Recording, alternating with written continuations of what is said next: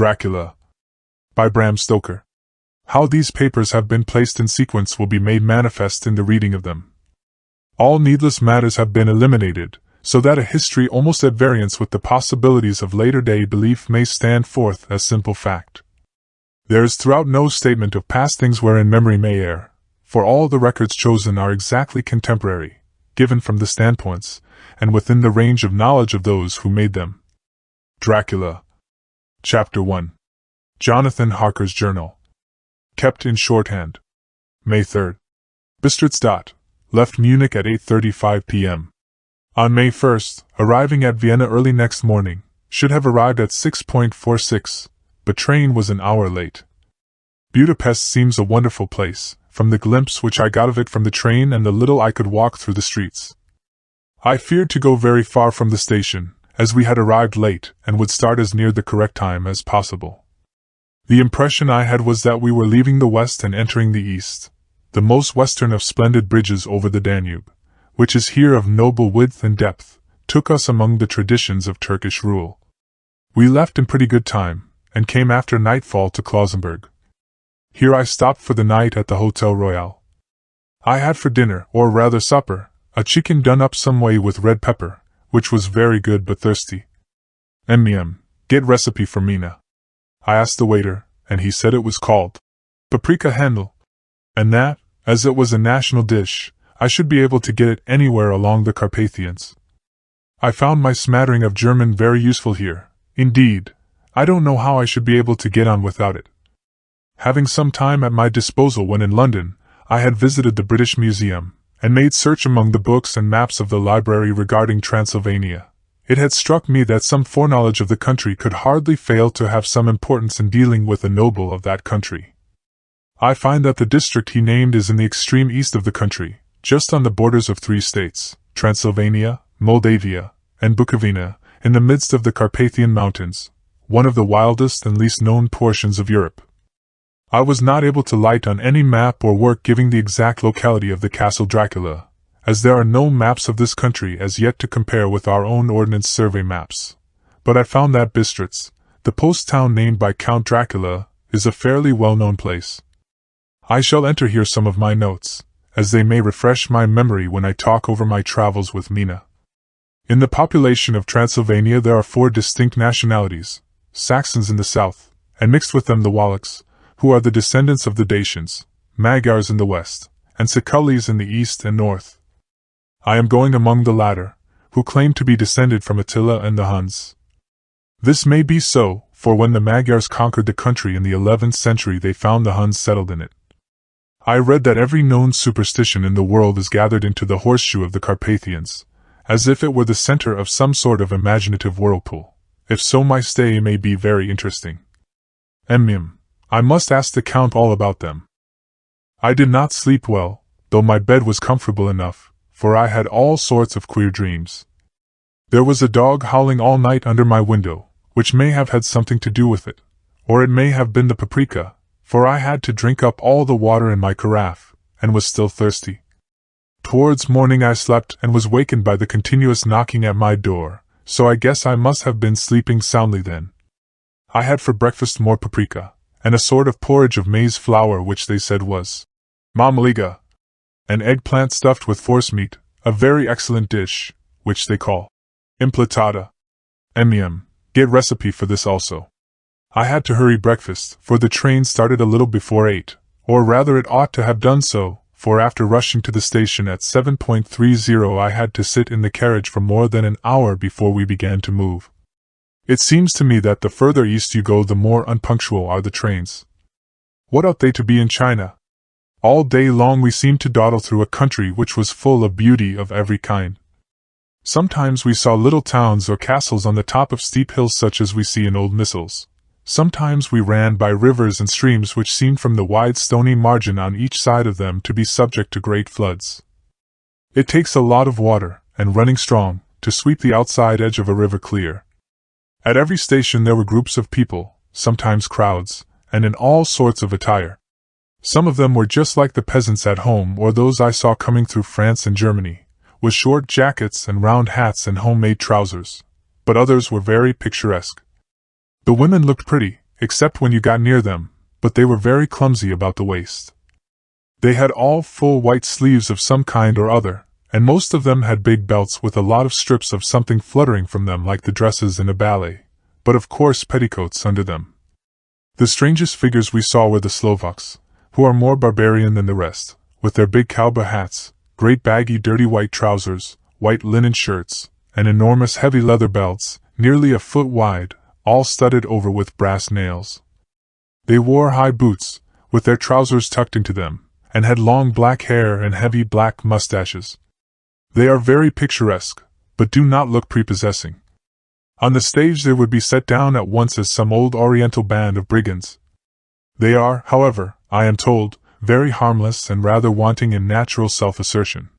It was on the dark side of twilight when we got to Bistritz, which is a very interesting old place. Being practically on the frontier, for the Borgo Pass leads from it into Bukovina, it has had a very stormy existence, and it certainly shows marks of it. 50 years ago a series of great fires took place, which made terrible havoc on 5 separate occasions. At the very beginning of the 17th century it underwent a siege of 3 weeks and lost 13,000 people, the casualties of war proper being assisted by famine and disease. Count Dracula had directed me to go to the Golden Krone Hotel, which I found, to my delight, to be thoroughly old-fashioned, for of course I wanted to see all I could of the ways of the country. I was evidently expected, for when I got near the door I faced a cheery-looking elderly woman in the usual peasant dress, white undergarment with long double apron, front and back, of colored stuff fitting almost too tight for modesty. When I came close she bowed, and said, "The Herr Englishman?" "Yes," I said. "Jonathan Harker." She smiled, and gave some message to an elderly man in white shirt sleeves, who had followed her to the door. He went, but immediately returned with a letter. "My friend, welcome to the Carpathians. I am anxiously expecting you. Sleep well tonight. At 3 tomorrow the diligence will start for Bukovina. A place on it is kept for you. At the Borgo Pass my carriage will await you and will bring you to me. I trust that your journey from London has been a happy one, and that you will enjoy your stay in my beautiful land. Your friend, Dracula. May 4th. I found that my landlord had got a letter from the Count, directing him to secure the best place on the coach for me, but on making inquiries as to details he seemed somewhat reticent, and pretended that he could not understand my German. This could not be true, because up to then he had understood it perfectly. At least, he answered my questions exactly as if he did. He and his wife, the old lady who had received me, looked at each other in a frightened sort of way. He mumbled out that the money had been sent in a letter, and that was all he knew. When I asked him if he knew Count Dracula, and could tell me anything of his castle, both he and his wife crossed themselves, and saying that they knew nothing at all, simply refused to speak further. It was so near the time of starting that I had no time to ask anyone else, for it was all very mysterious, and not by any means comforting. Just before I was leaving, the old lady came up to my room and said in a very hysterical way, "Must you go? Oh, young Herr, must you go?" She was in such an excited state that she seemed to have lost her grip of what German she knew, and mixed it all up with some other language which I did not know at all. I was just able to follow her by asking many questions. When I told her that I must go at once, and that I was engaged on important business, she asked again, "Do you know what day it is?" I answered that it was the 4th of May. She shook her head as she said again, "Oh, yes. I know that. But do you know what day it is?" On my saying that I did not understand, she went on, "It is the eve of St. George's Day. Do you not know that tonight, when the clock strikes midnight, all the evil things in the world will have full sway? Do you know where you are going, and what you are going to?" She was in such evident distress that I tried to comfort her, but without effect. Finally she went down on her knees and implored me not to go, at least to wait a day or two before starting. It was all very ridiculous, but I did not feel comfortable. However, there was business to be done, and I could allow nothing to interfere with it. I therefore tried to raise her up, and said, as gravely as I could, that I thanked her, but my duty was imperative, and that I must go. She then rose and dried her eyes, and taking a crucifix from her neck offered it to me. I did not know what to do, for, as an English churchman, I have been taught to regard such things as in some measure idolatrous, and yet it seemed so ungracious to refuse an old lady meaning so well and in such a state of mind.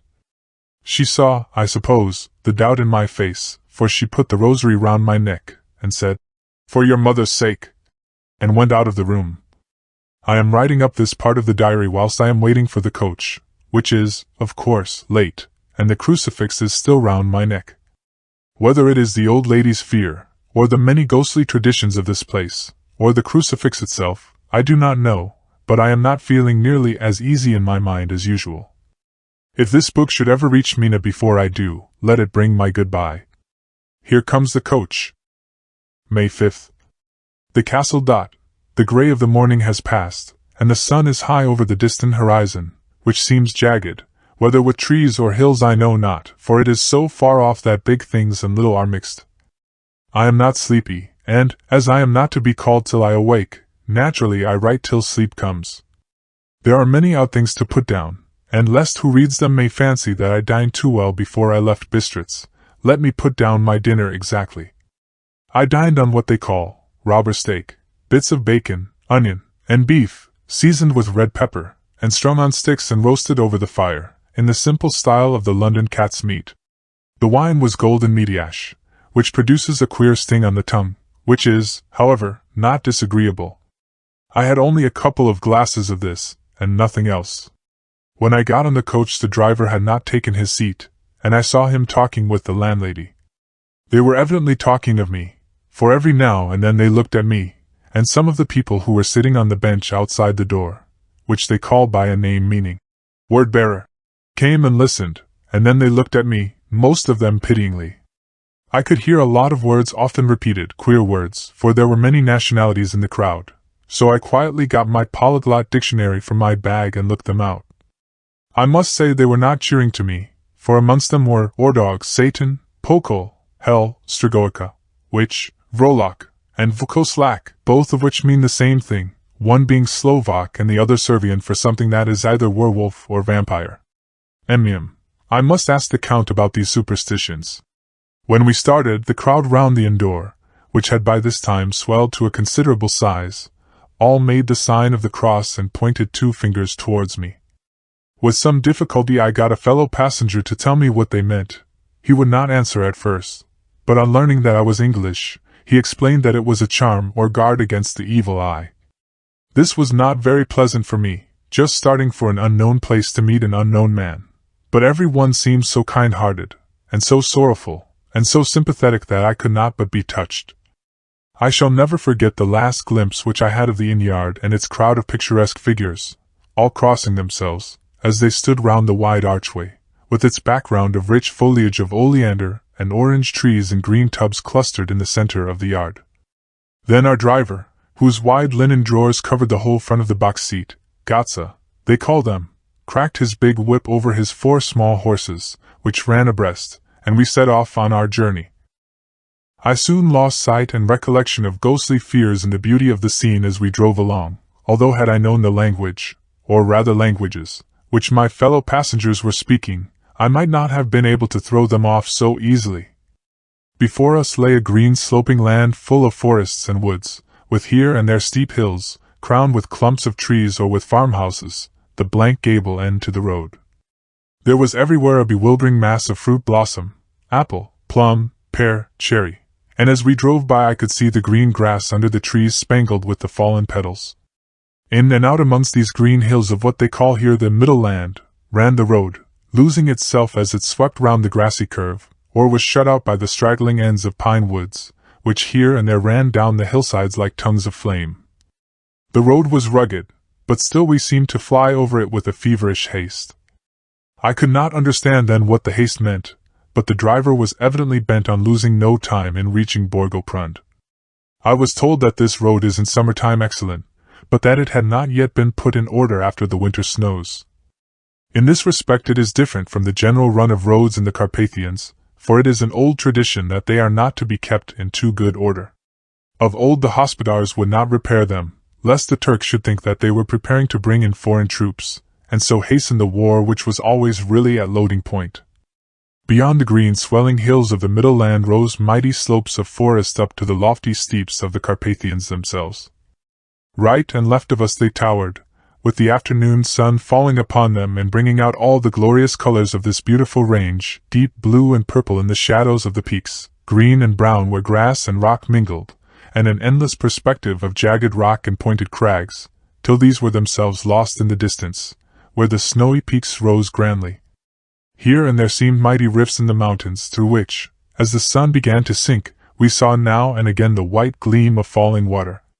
One of my companions touched my arm as we swept round the base of a hill and opened up the lofty, snow-covered peak of a mountain, which seemed, as we wound on our serpentine way, to be right before us.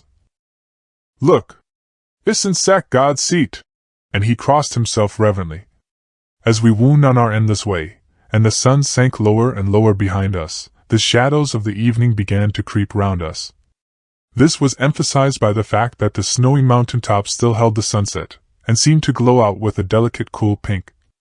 Here and there we passed Czechs and Slovaks, all in picturesque attire, but I noticed that goiter was painfully prevalent. By the roadside were many crosses, and as we swept by, my companions all crossed themselves. Here and there was a peasant man or woman kneeling before a shrine, who did not even turn round as we approached, but seemed in the self-surrender of devotion to have either eyes nor ears for the outer world. There were many things new to me, for instance, hayricks in the trees and here and there very beautiful masses of weeping birch, their white stems shining like silver through the delicate green of the leaves. Now and again we passed a lighter wagon, the ordinary peasant's cart, with its long, snake-like vertebra, calculated to suit the inequalities of the road. On this were sure to be seated quite a group of homecoming peasants, the Czechs with their white, and the Slovaks with their colored, sheepskins, the latter carrying lance-fashion their long staves, with axe at end.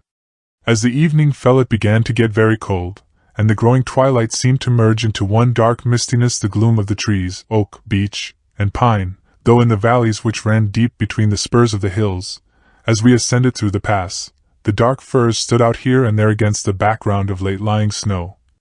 Sometimes, as the road was cut through the pine woods that seemed in the darkness to be closing down upon us, great masses of grayness, which here and there bestrewed the trees, produced a peculiarly weird and solemn effect, which carried on the thoughts and grim fancies engendered earlier in the evening, when the falling sunset threw into strange relief the ghost-like clouds which amongst the Carpathians seemed to wind ceaselessly through the valleys. Sometimes the hills were so steep that, despite our driver's haste, the horses could only go slowly. I wished to get down and walk up them, as we do at home, but the driver would not hear of it. "No, no," he said. "You must not walk here. The dogs are too fierce." And then he added, with what he evidently meant for grim pleasantry, for he looked round to catch the approving smile of the rest, "And you may have enough of such matters before you go to sleep." The only stop he would make was a moment's pause to light his lamps. When it grew dark there seemed to be some excitement amongst the passengers, and they kept speaking to him, one after the other, as though urging him to further speed. He lashed the horses unmercifully with his long whip, and with wild cries of encouragement urged them on to further exertions. Then through the darkness I could see a sort of patch of grey light ahead of us, as though there were a cleft in the hills. The excitement of the passengers grew greater.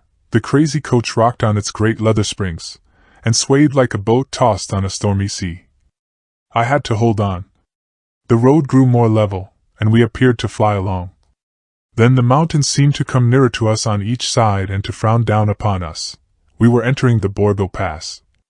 One by one several of the passengers offered me gifts, which they pressed upon me with earnestness which would take no denial. These were certainly of an odd and varied kind, but each was given in simple good faith, with a kindly word, and a blessing, and that strange mixture of fear-meaning movements which I had seen outside the hotel at Bistritz, the sign of the cross and the guard against the evil eye.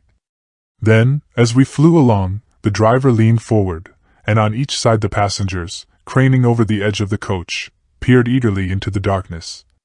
It was evident that something very exciting was either happening or expected, but though I asked each passenger, no one would give me the slightest explanation. This state of excitement kept on for some little time, and at last we saw before us the pass opening out on the eastern side. There were dark, rolling clouds overhead, and in the air the heavy, oppressive sense of thunder. It seemed as though the mountain range had separated two atmospheres, and that now we had got into the thunderous one. I was now myself looking out for the conveyance which was to take me to the Count. Each moment I expected to see the glare of lamps through the blackness, but all was dark. The only light was the flickering rays of our own lamps, in which steam from our hard-driven horses rose in a white cloud. We could now see the sandy road lying white before us, but there was on it no sign of a vehicle. The passengers drew back with a sigh of gladness, which seemed to mock my own disappointment. I was already thinking what I had best do, when the driver, looking at his watch, said to the others something which I could hardly hear. It was spoken so quietly and in so low a tone, I thought it was an hour less than the time. Then, turning to me, he said in German worse than my own, "There is no carriage here. The Herr is not expected, after all. He will now come on to Bukovina, and return tomorrow or the next day, better the next day." Whilst he was speaking, the horses began to neigh and snort and plunge wildly, so that the driver had to hold them up. Then, amongst a chorus of screams from the peasants and a universal crossing of themselves, a caleche, with 4 horses, drove up behind us, overtook us, and drew up beside the coach. I could see from the flash of our lamps, as the rays fell on them, that the horses were coal-black and splendid animals. They were driven by a tall man, with a long brown beard and a great black hat, which seemed to hide his face from us.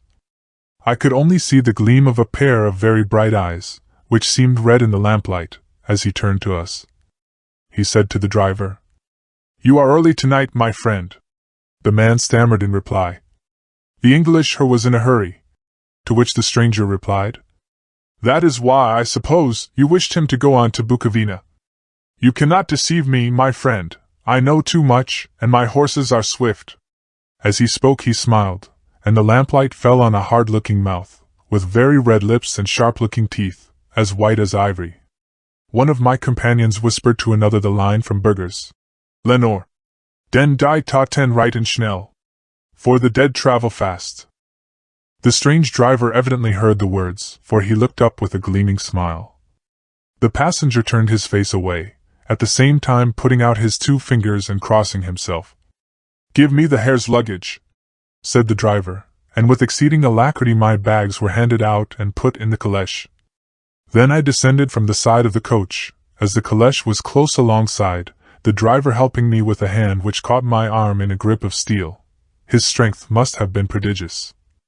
Without a word he shook his reins, the horses turned, and we swept into the darkness of the pass. As I looked back I saw the steam from the horses of the coach by the light of the lamps, and projected against it the figures of my late companions crossing themselves. Then the driver cracked his whip and called to his horses, and off they swept on their way to Bukovina. As they sank into the darkness I felt a strange chill, and a lonely feeling came over me, but a cloak was thrown over my shoulders, and a rug across my knees, and the driver said in excellent German, "The night is chill, mein Herr, and my master the Count bade me take all care of you. There is a flask of Slivovitz, the plum brandy of the country, underneath the seat, if you should require it." I did not take any, but it was a comfort to know it was there, all the same. I felt a little strange, and not a little frightened. I think had there been any alternative I should have taken it, instead of prosecuting that unknown night journey. The carriage went at a hard pace straight along, then we made a complete turn and went along another straight road. It seemed to me that we were simply going over and over the same ground again, and so I took note of some salient point, and found that this was so. I would have liked to have asked the driver what this all meant, but I really feared to do so, for I thought that, placed as I was, any protest would have had no effect in case there had been an intention to delay. By and by, however, as I was curious to know how time was passing, I struck a match, and by its flame looked at my watch. It was within a few minutes of midnight. This gave me a sort of shock, for I suppose the general superstition about midnight was increased by my recent experiences.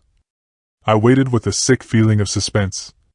Then a dog began to howl somewhere in a farmhouse far down the road, a long, agonized wailing, as if from fear. The sound was taken up by another dog, and then another and another, till, borne on the wind which now sighed softly through the pass, a wild howling began, which seemed to come from all over the country, as far as the imagination could grasp it through the gloom of the night. At the first howl the horses began to strain and rear, but the driver spoke to them soothingly, and they quieted down, but shivered and sweated as though after a runaway from sudden fright.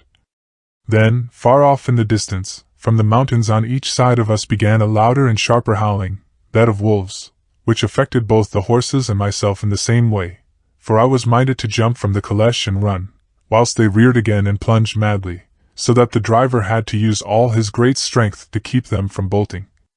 In a few minutes, however, my own ears got accustomed to the sound, and the horses so far became quiet that the driver was able to descend and to stand before them. He petted and soothed them, and whispered something in their ears, as I have heard of horse-tamers doing, and with extraordinary effect, for under his caresses they became quite manageable again, though they still trembled. The driver again took his seat, and shaking his reins started off at a great pace. This time, after going to the far side of the pass, he suddenly turned down a narrow roadway which ran sharply to the right. Soon we were hemmed in with trees, which in places arched right over the roadway till we passed as through a tunnel, and again great frowning rocks guarded us boldly on either side. Though we were in shelter, we could hear the rising wind, for it moaned and whistled through the rocks, and the branches of the trees crashed together as we swept along. It grew colder and colder still, and fine powdery snow began to fall, so that soon we and all around us were covered with a white blanket. The keen wind still carried the howling of the dogs, though this grew fainter as we went on our way. The baying of the wolves sounded nearer and nearer, as though they were closing round on us from every side. I grew dreadfully afraid, and the horses shared my fear, but the driver was not in the least disturbed. He kept turning his head to left and right, but I could not see anything through the darkness. Suddenly, away on our left, I saw a faint, flickering blue flame. The driver saw it at the same moment. He at once checked the horses and, jumping to the ground, disappeared into the darkness. I did not know what to do, the less as the howling of the wolves grew closer, but while I wondered the driver suddenly appeared again, and without a word took his seat, and we resumed our journey. I think I must have fallen asleep and kept dreaming of the incident, for it seemed to be repeated endlessly, and now, looking back, it is like a sort of awful nightmare. Once the flame appeared so near the road that even in the darkness around us I could watch the driver's motions. He went rapidly to where the blue flame rose. It must have been very faint, for it did not seem to illumine the place around it at all, and gathering a few stones, formed them into some device. Once there appeared a strange optical effect. When he stood between me and the flame he did not obstruct it, for I could see its ghostly flicker all the same. This startled me, but as the effect was only momentary, I took it that my eyes deceived me straining through the darkness. Then for a time there were no blue flames, and we sped onwards through the gloom, with the howling of the wolves around us, as though they were following in a moving circle. At last there came a time when the driver went further afield than he had yet done, and during his absence the horses began to tremble worse than ever and to snort and scream with fright. I could not see any cause for it, for the howling of the wolves had ceased altogether, but just then the moon, sailing through the black clouds, appeared behind the jagged crest of a beetling, pine-clad rock, and by its light I saw around us a ring of wolves, with white teeth and lolling red tongues, with long, sinewy limbs and shaggy hair. They were 100 times more terrible in the grim silence which held them than even when they howled. For myself, I felt a sort of paralysis of fear. It is only when a man feels himself face to face with such horrors that he can understand their true import. All at once the wolves began to howl as though the moonlight had had some peculiar effect on them. The horses jumped about and reared, and looked helplessly round with eyes that rolled in a way painful to see, but the living ring of terror encompassed them on every side, and they had perforce to remain within it. I called to the coachman to come, for it seemed to me that our only chance was to try to break out through the ring, and to aid his approach. I shouted and beat the side of the caleche, hoping by the noise to scare the wolves from that side, so as to give him a chance of reaching the trap. How he came there, I know not, but I heard his voice raised in a tone of imperious command, and looking towards the sound, saw him stand in the roadway. As he swept his long arms, as though brushing aside some impalpable obstacle, the wolves fell back and back further still. Just then a heavy cloud passed across the face of the moon, so that we were again in darkness. When I could see again, the driver was climbing into the caleche, and the wolves had disappeared. This was all so strange and uncanny that a dreadful fear came upon me, and I was afraid to speak or move. The time seemed interminable as we swept on our way, now in almost complete darkness, for the rolling clouds obscured the moon. We kept on ascending, with occasional periods of quick descent, but in the main always ascending. Suddenly I became conscious of the fact that the driver was in the act of pulling up the horses in the courtyard of a vast ruined castle, from whose tall black windows came no ray of light, and whose broken battlements showed a jagged line against the moonlit sky. Chapter 2. Jonathan Harker's Journal, continued. May 5th. I must have been asleep, for certainly if I had been fully awake I must have noticed the approach to such a remarkable place. In the gloom the courtyard looked of considerable size, and as several dark ways led from it under great round arches it perhaps seemed bigger than it really is. I have not yet been able to see it by daylight. When the caleche stopped the driver jumped down, and held out his hand to assist me to alight. Again I could not but notice his prodigious strength. His hand actually seemed like a steel vice that could have crushed mine if he had chosen. Then he took out my traps, and placed them on the ground beside me as I stood close to a great door, old and studded with large iron nails, and set in a projecting doorway of massive stone. I could see even in the dim light that the stone was massively carved, but that the carving had been much worn by time and weather. As I stood, the driver jumped again into his seat and shook the reins. The horses started forward, and trap and all disappeared down one of the dark openings. I stood in silence where I was, for I did not know what to do. Of bell or knocker there was no sign. Through these frowning walls and dark window openings it was not likely that my voice could penetrate. The time I waited seemed endless, and I felt doubts and fears crowding upon me. What sort of place had I come to, and among what kind of people? What sort of grim adventure was it on which I had embarked? Was this a customary incident in the life of a solicitor's clerk sent out to explain the purchase of a London estate to a foreigner? Solicitor's clerk. Mina would not like that. Solicitor, for just before leaving London I got word that my examination was successful, and I am now a full-blown solicitor. I began to rub my eyes and pinch myself to see if I were awake. It all seemed like a horrible nightmare to me, and I expected that I should suddenly awake, and find myself at home, with the dawn struggling in through the windows, as I had now and again felt in the morning after a day of overwork. But my flesh answered the pinching test, and my eyes were not to be deceived. I was indeed awake and among the Carpathians. All I could do now was to be patient, and to wait the coming of the morning. Just as I had come to this conclusion I heard a heavy step approaching behind the great door, and saw through the chinks the gleam of a coming light. Then there was the sound, "Welcome to my house! Enter freely and of your own will." He made no motion of stepping to meet me, but stood like a statue, as though his gesture of welcome had fixed him into stone.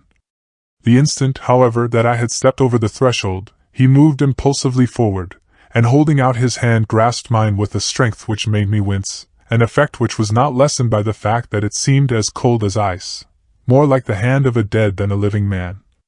Again he said, "Welcome to my house. Come freely. Go safely, and leave something of the happiness you bring." The strength of the handshake was so much akin to that which I had noticed in the driver, whose face I had not seen, that for a moment I doubted if it were not the same person to whom I was speaking. So, to make sure, I said interrogatively, "Count Dracula?" He bowed in a courtly way as he replied, "I am Dracula, and I bid you welcome, Mr. Harker, to my house. Come in, the night air is chill, and you must need to eat and rest." As he was speaking he put the lamp on a bracket on the wall, and stepping out, took my luggage. He had carried it in before I could forestall him. I protested, but he insisted.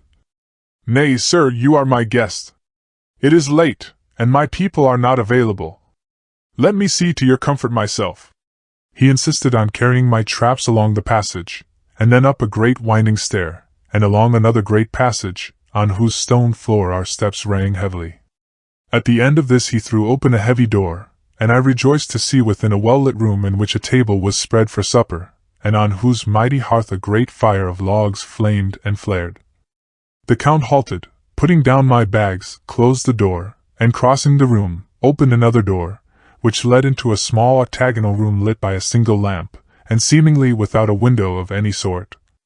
Passing through this, he opened another door, and motioned me to enter. It was a welcome sight, for here was a great bedroom well lighted and warmed with another log fire, which sent a hollow roar up the wide chimney.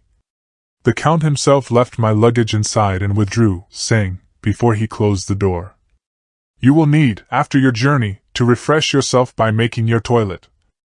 I trust you will find all you wish. When you are ready, come into the other room, where you will find your supper prepared." The light and warmth and the Count's courteous welcome seemed to have dissipated all my doubts and fears. Having then reached my normal state, I discovered that I was half famished with hunger, so making a hasty toilet, I went into the other room. I found supper already laid out. My host, who stood on one side of the great fireplace, leaning against the stonework, made a graceful wave of his hand to the table, and said, "I pray you, be seated and sup how you please. You will, I trust, excuse me that I do not join you, but I have dined already, and I do not sup." I handed to him the sealed letter which Mr. Hawkins had entrusted to me. He opened it and read it gravely. Then, with a charming smile, he handed it to me to read. One passage of it, at least, gave me a thrill of pleasure.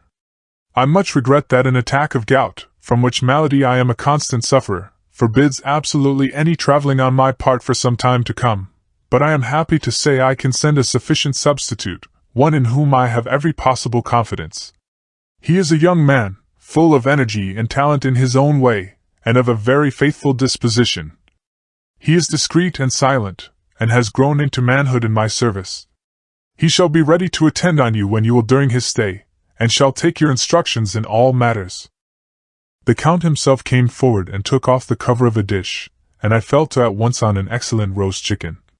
This, with some cheese and a salad and a bottle of old Tokay, of which I had 2 glasses, was my supper. During the time I was eating it, the Count asked me many questions as to my journey, and I told him by degrees all I had experienced.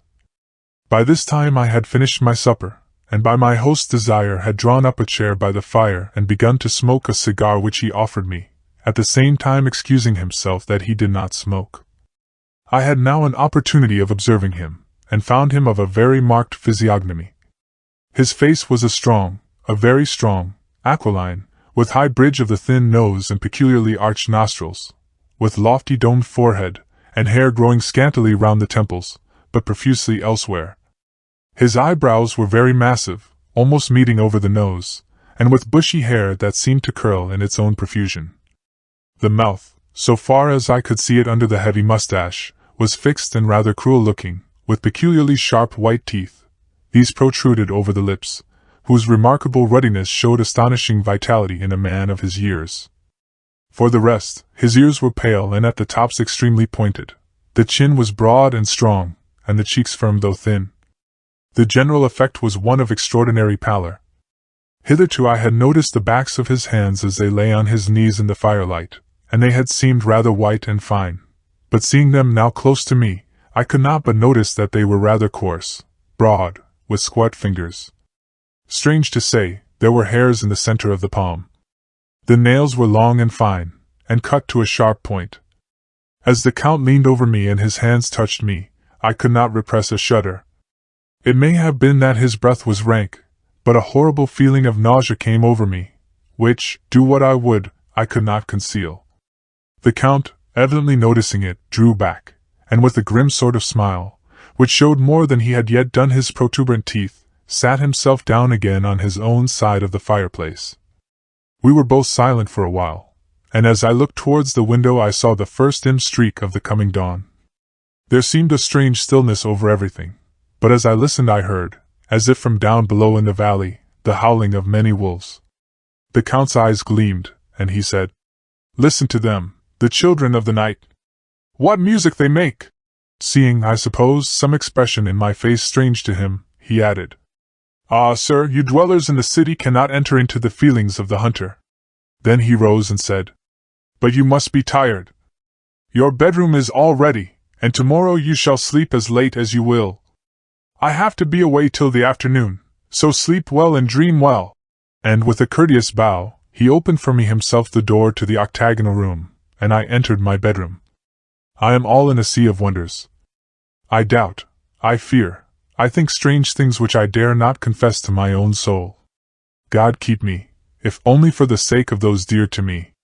May 7th. It is again early morning, but I have rested and enjoyed the last 24 hours. I slept till late in the day, and awoke of my own accord.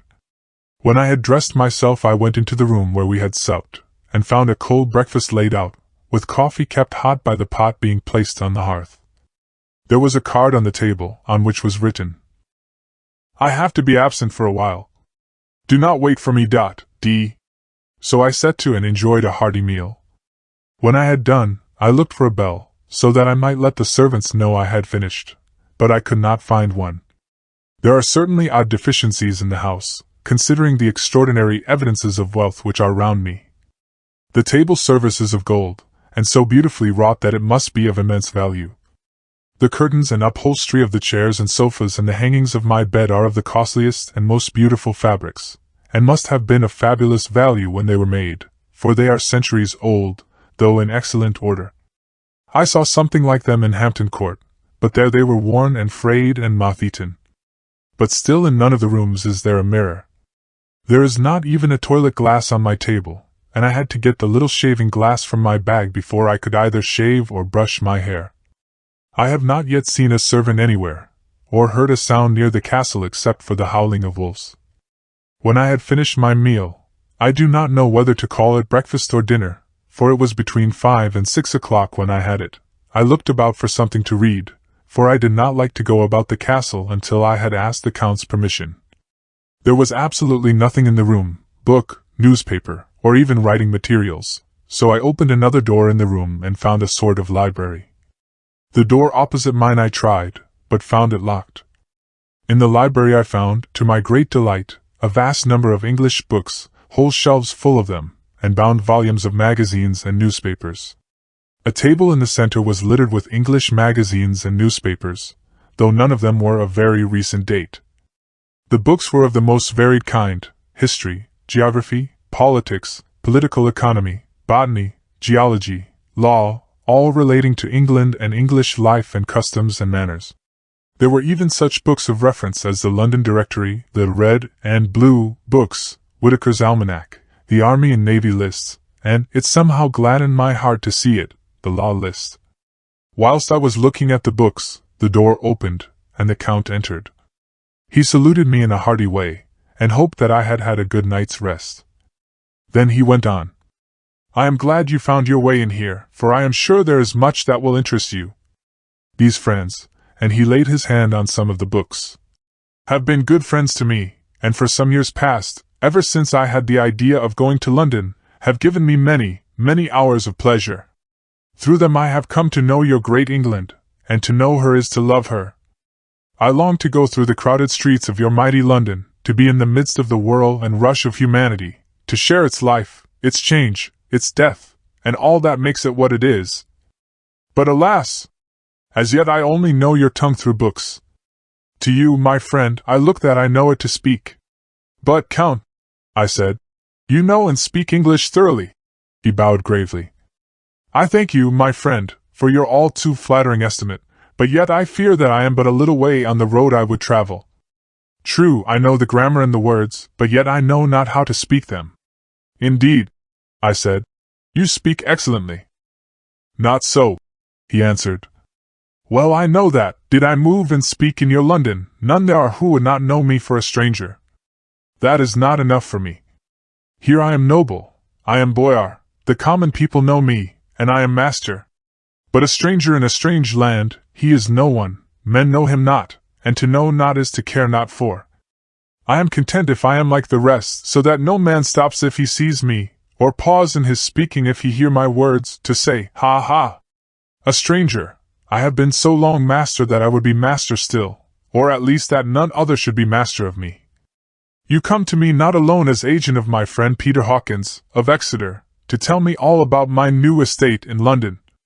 You shall, I trust, rest here with me a while, so that by our talking I may learn the English intonation, and I would that you tell me when I make error, even of the smallest, in my speaking. I am sorry that I had to be away so long today, but you will, I know, forgive one who has so many important affairs in hand. Of course I said all I could about being willing, and asked if I might come into that room when I chose. He answered, "Yes, certainly," and added, "You may go anywhere you wish in the castle, except where the doors are locked, where of course you will not wish to go. There is reason that all things are as they are, and did you see with my eyes and know with my knowledge, you would perhaps better understand." I said I was sure of this, and then he went on. "We are in Transylvania, and Transylvania is not England. Our ways are not your ways, and there shall be to you many strange things. Nay, from what you have told me of your experiences already, you know something of what strange things here may be." This led to much conversation. And as it was evident that he wanted to talk, if only for talking's sake, I asked him many questions regarding things that had already happened to me or come within my notice. Sometimes he sheered off the subject, or turned the conversation by pretending not to understand, but generally he answered all I asked most frankly. Then as time went on, and I had got somewhat bolder, I asked him of some of the strange things of the preceding night, as, for instance, why the coachman went to the places where we had seen the blue flames. Was it indeed true that they showed where gold was hidden? He then explained to me that it was commonly believed that on a certain night of the year, last night, in fact, when all evil spirits are supposed to have unchecked sway, a blue flame is seen over any place where treasure has been concealed. "That treasure has been hidden," he went on. "In the region through which you came last night, there can be but little doubt, for it was the ground fought over for centuries by the Wallachian, the Saxon, and the Turk. Why, there is hardly a foot of soil in all this region that has not been enriched by the blood of men, patriots or invaders. In old days there were stirring times, when the Austrian and the Hungarian came up in hordes, and the patriots went out to meet them, men and women, the aged and the children too, and waited their coming on the rocks above the passes, that they might sweep destruction on them with their artificial avalanches. When the invader was triumphant he found but little, for whatever there was had been sheltered in the friendly soil. But how," said I, "can it have remained so long undiscovered, when there is a sure index to it if men will but take the trouble to look?" The Count smiled, and as his lips ran back over his gums, the long, sharp, canine teeth showed out strangely. He answered, "Because your peasant is at heart a coward and a fool. Those flames only appear on one night. And on that night no man of this land will, if he can help it, stir without his doors. And, dear sir, even if he did he would not know what to do. Why, even the peasant that you tell me of who marked the place of the flame would not know where to look in daylight even for his own work. You would not, I dare be sworn, be able to find these places again?" "There you are right," I said. "I know no more than the dead where even to look for them." Then we drifted into other matters. "Come," he said at last, "tell me of London and of the house which you have procured for me." With an apology for my remissness, I went into my own room to get the papers from my bag. Whilst I was placing them in order I heard a rattling of china and silver in the next room, and as I passed through, noticed that the table had been cleared and the lamp lit, for it was by this time deep into the dark. The lamps were also lit in the study or library, and I found the Count lying on the sofa, reading, of all things in the world, an English Bradshaw's Guide. When I came in he cleared the books and papers from the table, and with him I went into plans and deeds and figures of all sorts. He was interested in everything, and asked me a myriad questions about the place and its surroundings. He clearly had studied beforehand all he could get on the subject of the neighborhood, for he evidently at the end knew very much more than I did. When I remarked this, he answered, "Well, but my friend, is it not needful that I should? When I go there I shall be all alone, and my friend Harker Jonathan, nay, pardon me, I fall into my country's habit of putting your patronymic first. My friend Jonathan Harker will not be by my side to correct and aid me. He will be in Exeter, miles away, probably working at papers of the law with my other friend, Peter Hawkins." So, we went thoroughly into the business of the purchase of the estate at Purfleet. When I had told him the facts and got his signature to the necessary papers, and had written a letter with them ready to post to Mr. Hawkins, he began to ask me how I had come across so suitable a place. I read to him the notes which I had made at the time, and which I inscribe here.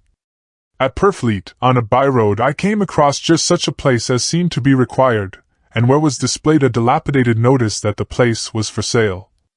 It is surrounded by a high wall, of ancient structure, built of heavy stones, and has not been repaired for a large number of years.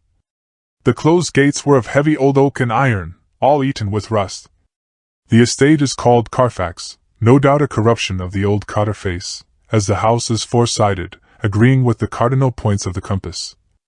It contains in all some 20 acres, quite surrounded by the solid stone wall above mentioned. There are many trees on it, which make it in places gloomy, and there is a deep, dark-looking pond or small lake, evidently fed by some springs, as the water is clear and flows away in a fair-sized stream. The house is very large and of all periods back, I should say, to medieval times, for one part is of stone immensely thick, with only a few windows high up and heavily barred with iron. It looks like part of a keep, and is close to an old chapel or church. I could not enter it, as I had not the key of the door leading to it from the house, but I have taken with my Kodak views of it from various points. The house has been added to, but in a very straggling way, and I can only guess at the amount of ground it covers, which must be very great. There are but few houses close at hand, one being a very large house only recently added to and formed into a private lunatic asylum. It is not, however, visible from the grounds. When I had finished, he said, "I am glad that it is old and big. I myself am of an old family, and to live in a new house would kill me. A house cannot be made habitable in a day, and after all, how few days go to make up a century. I rejoice that there is a chapel of old times. We Transylvanian nobles love not to think that our bones may be amongst the common dead. I seek not gaiety nor mirth, not the bright voluptuousness of much sunshine and sparkling waters which please the young and gay. I am no longer young, and my heart, through weary years of mourning over the dead, is not attuned to mirth. Moreover, the walls of my castle are broken, the shadows are many, and the wind breathes cold through the broken battlements and casements. I love the shade and the shadow, and would be alone with my thoughts when I may." Somehow his words and his look did not seem to accord, or else it was that his cast of face made his smile look malignant and saturnine. Presently, with an excuse, he left me, asking me to put all my papers together. He was some little time away, and I began to look at some of the books around me. One was an atlas, which I found open naturally at England, as if that map had been much used. On looking at it I found in certain places little rings marked, and on examining these I noticed that one was near London on the east side, manifestly where his new estate was situated. The other two were Exeter and Whitby on the Yorkshire coast. It was the better part of an hour when the Count returned. "Aha!" he said. "Still at your books? Good. But you must not work always. Come, I am informed that your supper is ready." He took my arm, and we went into the next room, where I found an excellent supper ready on the table. The Count again excused himself, as he had dined out on his being away from home. But he sat as on the previous night, and chatted whilst I ate. After supper I smoked, as on the last evening, and the Count stayed with me, chatting and asking questions on every conceivable subject, hour after hour. I felt that it was getting very late indeed, but I did not say anything, for I felt under obligation to meet my host's wishes in every way. I was not sleepy, as the long sleep yesterday had fortified me, but I could not help experiencing that chill which comes over one at the coming of dawn, which is like, in its way, the turn of the tide. They say that people who are near death die generally at the change to the dawn or at the turn of the tide. Any one who has, when tired, and tied as it were to his post, experienced this change in the atmosphere can well believe it. All at once we heard the crow of a cock coming up with preternatural shrillness through the clear morning air. Count Dracula, jumping to his feet, said, "Why, there is the morning again! How remiss I am to let you stay up so long! You must make your conversation regarding my dear new country of England less interesting, so that I may not forget how time flies by us." And with a courtly bow he left me. I went into my own room and drew the curtains, but there was little to notice. My window opened into the courtyard. All I could see was the warm grey quickening sky. So I pulled the curtains again, and have written of this day. May 8th. I began to fear as I wrote in this book that I was getting too diffuse. But now I am glad that I went into detail from the first, for there is something so strange about this place and all in it that I cannot but feel uneasy. I wish I were safe out of it, or that I had never come. It may be that this strange night existence is telling on me, but would that were all. If there were any one to talk to I could bear it, but there is no one. I have only the Count to speak with, and I fear I am myself the only living soul within the place. Let me be prosaic so far as facts can be. It will help me to bear up, and imagination must not run riot with me. If it does, I am lost. Let me say at once how I stand, or seem to. I only slept a few hours when I went to bed, and feeling that I could not sleep any more, got up. I had hung my shaving glass by the window, and was just beginning to shave. Suddenly I felt a hand on my shoulder, and heard the Count's voice saying to me, "Good morning." I started, for it amazed me that I had not seen him, since the reflection of the glass covered the whole room behind me. In starting I had cut myself slightly, but did not notice it at the moment. Having answered the Count's salutation, I turned to the glass again to see how I had been mistaken. This time there could be no error, for the man was close to me, and I could see him over my shoulder. But there was no reflection of him in the mirror. The whole room behind me was displayed, but there was no sign of a man in it, except myself. This was startling, and coming on the top of so many strange things, was beginning to increase that vague feeling of uneasiness which I always have when the Count is near. But at that instant I saw that the cut had bled a little, and the blood was trickling over my chin. I laid down the razor, turning as I did so half round to look for some sticking plaster. When the Count saw my face, his eyes blazed with a sort of demoniac fury, and he suddenly made a grab at my throat. I drew away, and his hand touched the string of beads which held the crucifix. It made an instant change in him, for the fury passed so quickly that I could hardly believe that it was ever there. "Take care," he said. "Take care how you cut yourself. It is more dangerous than you think in this country." Then seizing the shaving glass, he went on. "And this is the wretched thing that has done the mischief. It is a foul bauble of man's vanity. Away with it!" And opening the heavy window with one wrench of his terrible hand, he flung out the glass, which was shattered into 1,000 pieces on the stones of the courtyard far below. Then he withdrew without a word. It is very annoying, for I do not see how I am to shave, unless in my watch case or the bottom of the shaving pot, which is fortunately of metal. When I went into the dining room, breakfast was prepared, but I could not find the Count anywhere. So I breakfasted alone. It is strange that as yet I have not seen the Count eat or drink. He must be a very peculiar man. After breakfast I did a little exploring in the castle. I went out on the stairs and found a room looking towards the south. The view was magnificent, and from where I stood there was every opportunity of seeing it. The castle is on the very edge of a terrible precipice. A stone falling from the window would fall 1,000 feet without touching anything. As far as the eye can reach is a sea of green treetops, with occasionally a deep rift where there is a chasm. Here and there are silver threads where the rivers wind in deep gorges through the forests. But I am not in heart to describe beauty, for when I had seen the view I explored further. Doors, doors, doors everywhere, and all locked and bolted. In no place save from the windows in the castle walls is there an available exit. The castle is a veritable prison, and I am a prisoner. Chapter 3. Jonathan Harker's Journal, continued. When I found that I was a prisoner, a sort of wild feeling came over me. I rushed up and down the stairs, trying every door and peering out of every window I could find. But after a little the conviction of my helplessness overpowered all other things. When I look back after a few hours I think I must have been mad for the time, for I behaved much as a rat does in a trap. When, however, the conviction had come to me that I was helpless I sat down quietly as I have ever done anything in my life, and began to think over what was best to be done. I am thinking still, and as yet have come to no definite conclusion. Of one thing only am I certain, that it is no use making my ideas known to the Count.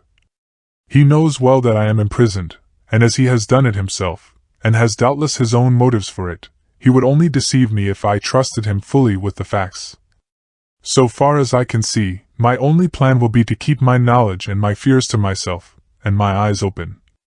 I am, I know, either being deceived, like a baby, by my own fears, or else I am in desperate straits, and if the latter be so, I need, and shall need, all my brains to get through. I had hardly come to this conclusion when I heard the great door below shut, and knew that the Count had returned. He did not come at once into the library, so I went cautiously to my own room and found him making the bed.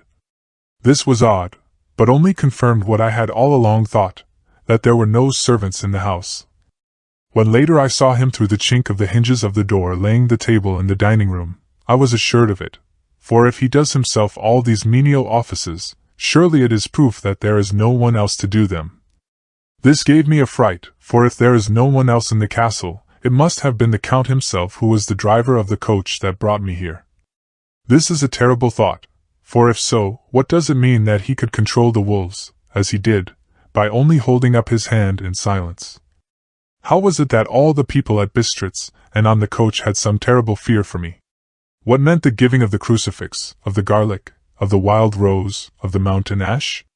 Bless that good woman who hung the crucifix round my neck, for it is a comfort and a strength to me whenever I touch it. It is odd that a thing which I have been taught to regard with disfavor and as idolaters should in a time of loneliness and trouble be of help. Is it that there is something in the essence of the thing itself, or that it is a medium, a tangible help, in conveying memories of sympathy and comfort? Sometime, if it may be, I must examine this matter and try to make up my mind about it. In the meantime I must find out all I can about Count Dracula, as it may help me to understand. Tonight he may talk of himself, if I turn the conversation that way. I must be very careful, however, not to awake his suspicion. Midnight. I have had a long talk with the Count. I asked him a few questions on Transylvanian history, and he warmed up to the subject wonderfully. In his speaking of things and people, and especially of battles, he spoke as if he had been present at them all. This he afterwards explained by saying that to a boy are the pride of his house and name is his own pride, that their glory is his glory, that their fate is his fate. Whenever he spoke of his house he always said, "we," and spoke almost in the plural, like a king speaking. I wish I could put down all he said exactly as he said it, for to me it was most fascinating. It seemed to have in it a whole history of the country. He grew excited as he spoke, and walked about the room pulling his great white mustache and grasping anything on which he laid his hands as though he would crush it by main strength. One thing he said which I shall put down as nearly as I can, for it tells in its way the story of his race. We Sekelies have a right to be proud, for in our veins flows the blood of many brave races who fought as the lion fights for lordship. Here, in the whirlpool of European races, the Ubric tribe bore down from Iceland the fighting spirit which Thor and Woden gave them, which their berserkers displayed to such fell intent on the seaboards of Europe, aye, and of Asia and Africa, too, till the peoples thought that the werewolves themselves had come. Here, too, when they came, they found the Huns, whose warlike fury had swept the earth like a living flame, till the dying peoples held that in their veins ran the blood of those old witches, who, expelled from Scythia, had mated with the devils in the desert. Fools, fools! What devil or what witch was ever so great as Attila, whose blood is in these veins? He held up his arms. Is it a wonder that we were a conquering race, that we were proud, that when the Magyar, the Lombard, the Avar, the Bulgar, or the Turk poured his thousands on our frontiers, we drove them back? Is it strange that when Arpad and his legions swept through the Hungarian fatherland he found us here when he reached the frontier, that the Honfoglas was completed there? And when the Hungarian flood swept eastward the Sekelies were claimed as kindred by the victorious Magyars, and to us for centuries was trusted the guarding of the frontier of Turkey land, aye, and more than that, endless duty of the frontier guard, for, as the Turks say, water sleeps, an enemy is sleepless.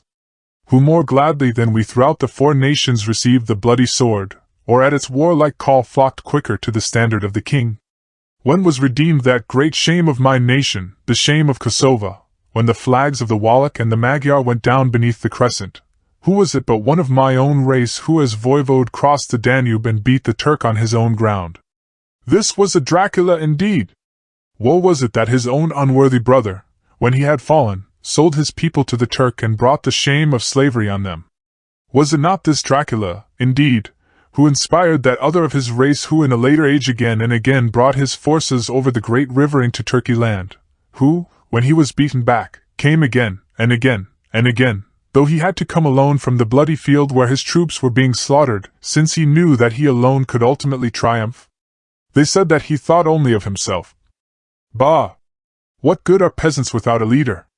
Where ends the war without a brain and heart to conduct it? Again, when, after the Battle of Mohacs, we threw off the Hungarian yoke, we of the Dracula blood were amongst their leaders, for our spirit would not brook that we were not free. Ah, young sir, the Seceles, and the Dracula as their heart's blood, their brains, and their swords, can boast a record that mushroom growths like the Habsburgs and the Romanovs can never reach. The warlike days are over. Blood is too precious a thing in these days of dishonorable peace, and the glories of the great races are as a tale that is told. It was by this time close on morning, and we went to bed. This diary seems horribly like the beginning of the Arabian Nights, for everything has to break off at cockcrow, or like the ghost of Hamlet's father. May 12th. Let me begin with facts, bare, meager facts, verified by books and figures, and of which there can be no doubt. I must not confuse them with experiences which will have to rest on my own observation or my memory of them. Last evening when the Count came from his room he began by asking me questions on legal matters and on the doing of certain kinds of business. I had spent the day wearily over books, and simply to keep my mind occupied, went over some of the matters I had been examined in at Lincoln's Inn. There was a certain method in the Count's inquiries, so I shall try to put them down in sequence. The knowledge may somehow or sometime be useful to me. First, he asked if a man in England might have 2 solicitors or more. I told him he might have a dozen if he wished, but that it would not be wise to have more than one solicitor engaged in one transaction, as only one could act at a time, and that to change would be certain to militate against his interest. He seemed thoroughly to understand, and went on to ask if there would be any practical difficulty in having one man to attend, say, to banking, and another to look after shipping, in case local help were needed in a place far from the home of the banking solicitor. I asked him to explain more fully, so that I might not by any chance mislead him, so he said, "I shall illustrate. Your friend and mine, Mr. Peter Hawkins, from under the shadow of your beautiful cathedral at Exeter, which is far from London, buys for me through your good self my place at London." Good. Now here let me say frankly, lest you should think it strange that I have sought the services of one so far off from London instead of some one resident there, that my motive was that no local interest might be served save my wish only, and as one of London resident might, perhaps, have some purpose of himself or friend to serve, I went thus afield to seek my agent, whose labors should be only to my interest. Now suppose I, who have much of affairs, wish to ship goods, say, to Newcastle, or Durham, or Harwich, or Dover, might it not be that it could with more ease be done by consigning to one in these ports? I answered that certainly it would be most easy, but that we solicitors had a system of agency one for the other, so that local work could be done locally on instruction from any solicitor, so that the client, simply placing himself in the hands of one man, could have his wishes carried out by him without further trouble. But, said he, I could be at liberty to direct myself. Is it not so? Of course, I replied, and such is often done by men of business, who do not like the whole of their affairs to be known by any one person. Good, he said, and then went on to ask about the means of making consignments, and the forms to be gone through, and of all sorts of difficulties which might arise, but by forethought could be guarded against. I explained all these things to him to the best of my ability, and he certainly left me under the impression that he would have made a wonderful solicitor, for there was nothing that he did not think of or foresee. For a man who was never in the country, and who did not evidently do much in the way of business, his knowledge and acumen were wonderful. When he had satisfied himself on these points of which he had spoken, and I had verified all as well as I could by the books available, he suddenly stood up and said, "Have you written since your first letter to our friend Mr. Peter Hawkins, or to any other?" It was with some bitterness in my heart that I answered that I had not, that as yet I had not seen any opportunity of sending letters to anybody. "Then write now, my young friend," he said, laying a heavy hand on my shoulder. "Write to our friend and to any other, and say, if it will please you, that you shall stay with me until a month from now." "Do you wish me to stay so long?" I asked, for my heart grew cold at the thought.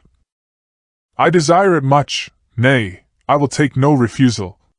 When your master, employer, what you will, engage that someone should come on his behalf, It was understood that my needs only were to be consulted. I have not stinted. Is it not so? What could I do but bow acceptance? It was Mr.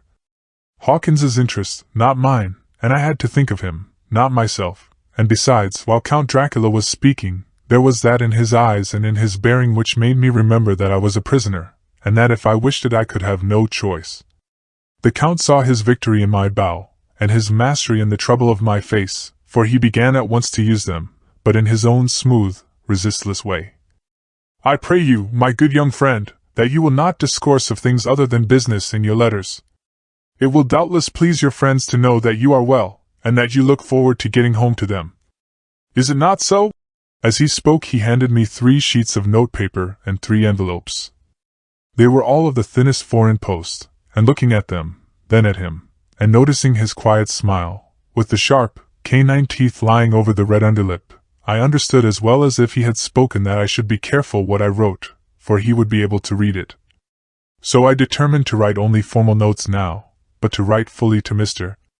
Hawkins in secret, and also to Mina, for to her I could write in shorthand, which would puzzle the Count, if he did see it. When I had written my 2 letters I sat quiet, reading a book whilst the Count wrote several notes, referring as he wrote them to some books on his table. Then he took up my 2 and placed them with his own, and put by his writing materials, after which, the instant the door had closed behind him, I leaned over and looked at the letters, which were face down on the table. I felt no compunction in doing so, for under the circumstances I felt that I should protect myself in every way I could. One of the letters was directed to Samuel F. Billington, No. 7 The Crescent, Whitby, another to Herr Lieutenant Varna, the third was to Coutts and Company, London, and the fourth to Herren Klopstock and Billruth, bankers, Budapest. The second and fourth were unsealed. I was just about to look at them when I saw the door handle move. I sank back in my seat, having just had time to replace the letters as they had been and to resume my book before the Count, holding still another letter in his hand, entered the room.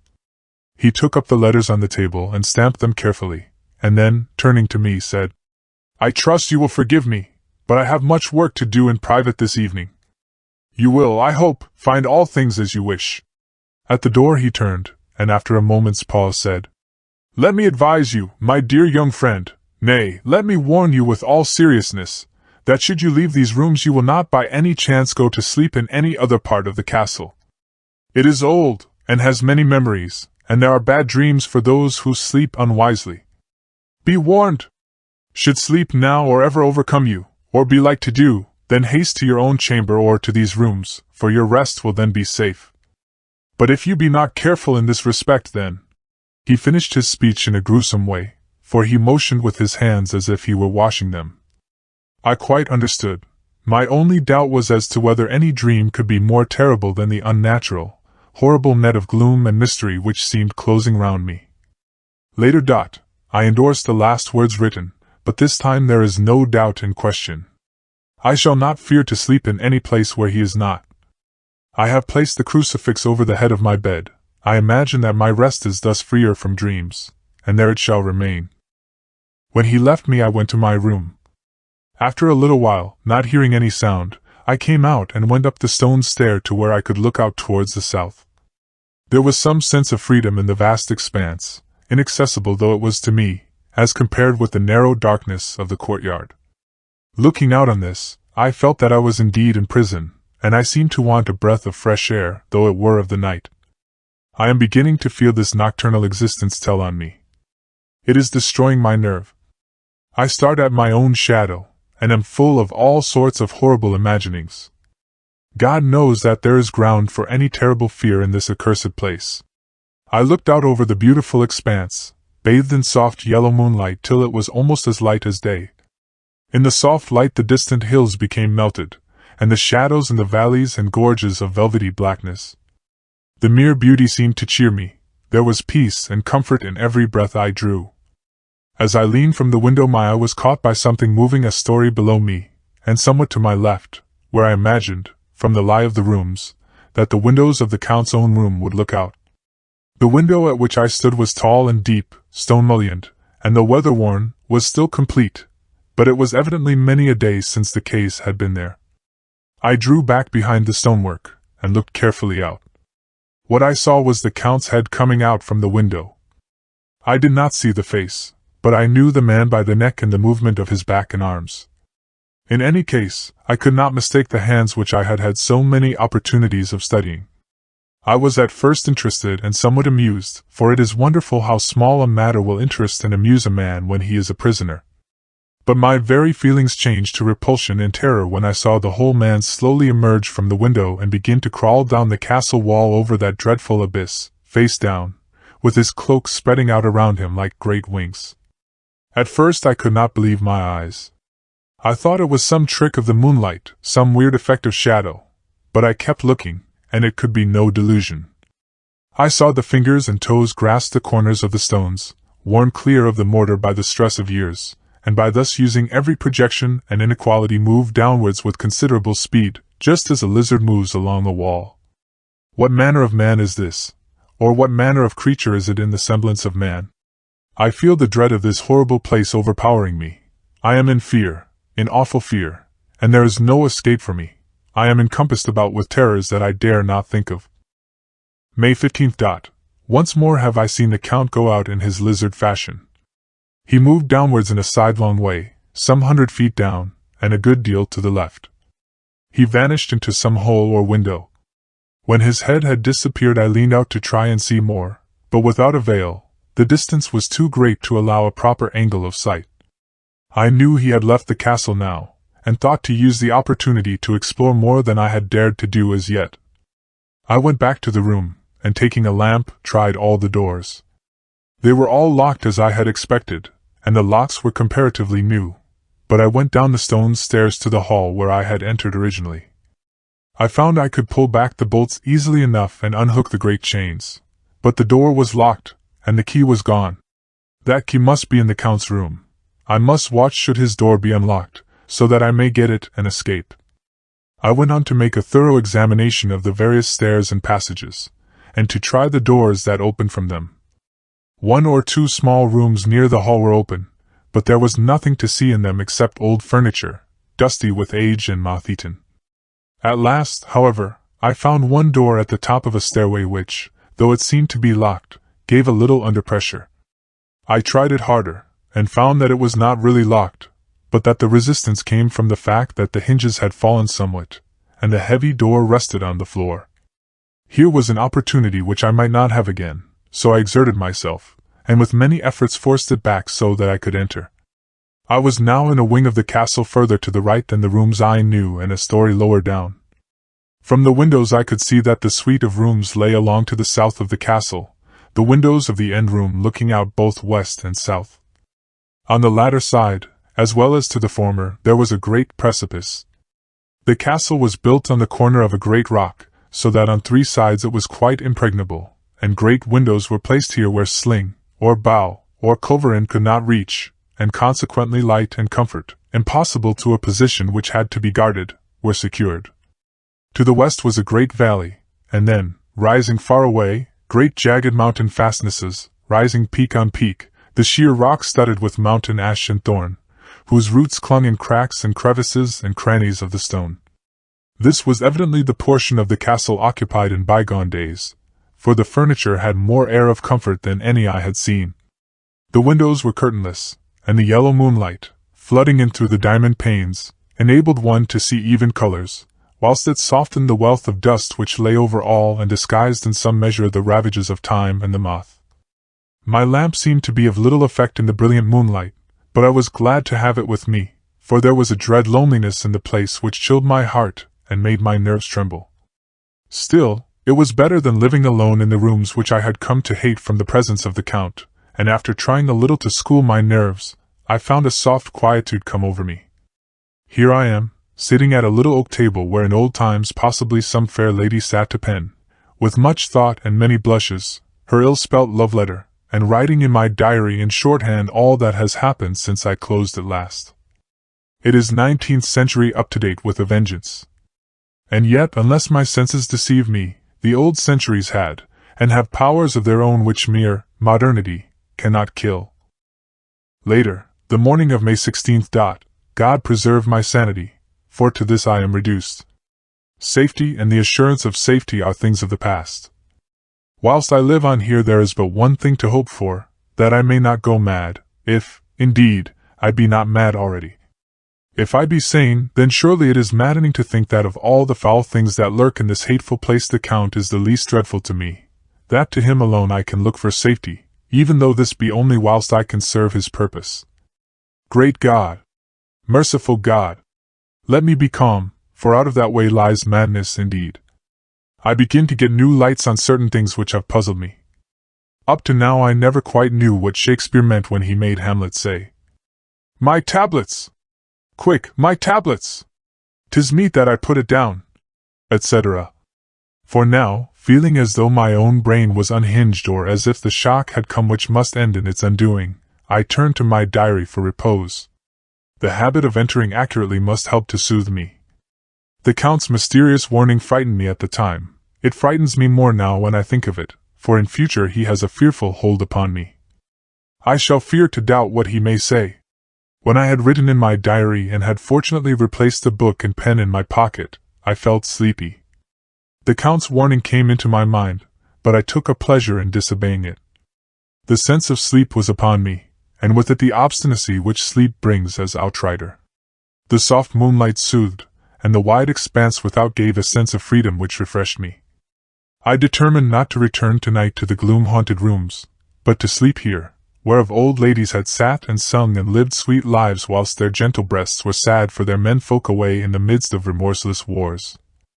I drew a great couch out of its place near the corner, so that, as I lay, I could look at the lovely view to east and south, and unthinking of and uncaring for the dust, composed myself for sleep. I suppose I must have fallen asleep.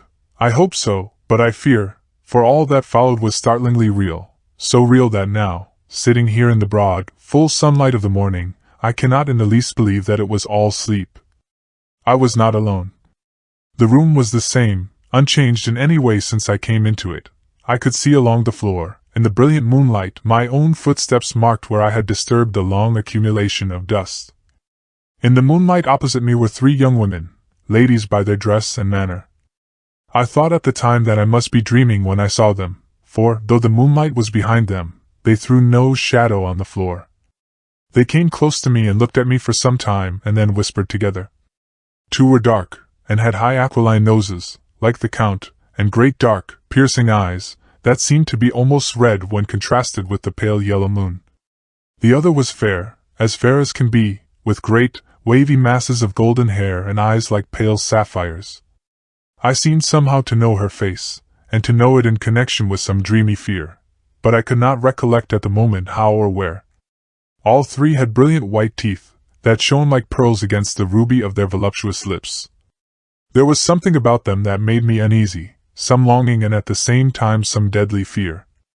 I felt in my heart a wicked, burning desire that they would kiss me with those red lips. It is not good to note this down, lest some day it should meet Mina's eyes and cause her pain, but it is the truth.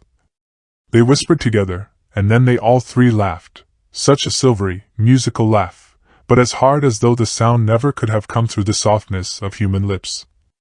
It was like the intolerable, tingling sweetness of water glasses when played on by a cunning hand.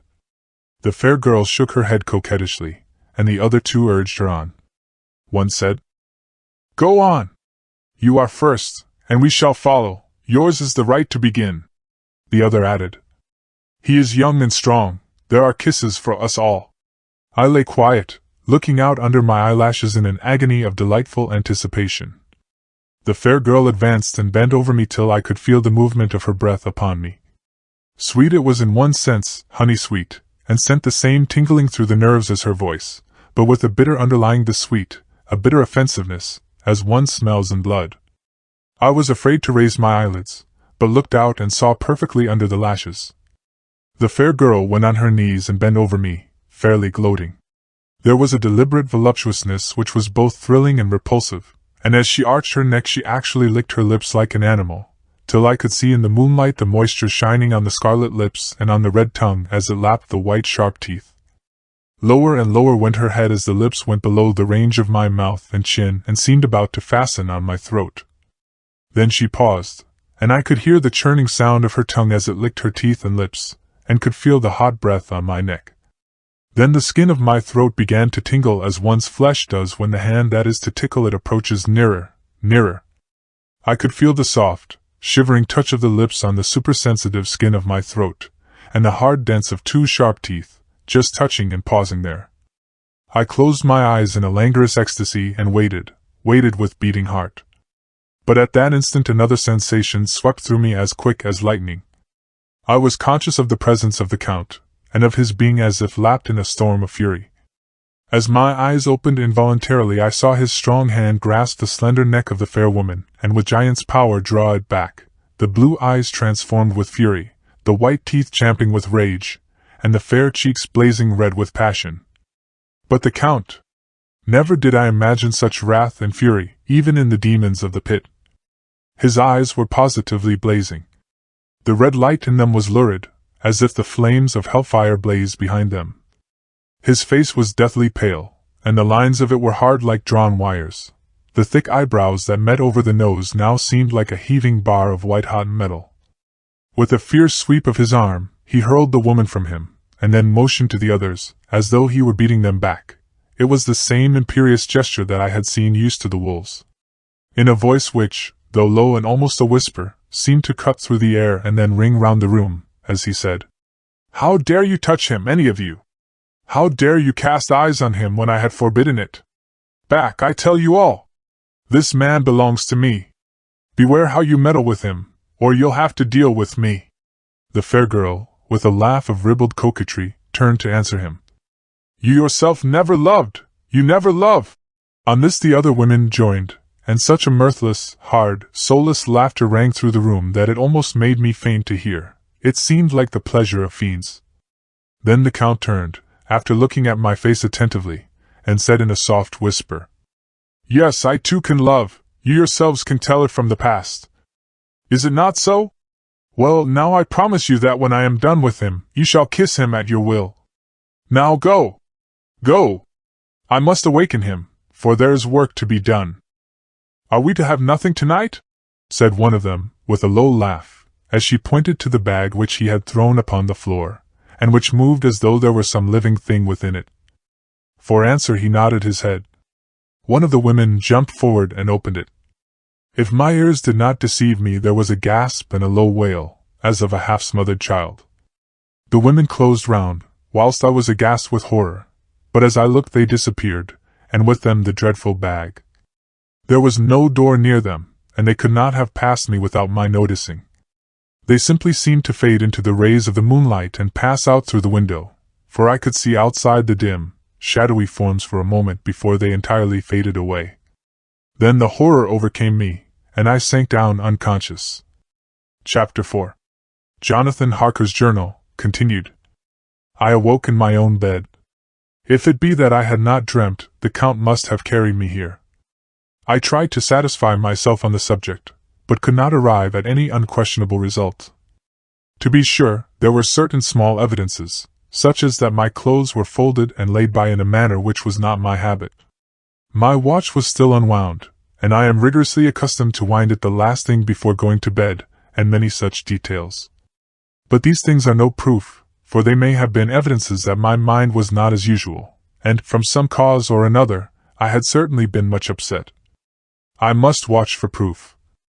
Of one thing I am glad: if it was that the Count carried me here and undressed me, he must have been hurried in his task, for my pockets are intact. I am sure this diary would have been a mystery to him which he would not have brooked. He would have taken or destroyed it. As I look round this room, although it has been to me so full of fear, it is now a sort of sanctuary, for nothing can be more dreadful than those awful women, who are, waiting to suck my blood. May 18th. I have been down to look at that room again in daylight, for I must know the truth. When I got to the doorway at the top of the stairs, I found it closed. It had been so forcibly driven against the jamb that part of the woodwork was splintered. I could see that the bolt of the lock had not been shot, but the door is fastened from the inside. I fear it was no dream, and must act on this surmise. May 19th. I am surely in the toils. Last night the Count asked me in the suavest tones to write 3 letters, one saying that my work here was nearly done and that I should start for home within a few days, another that I was starting on the next morning from the time of the letter, and the third that I had left the castle and arrived at Bistritz.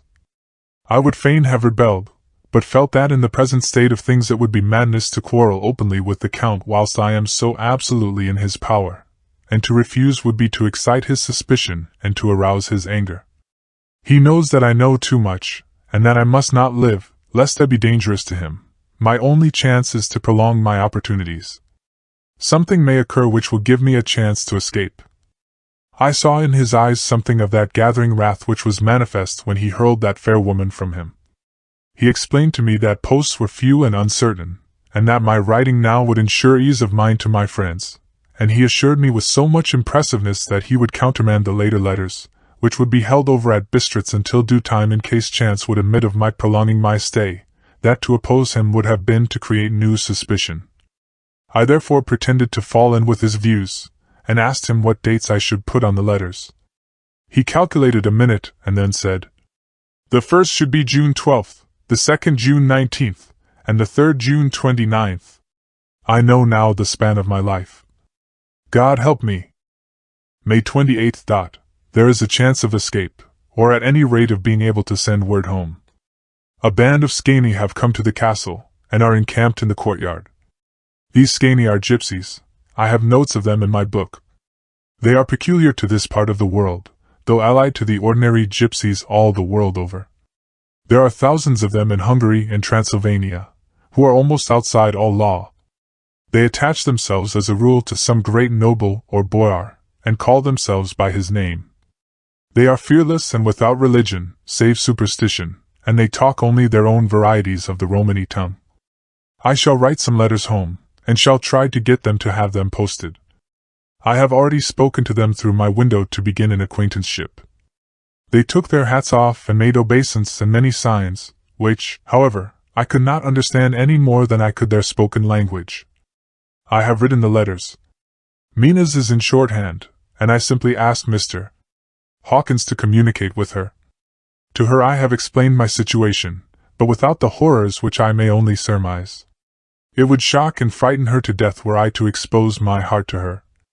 Should the letters not carry, then the Count shall not yet know my secret or the extent of my knowledge. I have given the letters. I threw them through the bars of my window with a gold piece, and made what signs I could to have them posted. The man who took them pressed them to his heart and bowed, and then put them in his cap. I could do no more. I stole back to the study and began to read. As the Count did not come in, I have written here. The Count has come. He sat down beside me, and said in his smoothest voice as he opened two letters, "The Scani has given me these, of which, though I know not whence they come, I shall, of course, take care. See!" He must have looked at it. "One is from you, and to my friend Peter Hawkins, the other."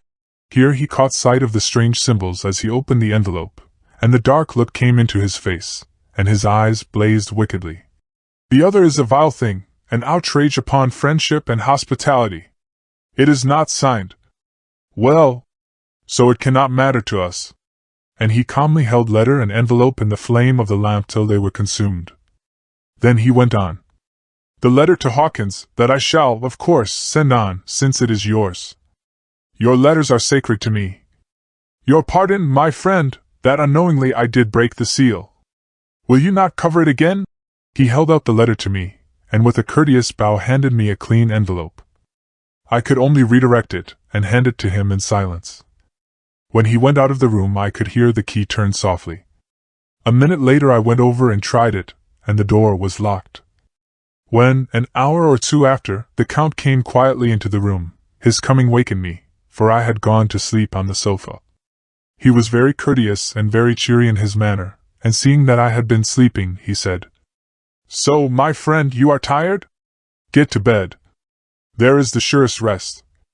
I may not have the pleasure to talk tonight, since there are many labors to me, but you will sleep, I pray."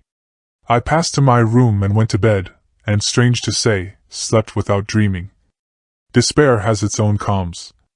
May 31st. This morning when I woke I thought I would provide myself with some paper and envelopes from my bag and keep them in my pocket, so that I might write in case I should get an opportunity. But again a surprise, again a shock.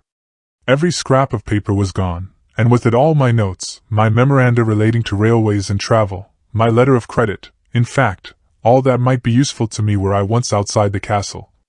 I sat and pondered a while, and then some thought occurred to me, and I made search of my portmanteau and in the wardrobe where I had placed my clothes. The suit in which I had traveled was gone, and also my overcoat and rug. I could find no trace of them anywhere. This looked like some new scheme of villainy. June 17th.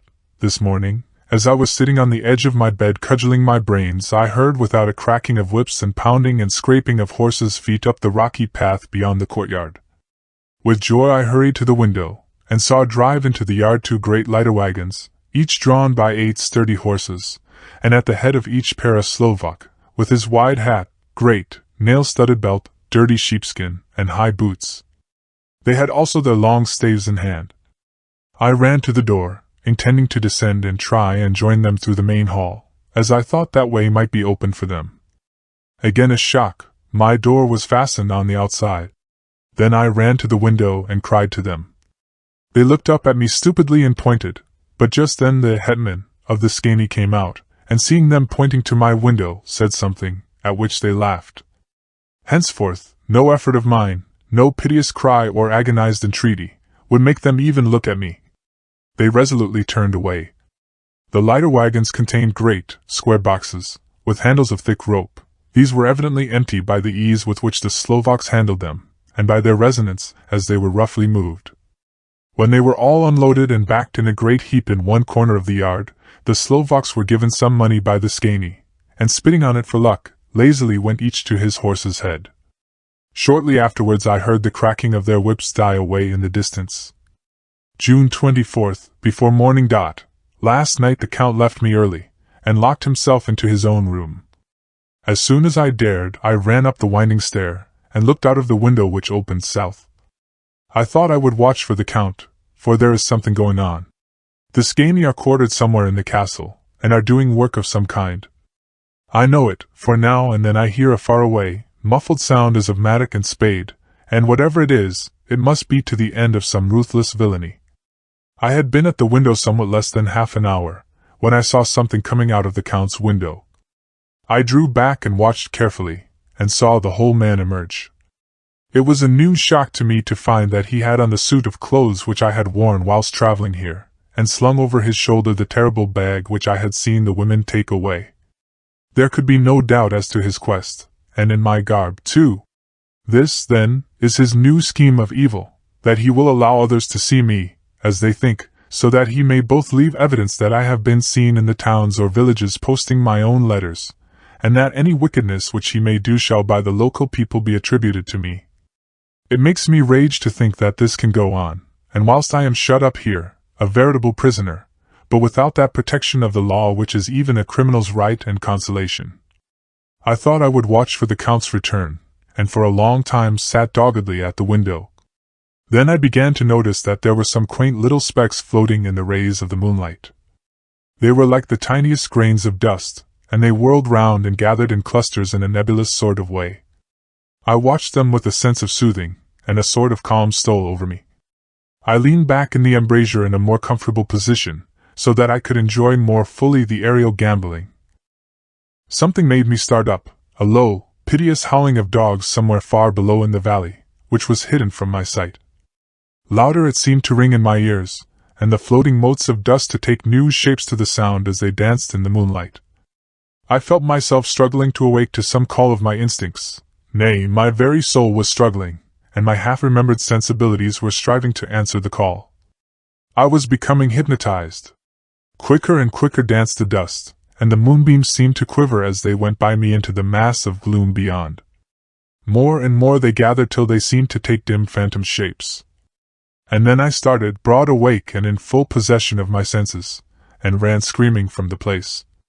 The phantom shapes, which were becoming gradually materialized from the moonbeams, were those of the 3 ghostly women to whom I was doomed.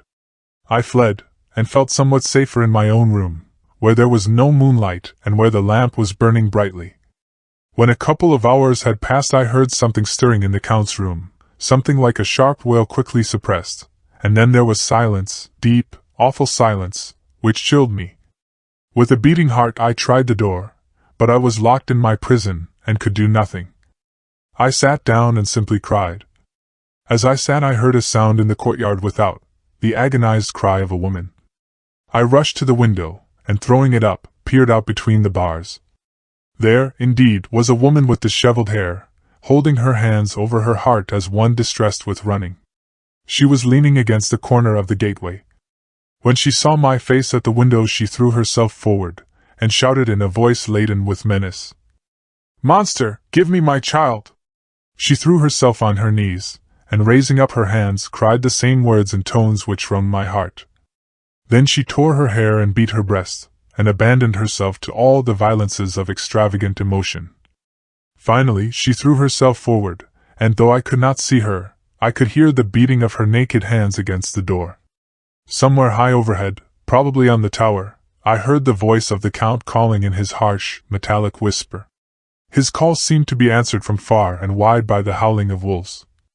Before many minutes had passed a pack of them poured, like a pent-up dam when liberated, through the wide entrance into the courtyard. There was no cry from the woman, and the howling of the wolves was but short. Before long they streamed away singly, licking their lips. I could not pity her, for I knew now what had become of her child, and she was better dead. What shall I do? What can I do? How can I escape from this dreadful thrall of night and gloom and fear? June 25th, morning. No man knows till he has suffered from the night how sweet and how dear to his heart and I the morning can be. When the sun grew so high this morning that it struck the top of the great gateway opposite my window, the high spot which it touched seemed to me as if the dove from the ark had lighted there. My fear fell from me as if it had been a vaporous garment which dissolved in the warmth. I must take action of some sort while the courage of the day is upon me. Last night one of my post-dated letters went to post, the first of that fatal series which is to blot out the very traces of my existence from the earth. Let me not think of it. Action. It has always been at night time that I have been molested or threatened, or in some way in danger or in fear. I have not yet seen the Count in the daylight. Can it be that he sleeps when others wake, that he may be awake whilst they sleep? If I could only get into his room! But there is no possible way. The door is always locked, no way for me. Yes, there is a way, if one dares to take it. Where his body has gone, why may not another body go? I have seen him myself crawl from his window. Why should not I imitate him, and go in by his window? The chances are desperate, but my need is more desperate still. I shall risk it. At the worst it can only be death, and a man's death is not a calf's, and the dreaded hereafter may still be open to me. God help me in my task. Goodbye, Mina, if I fail. Goodbye, my faithful friend and second father. Goodbye, all, and last of all, Mina. Same day, later. I have made the effort, and God helping me, have come safely back to this room. I must put down every detail in order. I went whilst my courage was fresh straight to the window on the south side, and at once got outside on the narrow ledge of stone which runs round the building on this side. The stones were big and roughly cut, and the mortar had by process of time been washed away between them. I took off my boots, and ventured out on the desperate way. I looked down once, so as to make sure that a sudden glimpse of the awful depth would not overcome me, but after that kept my eyes away from it. I knew pretty well the direction and distance of the Count's window, and made for it as well as I could, having regard to the opportunities available. I did not feel dizzy. I suppose I was too excited, and the time seemed ridiculously short till I found myself standing on the windowsill and trying to raise up the sash. I was filled with agitation, however, when I bent down and slid feet foremost in through the window. Then I looked round for the Count, but, with surprise and gladness, made a discovery. The room was empty. It was barely furnished without things, which seemed to have never been used. The furniture was something the same style as that in the south rooms, and was covered with dust. I looked for the key, but it was not in the lock, and I could not find it anywhere. The only thing I found was a great heap of gold in one corner, gold of all kinds, Roman, and British, and Austrian, and Hungarian, and Greek and Turkish money, covered with a film of dust, as though it had lain long in the ground. None of it that I noticed was less than 300 years old. There were also chains and ornaments, some jeweled, but all of them old and stained. At one corner of the room was a heavy door. I tried it, for since I could not find the key of the room or the key of the outer door, which was the main object of my search, I must make further examination, or all my efforts would be in vain. It was open, and led through a stone passage to a circular stairway, which went steeply down. I descended, minding carefully where I went, for the stairs were dark, being only lit by loopholes in the heavy masonry. At the bottom there was a dark, tunnel-like passage, through which came a deathly, sickly odor, the odor of old earth newly turned. As I went through the passage the smell grew closer and heavier. At last I pulled open a heavy door which stood ajar, and found myself in an old, ruined chapel, which had evidently been used as a graveyard. The roof was broken, and in 2 places were steps leading to vaults, but the ground had recently been dug over, and the earth placed in great wooden boxes, manifestly those which had been brought by the Slovaks. There was nobody about, and I made search for any further outlet, but there was none. Then I went over every inch of the ground, so as not to lose a chance. I went down even into the vaults, where the dim light struggled, although to do so was dread to my very soul. Into 2 of these I went, but saw nothing except fragments of old coffins and piles of dust. In the 3rd, however, I made a discovery. There, in one of the great boxes, of which there were 50 in all, on a pile of newly dug earth, lay the Count. He was either dead or asleep, I could not say which, for the eyes were open and stony, but without the glassiness of death, and the cheeks had the warmth of life through all their pallor, and the lips were as red as ever. But there was no sign of movement, no pulse, no breath, no beating of the heart. I bent over him, and tried to find any sign of life, but in vain. He could not have lain there long, for the earthy smell would have passed away in a few hours. By the side of the box was its cover, pierced with holes here and there.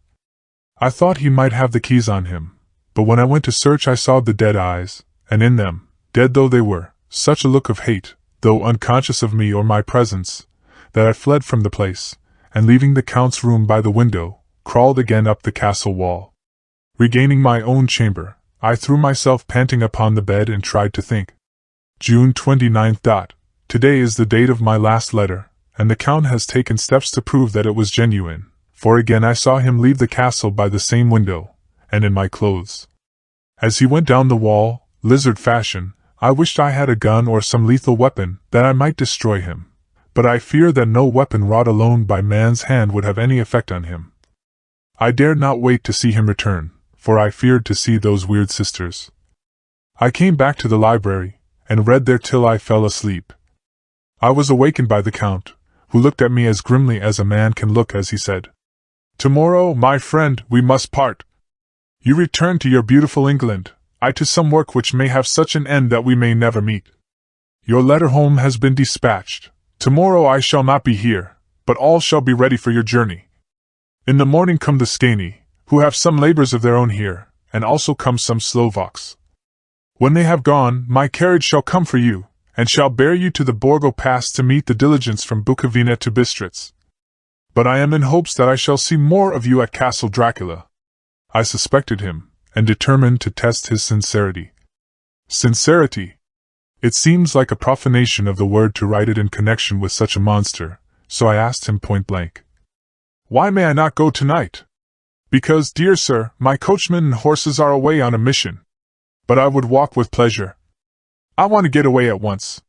He smiled, such a soft, smooth, diabolical smile that I knew there was some trick behind his smoothness.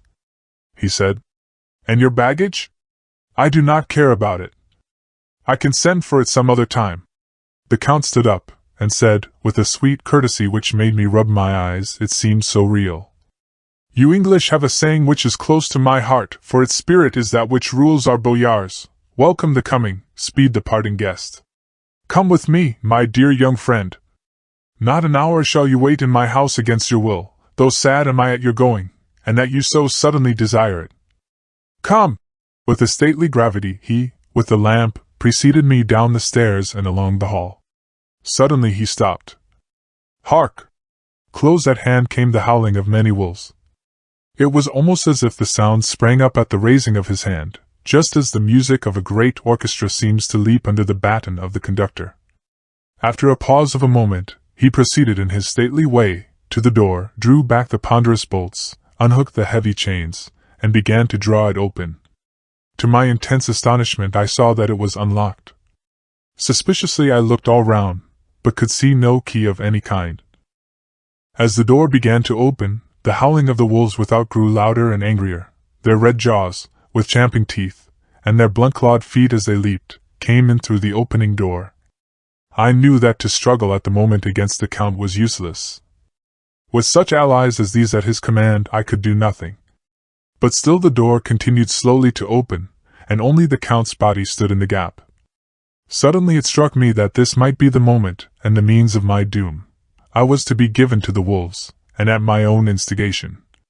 There was a diabolical wickedness in the idea great enough for the Count, and as a last chance I cried out, "Shut the door! I shall wait till morning!" and covered my face with my hands to hide my tears of bitter disappointment. With one sweep of his powerful arm, the Count threw the door shut, and the great bolts clanged and echoed through the hall as they shot back into their places. In silence we returned to the library, and after a minute or two I went to my own room. The last I saw of Count Dracula was his kissing his hand to me, with a red light of triumph in his eyes, and with a smile that Judas in hell might be proud of. When I was in my room and about to lie down, I thought I heard a whispering at my door. I went to it softly and listened. Unless my ears deceived me, I heard the voice of the Count. "Back, back to your own place! Your time is not yet come. Wait. Have patience. Tomorrow night is yours!" There was a low, sweet ripple of laughter, and in a rage I threw open the door, and saw without the three terrible women licking their lips. As I appeared they all joined in a horrible laugh, and ran away. I came back to my room and threw myself on my knees. Is it then so near the end? Tomorrow! Tomorrow! Lord help me, and those to whom I am dear! June 30th, morning. These may be the last words I ever write in this diary. I slept till just before the dawn, and when I woke threw myself on my knees, for I determined that if death came he should find me ready. At last I felt that subtle change in the air and knew that the morning had come. Then came the welcome cock-crow, and I felt that I was safe. With a glad heart, I opened my door and ran down the hall. I had seen that the door was unlocked, and now escape was before me. With hands that trembled with eagerness, I unhooked the chains and drew back the massive bolts. But the door would not move. Despair seized me. I pulled and pulled at the door, and shook it till, massive as it was, it rattled in its casement. I could see the bolt shot. It had been locked after I left the Count. Then a wild desire took me to obtain that key at any risk, and I determined then and there to scale the wall again and gain the Count's room. He might kill me, but death now seemed the happier choice of evils. Without a pause I rushed up to the east window and scrambled down the wall, as before, into the Count's room. It was empty, but that was as I expected. I could not see a key anywhere, but the heap of gold remained. I went through the door in the corner and down the winding stair, and along the dark passage to the old chapel. I knew now well enough where to find the monster I sought. The great box was in the same place, close against the wall, but the lid was laid on it, not fastened down, but with the nails ready in their places to be hammered home. I knew I must search the body for the key, so I raised the lid and laid it back against the wall, and then I saw something which filled my very soul with horror. There lay the Count, but looking as if his youth had been half renewed, for the white hair and mustache were changed to dark iron gray, the cheeks were fuller, and the white skin seemed ruby red underneath. The mouth was redder than ever, for on the lips were gouts of fresh blood, which trickled from the corners of the mouth and ran over the chin and neck. Even the deep, burning eyes seemed set amongst swollen flesh, for the lids and pouches underneath were bloated. It seemed as if the whole awful creature were simply gorged with blood. He lay like a filthy leech, exhausted with his repletion. I shuddered as I bent over to touch him, and every sense in me revolted at the contact. But I had to search, or I was lost. The coming night might see my own body a banquet in a similar way to those horrid three. I felt all over the body, but no sign could I find of the key. Then I stopped and looked at the Count. There was a mocking smile on the bloated face which seemed to drive me mad. This was the being I was helping to transfer to London, where, perhaps for centuries to come, he might, amongst its teeming millions, satiate his lust for blood, and create a new and ever-widening circle of semi-demons to batten on the helpless. The very thought drove me mad. A terrible desire came upon me to rid the world of such a monster. There was no lethal weapon at hand, but I seized the shovel which the workmen had been using to fill the cases, and lifting it high struck, with the edge downward, at the hateful face. But as I did so the head turned, and the eyes fell full upon me, with all their blaze of basilisk horror. The sight seemed to paralyze me, and the shovel turned in my hand and glanced from the face, merely making a deep gash above the forehead. The shovel fell from my hand across the box, and as I pulled it away the flange of the blade caught the edge of the lid, which fell over again, and hid the horrid thing from my sight. The last glimpse I had was of the bloated face, blood-stained and fixed with a grin of malice which would have held its own in the nethermost hell. I thought and thought what should be my next move, but my brain seemed on fire, and I waited with a despairing feeling growing over me. As I waited I heard in the distance a gypsy song sung by merry voices coming closer, and through their song the rolling of heavy wheels and the cracking of whips. The Scani and the Slovaks of whom the Count had spoken were coming. With a last look round and at the box which contained the vile body, I ran from the place and gained the Count's room, determined to rush out at the moment the door should be opened. With strained ears I listened, and heard downstairs the grinding of the key in the great lock and the falling back of the heavy door. There must have been some other means of entry, or someone had a key for one of the locked doors. Then there came the sound of many feet tramping and dying away in some passage which sent up a clanging echo. I turned to run down again towards the vault, where I might find the new entrance, but at that moment there seemed to come a violent puff of wind, and the door to the winding stair blew to with a shock that set the dust from the lintels flying. When I ran to push it open, I found that it was hopelessly fast. I was again a prisoner, and the net of doom was closing round me more closely. As I write there is in the passage below a sound of many tramping feet, and the crash of weights being set down heavily, doubtless the boxes, with their freight of earth. There is a sound of hammering, it is the box being nailed down. Now I can hear the heavy feet tramping again along the hall, with many other idle feet coming behind them.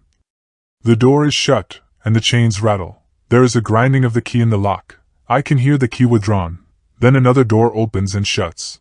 I hear the creaking of lock and bolt. Hark! In the courtyard and down the rocky way the roll of heavy wheels, the crack of whips, and the chorus of the Scani as they pass into the distance.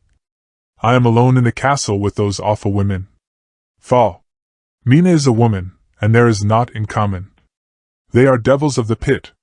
I shall not remain alone with them. I shall try to scale the castle wall farther than I have yet attempted. I shall take some of the gold with me, lest I want it later. I may find a way from this dreadful place. And then away for home. Away to the quickest and nearest train.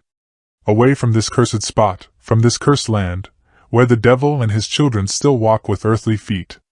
At least God's mercy is better than that of these monsters, and the precipice is steep and high. At its foot a man may sleep, as a man. Goodbye, all. Mina.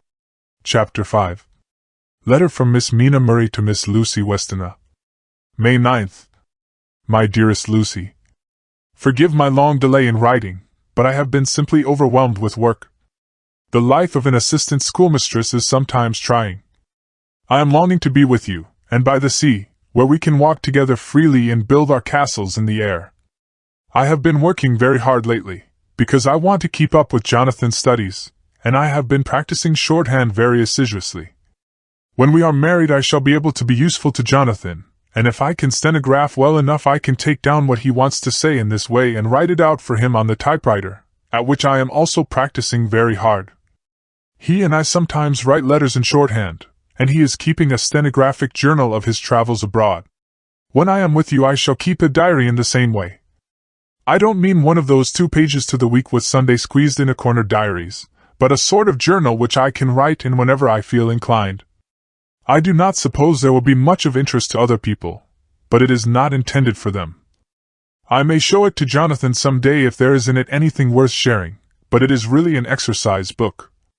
I shall try to do what I see lady journalists do, interviewing and writing descriptions and trying to remember conversations. I am told that, with a little practice, one can remember all that goes on or that one hears said during a day. However, we shall see. I shall tell you all my little plans when we meet. I have just had a few hurried lines from Jonathan from Transylvania. He is well, and will be returning in about a week. I am longing to hear all his news. It must be so nice to see strange countries. I wonder if we, I mean Jonathan and I, shall ever see them together. There is the 10 o'clock bell ringing. Goodbye. Your loving Mina. Tell me all the news when you write. You have not told me anything for a long time. I hear rumors, and especially of a tall, handsome, curly-haired man. Letter Lucy Westenra to Mina Murray. 17 Chatham Street. Wednesday. My dearest Mina, I must say you tax me very unfairly with being a bad correspondent. I wrote to you twice since we parted, and your last letter was only your second. Besides, I have nothing to tell you. There is really nothing to interest you. Town is very pleasant just now, and we go a good deal to picture galleries and for walks and rides in the park. As to the tall, curly-haired man, I suppose it was the one who was with me at the last pop. Someone has evidently been telling tales. That was Mr. Holmwood. He often comes to see us, and he and Mama get on very well together. They have so many things to talk about in common. We met some time ago a man that would just do for you, if you were not already engaged to Jonathan. He is an excellent part one, being handsome, well off, and of good birth. He is a doctor and really clever. Just fancy. He is only 29, and he has an immense lunatic asylum all under his own care. Mr. Holmwood introduced him to me, and he called here to see us, and often comes now. I think he is one of the most resolute men I ever saw, and yet the most calm. He seems absolutely imperturbable. I can fancy what a wonderful power he must have over his patients. He has a curious habit of looking one straight in the face, as if trying to read one's thoughts. He tries this on very much with me, but I flatter myself he has got a tough nut to crack. I know that from my glass. Do you ever try to read your own face? I do, and I can tell you it is not a bad study, and gives you more trouble than you can well fancy if you have never tried it. He says that I afford him a curious psychological study, and I humbly think I do. I do not, as you know, take sufficient interest in dress to be able to describe the new fashions. Dress is a bore. That is slang again, but never mind, Arthur says that every day. There, it is all out. Mina, we have told all our secrets to each other since we were children. We have slept together and eaten together, and laughed and cried together, and now, though I have spoken, I would like to speak more. Oh, Mina, couldn't you guess? I love him. I am blushing as I write, for although I think he loves me, he has not told me so in words. But oh, Mina, I love him, I love him, I love him. There, that does me good. I wish I were with you, dear, sitting by the fire undressing, as we used to sit, and I would try to tell you what I feel. I do not know how I am writing this even to you. I am afraid to stop, or I should tear up the letter, and I don't want to stop, for I do so want to tell you all. Let me hear from you at once, and tell me all that you think about it. Mina, I must stop. Good night. Bless me in your prayers, and Mina, pray for my happiness. Lucy. P.S. I need not tell you this is a secret. Good night again. L. Letter Lucy Westenra to Mina Murray. May 24th. My dearest Mina. Thanks, and thanks, and thanks again for your sweet letter. It was so nice to be able to tell you and to have your sympathy. My dear, it never rains but it pours. How true the old proverbs are. Here am I, who will be 20 in September, and yet I never had a proposal till today, not a real proposal, and today I have had 3. Just fancy. 3 proposals in one day. Isn't it awful? I feel sorry, really and truly sorry, for 2 of the poor fellows. Oh, Mina, I am so happy that I don't know what to do with myself. And 3 proposals. But for goodness sake, don't tell any of the girls, or they would be getting all sorts of extravagant ideas and imagining themselves injured and slighted if in their very first day at home they did not get 6 at least. Some girls are so vain. You and I, Mina dear, who are engaged and are going to settle down soon soberly into old married women, can despise vanity. Well, I must tell you about the 3, but you must keep it a secret, dear, from everyone except, of course, Jonathan. You will tell him, because I would, if I were in your place, certainly tell Arthur. A woman ought to tell her husband everything, don't you think so, dear? And I must be fair. Men like women, certainly their wives, to be quite as fair as they are, and women, I am afraid, are not always quite as fair as they should be. Well, my dear, number 1 came just before lunch. I told you of him, Dr.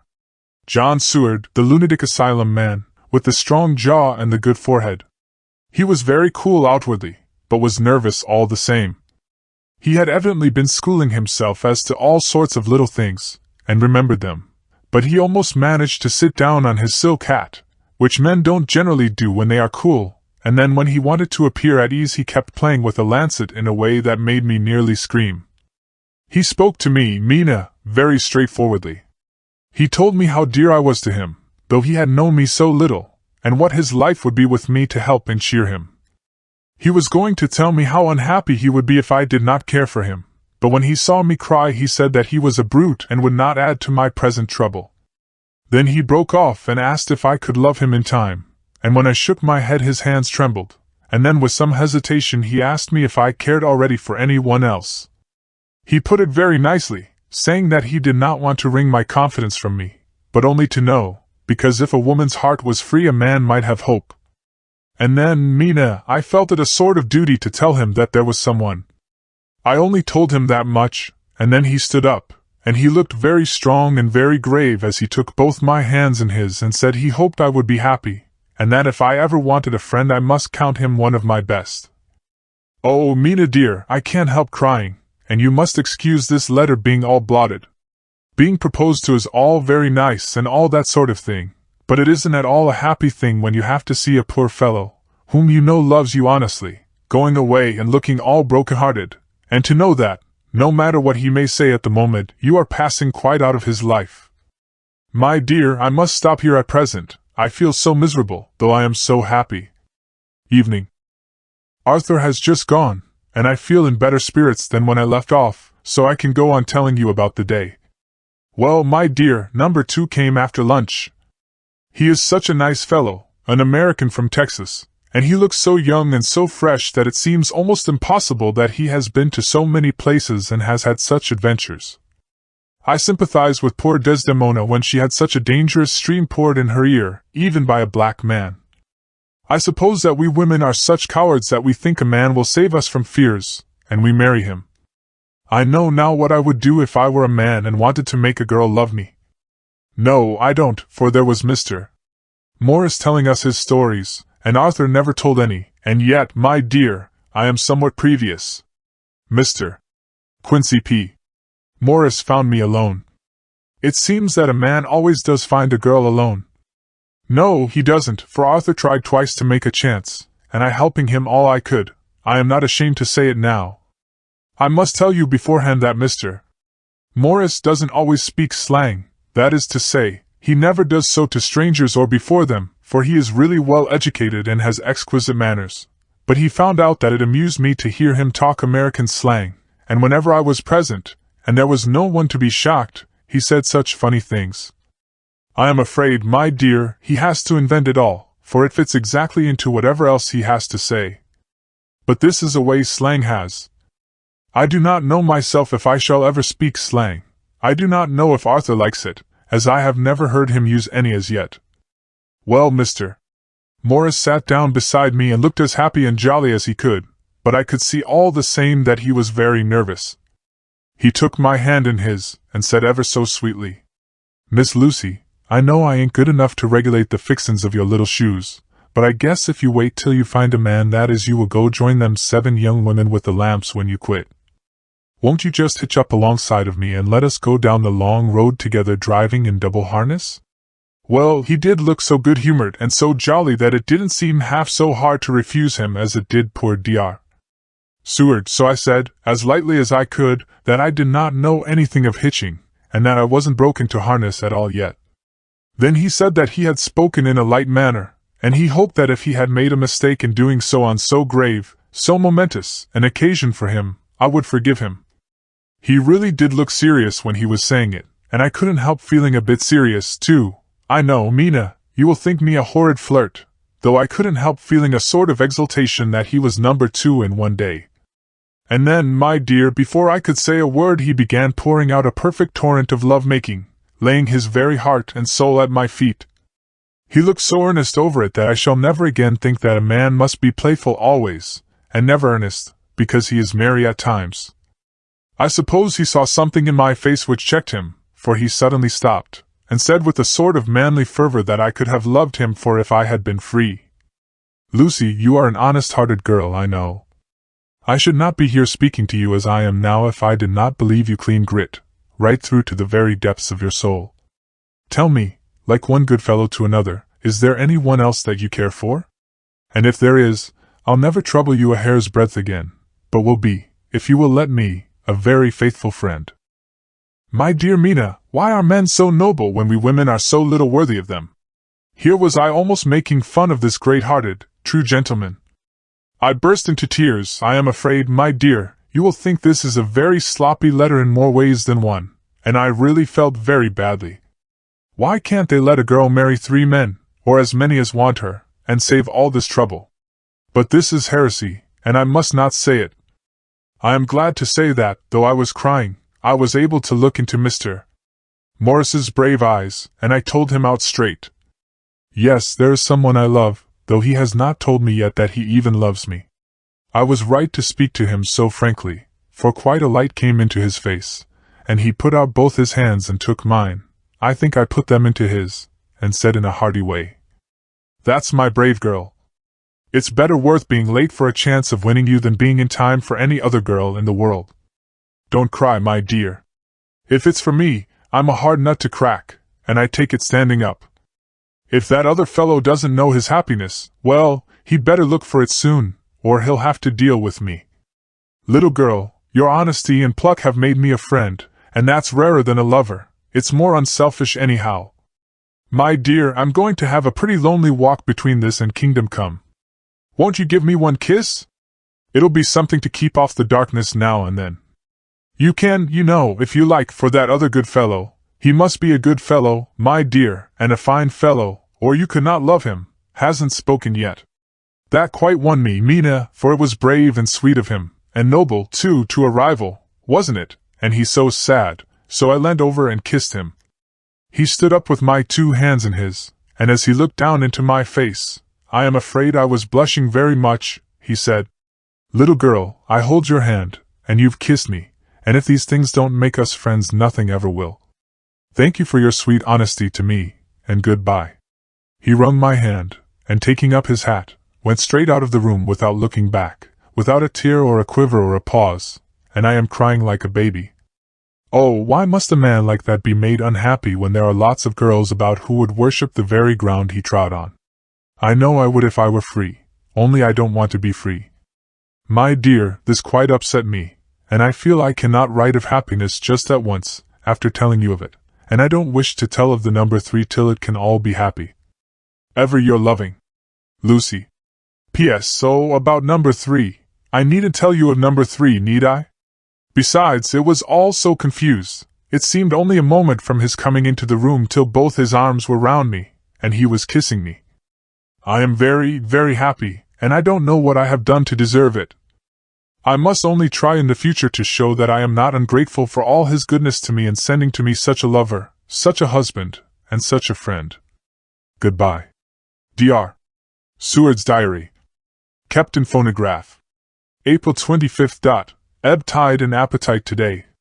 Cannot eat, cannot rest, so diary instead. Since my rebuff of yesterday I have a sort of empty feeling. Nothing in the world seems of sufficient importance to be worth the doing. As I knew that the only cure for this sort of thing was work, I went down amongst the patients. I picked out one who has afforded me a study of much interest. He is so quaint in his ideas, and so unlike the normal lunatic, that I have determined to understand him as well as I can. Today I seem to get nearer than ever before to the heart of his mystery. I questioned him more fully than I had ever done, with a view to making myself master of the facts of his hallucination. In my manner of doing it there was, I now see, something of cruelty. I seemed to wish to keep him to the point of his madness, a thing which I avoid with the patience as I would the mouth of hell.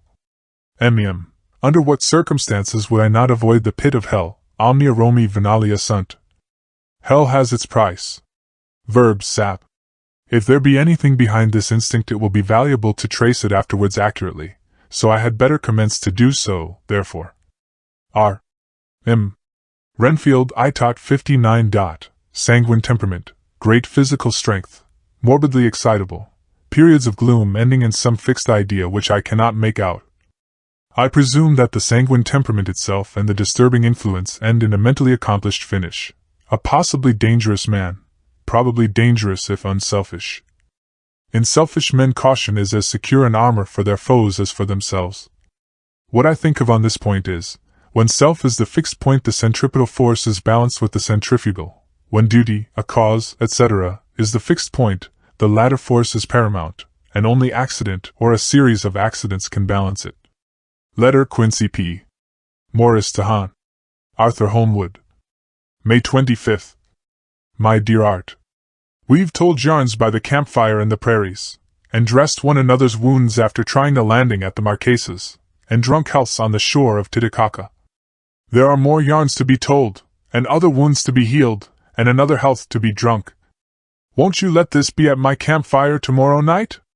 I have no hesitation in asking you, as I know a certain lady is engaged to a certain dinner party, and that you are free. There will only be one other, our old pal at the Korea, Jack Seward. He's coming, too, and we both want to mingle our weeps over the wine cup, and to drink a health with all our hearts to the happiest man in all the wide world, who has won the noblest heart that God has made and the best worth winning. We promise you a hearty welcome, and a loving greeting, and a health as true as your own right hand. We shall both swear to leave you at home if you drink too deep to a certain pair of eyes. Come! Yours, as ever and always, Quincy P. Morris. Telegram from Arthur Holmwood to Quincy P. Morris. May 26th.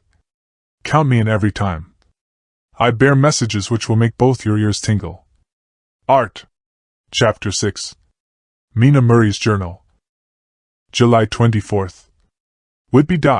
Lucy met me at the station, looking sweeter and lovelier than ever, and we drove up to the house at the Crescent in which they have rooms. This is a lovely place.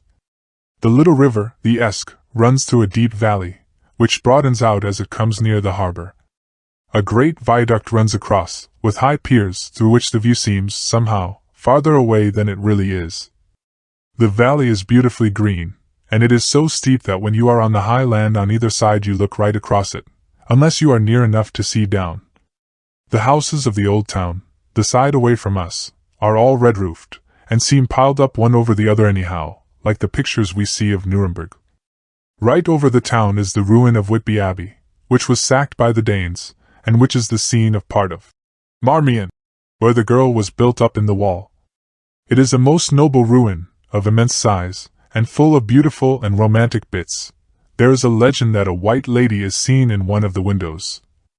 Between it and the town there is another church, the parish one, round which is a big graveyard, all full of tombstones.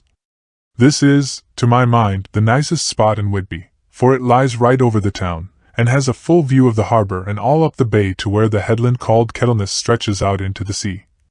It descends so steeply over the harbor that part of the bank has fallen away, and some of the graves have been destroyed.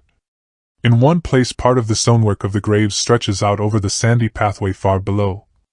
There are walks, with seats beside them, through the churchyard, and people go and sit there all day long looking at the beautiful view and enjoying the breeze. I shall come and sit here very often myself and work. Indeed, I am writing now, with my book on my knee, and listening to the talk of 3 old men who are sitting beside me. They seem to do nothing all day but sit up here and talk.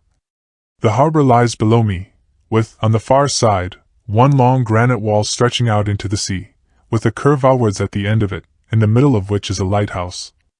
A heavy seawall runs along outside of it. On the near side, the seawall makes an elbow crooked inversely, and its end too has a lighthouse.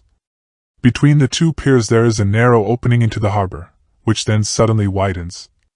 It is nice at high tide, but when the tide is out it shoals away to nothing, and there is merely the stream of the Esk, running between banks of sand, with rocks here and there.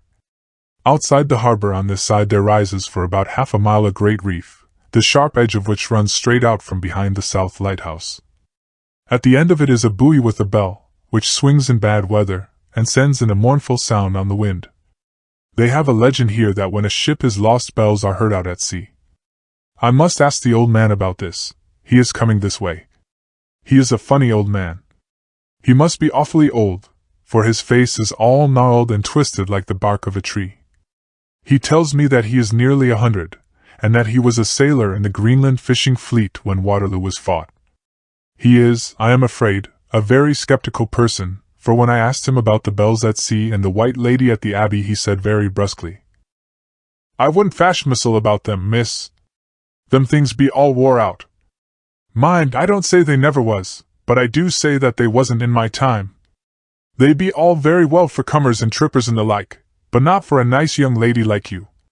Them feet folks from York and Leeds that be always eatin' cured herrins and drinkin' tea and lookin' out to buy cheap jet would creed aught. I wonder, Mussel, who'd be bothered tellin' lies to them, even the newspapers, which is full of fool talk." I thought he would be a good person to learn interesting things from, so I asked him if he would mind telling me something about whale fishing in the old days. He was just settling himself to begin when the clock struck 6, whereupon he labored to get up, and said, "I must gang a Jeanwoods home now, miss. My granddaughter doesn't like to be kept waitin' when the tea is ready, for it takes me time to crammel abune the grease, for there be a many of 'em, and miss, I lack belly timber sarely by the clock." He hobbled away, and I could see him hurrying, as well as he could, down the steps.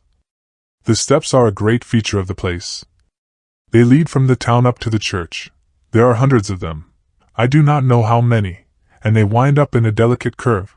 The slope is so gentle that a horse could easily walk up and down them. I think they must originally have had something to do with the abbey. I shall go home too. Lucy went out visiting with her mother, and as they were only duty calls, I did not go. They will be home by this August 1st. I came up here an hour ago with Lucy, and we had a most interesting talk with my old friend and the two others who always come and join him.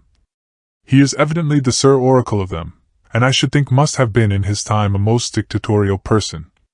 He will not admit anything, and downfaces everybody. If he can't out-argue them he bullies them, and then takes their silence for agreement with his views. Lucy was looking sweetly pretty in her white lawn frock. She has got a beautiful color since she has been here. I noticed that the old men did not lose any time in coming up and sitting near her when we sat down. She is so sweet with old people. I think they all fell in love with her on the spot. Even my old man succumbed and did not contradict her, but gave me double share instead. I got him on the subject of the legends, and he went off at once into a sort of sermon. I must try to remember it and put it down. It be all fool talk, lock, stock, and barrel. That's what it be, and nowt else. These bands and wafts and bogosts and barguests and bogles and all anent them is only fit to set bairns and dizzy women elderin. They be nowt but airblebs. They, and all grimps and signs and warnin's, be all invented by parsons and ilsome buke bodies and railway touters to skeer and scunner halflins, and to get folks to do something that they don't other incline to. It makes me ireful to think o' them.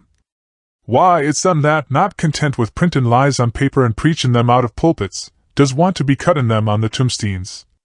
Look here all round you and whate'er you will, all them steens, holdin' up their heads as well as they can out of their pride, is a cant, simply tumblin' down with the weight o' the lies wrote on them. Here lies the body or sacred to the memory wrote on all of them, and yet in nigh half of them there bein' no bodies at all, and the memories of them bein' cared a pinch of snuff about, much less sacred.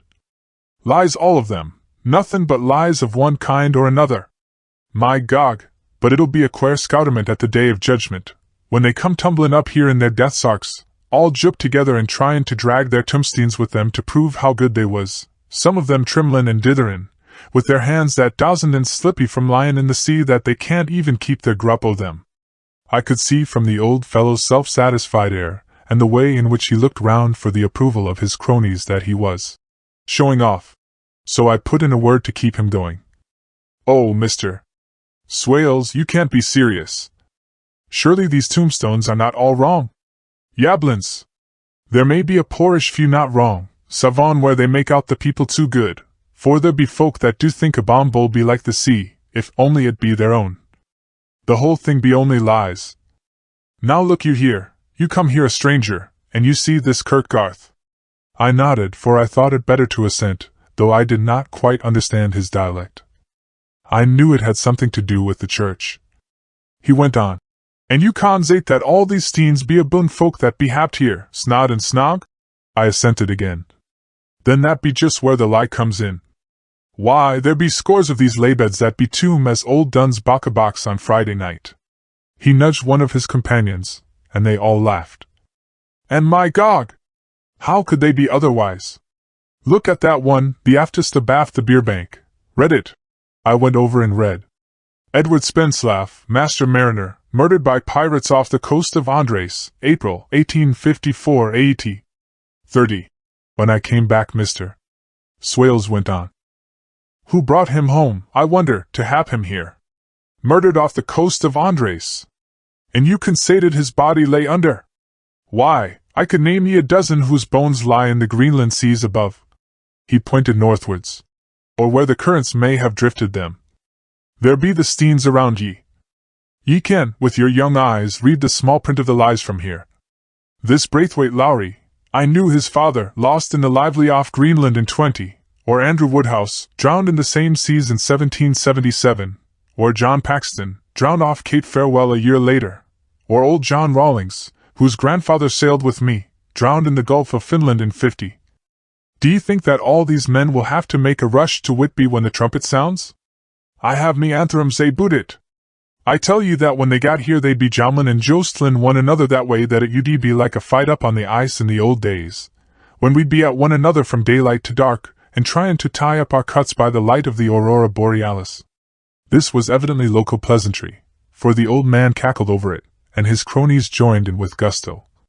"But," I said, "surely you are not quite correct, for you start on the assumption that all the poor people, or their spirits, will have to take their tombstones with them on the day of judgment. Do you think that will be really necessary? Well, what else be they tombsteens for? Answer me that, miss. To please their relatives, I suppose. To please their relatives, you suppose?" This he said with intense scorn. "How will it pleasure their relatives to know that lies is wrote over them, and that everybody in the place knows that they be lies?" He pointed to a stone at our feet which had been laid down as a slab, on which the seat was rested, close to the edge of the cliff. "Read the lines on that Thrufstian," he said. The letters were upside down to me from where I sat, but Lucy was more opposite to them, so she leant over and read. "Sacred to the memory of George Cannon, who died, in the hope of a glorious resurrection, on July 29, 1873, falling from the rocks at Kettleness. This tomb is erected by his sorrowing mother to her dearly beloved son. He was the only son of his mother, and she was a widow. Really, Mr. Swales, I don't see anything very funny in that." She spoke her comment very gravely and somewhat severely. "You don't see aught funny? Ha! Ha! But that's because ye don't gom the sorrowin' mother was a hellcat that hated him because he was a crooked, a regular lammeter he was, and he hated her so that he committed suicide in order that she mightn't get an insurance she put on his life. He blew nigh the top of his head off with an old musket that they had for scarin' the crows with.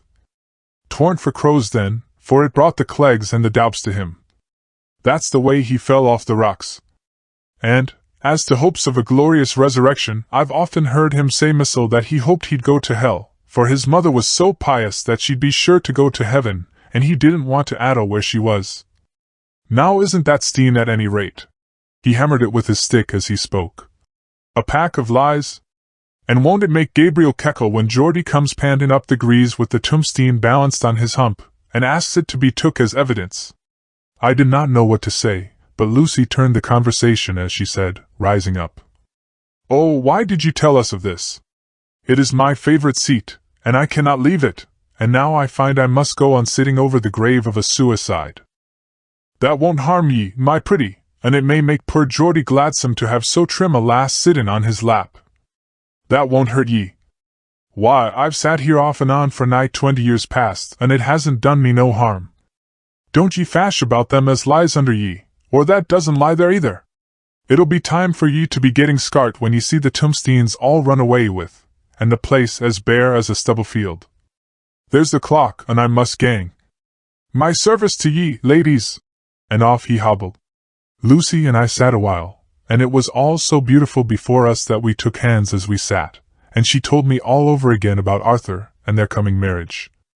That made me just a little heartsick, for I haven't heard from Jonathan for a whole month. The same day, I came up here alone, for I am very sad. There was no letter for me. I hope there cannot be anything the matter with Jonathan. The clock has just struck 9. I see the lights scattered all over the town, sometimes in rows where the streets are, and sometimes singly. They run right up the Esk and die away in the curve of the valley. To my left the view is cut off by a black line of roof of the old house next the abbey. The sheep and lambs are bleating in the fields away behind me, and there is a clatter of a donkey's hoofs up the paved road below. The band on the pier is playing a harsh waltz in good time, and farther along the quay there is a Salvation Army meeting in a back street.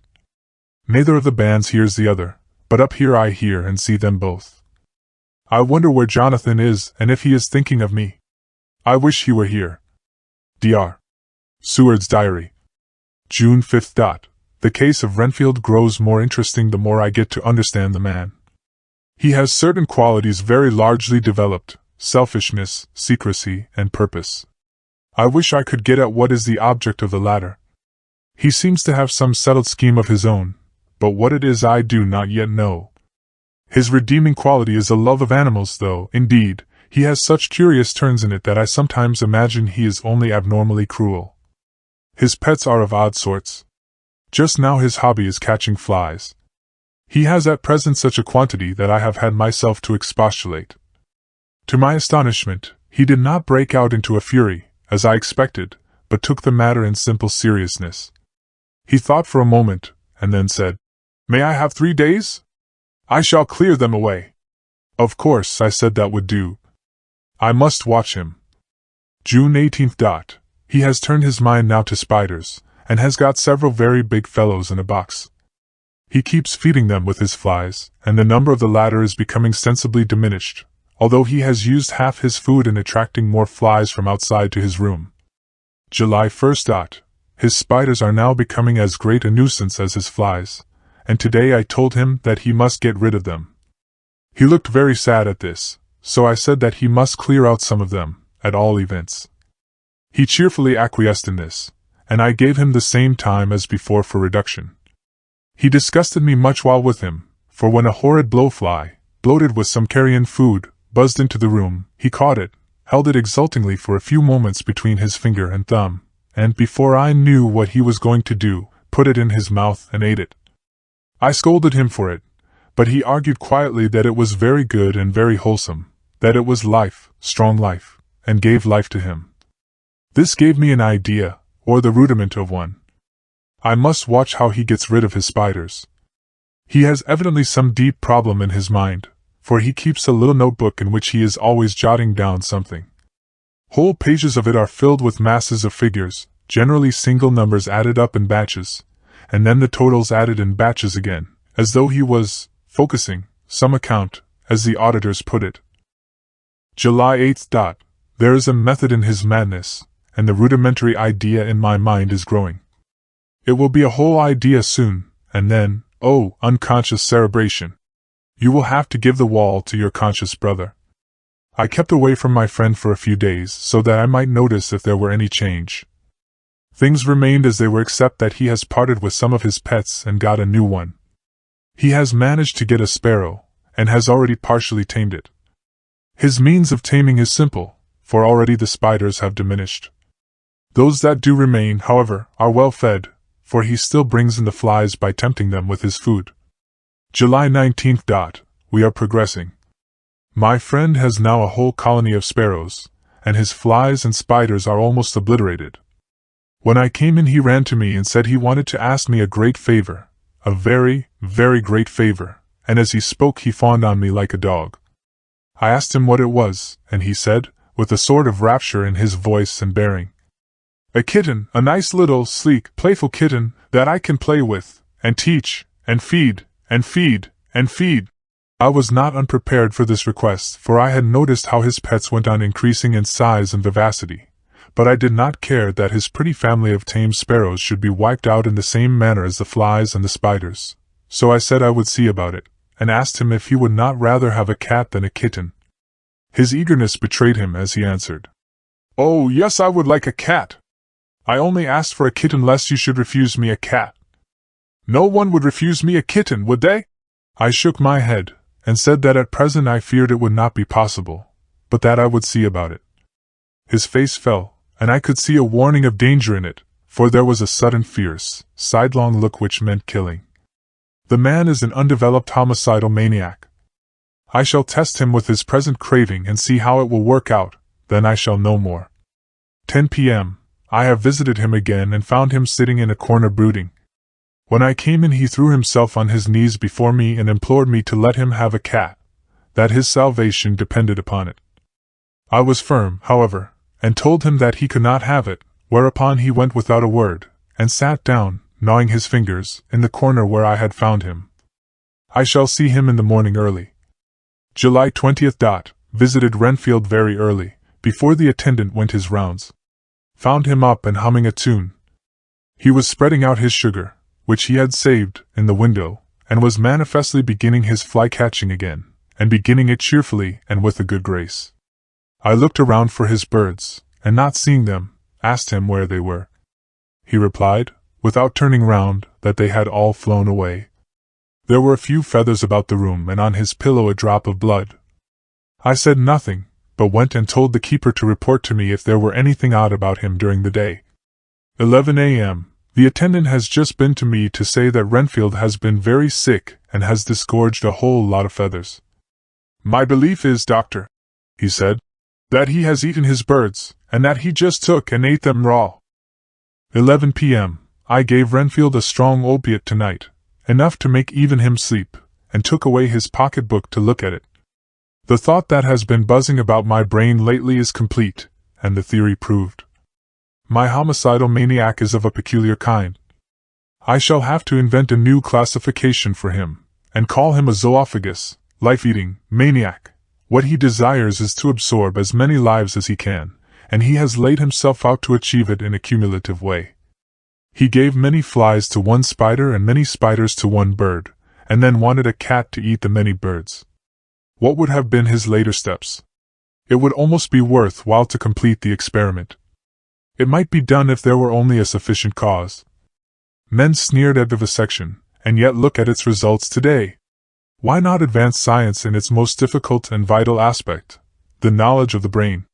Had I even the secret of one such mind, did I hold the key to the fancy of even one lunatic, I might advance my own branch of science to a pitch compared with which Bert and Sanderson's physiology, or Ferrier's brain knowledge would be as nothing. If only there were a sufficient cause. I must not think too much of this, or I may be tempted. A good cause might turn the scale with me, for may not I too be of an exceptional brain, congenitally? How well the man reasoned. Lunatics always do within their own scope. I wonder at how many lives he values a man, or if at only one. He has closed the account most accurately, and today begun a new record. How many of us begin a new record with each day of our lives? To me it seems only yesterday that my whole life ended with my new hope, and that truly I began a new record. So it will be until the great recorder sums me up and closes my ledger account with a balance to profit or loss. Oh, Lucy, Lucy, I cannot be angry with you, nor can I be angry with my friend whose happiness is yours, but I must only wait on hopeless and work. Work. Work. If I only could have as strong a cause as my poor mad friend there, a good, unselfish cause to make me work, that would be indeed happiness. Mina Murray's Journal. July 26. I am anxious, and it soothes me to express myself here. It is like whispering to one's self and listening at the same time. And there is also something about the shorthand symbols that makes it different from writing. I am unhappy about Lucy and about Jonathan. I had not heard from Jonathan for some time, and was very concerned, but yesterday dear Mr. Hawkins, who is always so kind, sent me a letter from him. I had written asking him if he had heard, and he said the enclosed had just been received. It is only a line dated from Castle Dracula, and says that he is just starting for home. That is not like Jonathan. I do not understand it, and it makes me uneasy. Then, too, Lucy, although she is so well, has lately taken to her old habit of walking in her sleep. Her mother has spoken to me about it, and we have decided that I am to lock the door of our room every night. Mrs. Westenra has got an idea that sleepwalkers always go out on roofs of houses and along the edges of cliffs, and then get suddenly awakened and fall over with a despairing cry that echoes all over the place.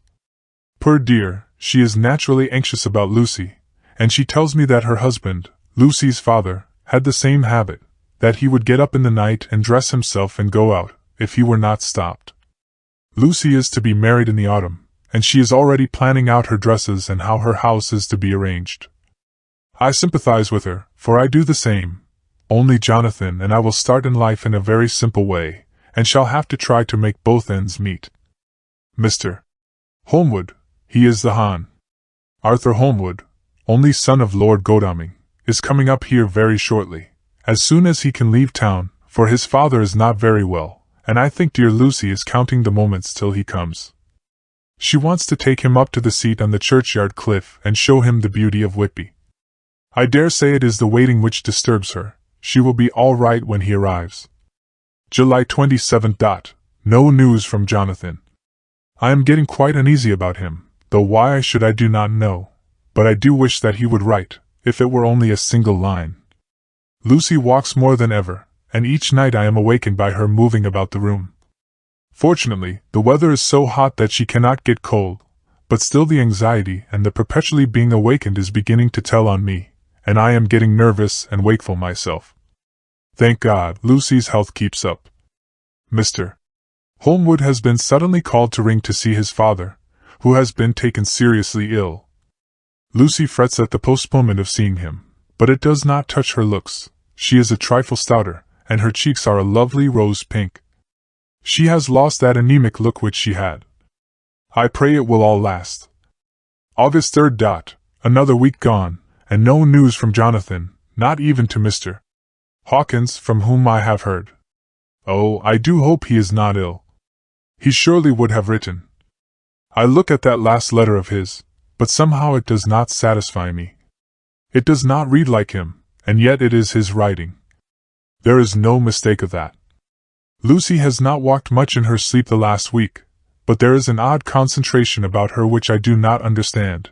Even in her sleep she seems to be watching me. She tries the door, and finding it locked, goes about the room searching for the key. August 6th. Another 3 days, and no news. This suspense is getting dreadful. If I only knew where to write to or where to go to, I should feel easier, but no one has heard a word of Jonathan since that last letter. I must only pray to God for patience. Lucy is more excitable than ever, but is otherwise well. Last night was very threatening, and the fishermen say that we are in for a storm. I must try to watch it and learn the weather signs. Today is a grey day, and the sun as I write is hidden in thick clouds high over Kettleness. Everything is grey, except the green grass, which seems like emerald amongst it, grey earthy rock, grey clouds, tinged with the sunburst at the far edge, hang over the grey sea, into which the sandpoints stretch like grey fingers. The sea is tumbling in over the shallows and the sandy flats with a roar, muffled in the sea mists drifting inland. The horizon is lost in a grey mist. All is vastness. The clouds are piled up like giant rocks, and there is a brull over the sea that sounds like some presage of doom. Dark figures are on the beach here and there, sometimes half shrouded in the mist, and seem men like trees walking. The fishing boats are racing for home, and rise and dip in the ground swell as they sweep into the harbor, bending to the scuppers. Here comes old Mr. Swales. He is making straight for me, and I can see, by the way he lifts his hat, that he wants to talk. I have been quite touched by the change in the poor old man. When he sat down beside me, he said in a very gentle way, "I want to say something to you, miss." I could see he was not at ease, so I took his poor old wrinkled hand in mine and asked him to speak fully. So he said, leaving his hand in mine, "I'm afraid, my dearie, that I must have shocked you by all the wicked things I've been sayin' about the dead, and such like, for weeks past. But I didn't mean them, and I want ye to remember that when I've gone. We AUD folks that be daffled, and with one foot abaft the crock-hole, don't altogether like to think of it, and we don't want to feel scarred of it, and that's why I've took to makin' light of it, so that I'd cheer up my own heart a bit. But Lord love ye, miss, I ain't afraid of dyin', not a bit, only I don't want to die if I can help it. My time must be nigh at hand now, for I be AUD, and 100 years is too much for any man to expect, and I'm so nigh it that the AUD man is already wet in his scythe. Ye see, I can't get out o' the habit of caffin about it all at once. The chaffs will wag as they be used to. Some day soon the angel of death will sound his trumpet for me. But don't ye dull and greet, my dearie!" For he saw that I was crying. "If he should come this very night, I'd not refuse to answer his call. For life be, after all, only a waitin' for somethin' else than what we're doin', and death be all that we can rightly depend on. But I'm content, for it's comin' to me, my dearie, and comin' quick. It may be comin' while we be lookin' and wonderin'. Maybe it's in that wind out over the sea that's bringin' with it loss and wreck, and sore distress and sad hearts. Look! Look!" he cried suddenly. "There's something in that wind and in the host beyond that sounds, and looks, and tastes, and smells like death. It's in the air, I feel it comin'. Lord, make me answer cheerful when my call comes." He held up his arms devoutly, and raised his hat. His mouth moved as though he were praying. After a few minutes' silence, he got up, shook hands with me, and blessed me, and said goodbye, and hobbled off. It all touched me, and upset me very much. I was glad when the Coast Guard came along, with his spyglass under his arm. He stopped to talk with me, as he always does, but all the time kept looking at a strange ship.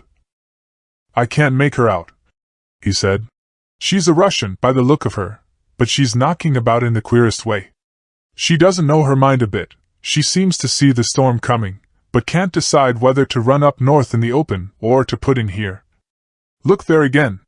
She is steered mighty strangely, for she doesn't mind the hand on the wheel, changes about with every puff of wind. We'll hear more of her before this time tomorrow." Chapter 7. Cutting from The Daily Graph, August 8th. Pasted in Mina Murray's journal. From a correspondent. Whitby. One of the greatest and suddenest storms on record has just been experienced here, with results both strange and unique. The weather had been somewhat sultry, but not to any degree uncommon in the month of August. Saturday evening was as fine as ever was known, and the great body of holidaymakers set out yesterday for visits to Mulgrave Woods, Robin Hood's Bay, Rig Mill, Runswick, Staithes, and the various trips in the neighborhood of Whitby. The steamers Emma and Scarborough made excursions along the coast, and there was an unusual amount of tripping, both to and from Whitby. The day was unusually fine till the afternoon, when some of the gossips who frequent the East Cliff churchyard, and from that commanding eminence watched the wide sweep of sea visible to the north and east, called attention to a sudden show of Mara's tails, high in the sky to the northwest. The wind was then blowing from the southwest in the mild degree which in barometrical language is ranked No. 2 light breeze. The Coast Guard on duty at once made report, and one old fisherman, who for more than half a century has kept watch on weather signs from the East Cliff, foretold in an emphatic manner the coming of a sudden storm. The approach of sunset was so very beautiful, so grand in its masses of splendidly colored clouds, that there was quite an assemblage on the walk along the cliff in the old churchyard to enjoy the beauty. Before the sun dipped below the black mass of Kettleness, standing boldly athwart the western sky, its downward way was marked by myriad clouds of every sunset color, flame, purple, pink, green, violet, and all the tints of gold, with here and there masses not large, but seemingly of absolute blackness, in all sorts of shapes, as well outlined as colossal silhouettes. The experience was not lost on the painters, and doubtless some of the sketches of the Prelude to the Great Storm will grace the R.A. and R.I. walls in May next. More than one captain made up his mind then and there that his cobble, or his mule, as they termed the different classes of boats, would remain in the harbor till the storm had passed. The wind fell away entirely during the evening, and at midnight there was a dead calm, a sultry heat, and that prevailing intensity which, on the approach of thunder, affects persons of a sensitive nature. There were but few lights in sight at sea, for even the coasting steamers, which usually hug the shore so closely, kept well to seaward, and but few fishing boats were in sight. The only sail noticeable was a foreign schooner with all sails set, which was seemingly going westwards. The foolhardiness or ignorance of her officers was a prolific theme for comment whilst she remained in sight, and efforts were made to signal her to reduce sail in face of her danger. Before the night shut down she was seen with sails idly flapping as she gently rolled on the undulating swell of the sea. As idle as a painted ship upon a painted ocean. Shortly before 10 o'clock the stillness of the air grew quite oppressive, and the silence was so marked that the bleating of a sheep inland or the barking of a dog in the town was distinctly heard, and the band on the pier, with its lively French air, was like a discord in the great harmony of nature's silence. A little after midnight came a strange sound from over the sea, and high overhead the air began to carry a strange, faint hollow booming. Then without warning the tempest broke. With a rapidity which, at the time, seemed incredible, and even afterwards as impossible to realize, the whole aspect of nature at once became convulsed. The waves rose in growing fury, each overtopping its fellow, till in a very few minutes the lately glassy sea was like a roaring and devouring monster. White-crested waves beat madly on the level sands and rushed up the shelving cliffs, others broke over the piers, and with their spume swept the lanterns of the lighthouses which rise from the end of either pier of Whitby Harbour. The wind roared like thunder, and blew with such force that it was with difficulty that even strong men kept their feet, or clung with grim clasp to the iron stanchions. It was found necessary to clear the entire piers from the mass of onlookers, or else the fatalities of the night would have been increased manifold. To add to the difficulties and dangers of the time, masses of sea fog came drifting inland, white, wet clouds, which swept by in ghostly fashion, so dank and damp and cold that it needed but little effort of imagination to think that the spirits of those lost at sea were touching their living brethren with the clammy hands of death, and many a one shuddered as the wreaths of sea mist swept by. At times the mist cleared, and the sea for some distance could be seen in the glare of the lightning, which now came thick and fast, followed by such sudden peals of thunder that the whole sky overhead seemed trembling under the shock of the footsteps of the storm. Some of the scenes thus revealed were of immeasurable grandeur and of absorbing interest, the sea, running mountains high, threw skywards with each wave mighty masses of white foam, which the tempest seemed to snatch at and whirl away into space, here and there a fishing boat, with a rag of sail, running madly for shelter before the blast, now and again the white wings of a storm-tossed sea-bird. On the summit of the east cliff the new searchlight was ready for experiment, but had not yet been tried. The officers in charge of it got it into working order, and in the pauses of the inrushing mist swept with it the surface of the sea. Once or twice its service was most effective, as when a fishing boat, with gunwale under water, rushed into the harbor, able, by the guidance of the sheltering light, to avoid the danger of dashing against the piers. As each boat achieved the safety of the port there was a shout of joy from the mass of people on shore, a shout which for a moment seemed to cleave the gale and was then swept away in its rush. Before long the searchlight discovered some distance away a schooner with all sails set, apparently the same vessel which had been noticed earlier in the evening. The wind had by this time backed to the east, and there was a shudder amongst the watchers on the cliff as they realized the terrible danger in which she now was. Between her and the port lay the great flat reef on which so many good ships have from time to time suffered, and with the wind blowing from its present quarter, it would be quite impossible that she should fetch the entrance of the harbor. It was now nearly the hour of high tide, but the waves were so great that in their troughs the shallows of the shore were almost visible, and the schooner, with all sails set, was rushing with such speed that, in the words of one old salt, she must fetch up somewhere, if it was only in hell. Then came another rush of sea fog, greater than any hitherto, a mass of dank mist, which seemed to close on all things like a grey pall, and left available to men only the organ of hearing, for the roar of the tempest, and the crash of the thunder, and the booming of the mighty bellows came through the damp oblivion even louder than before.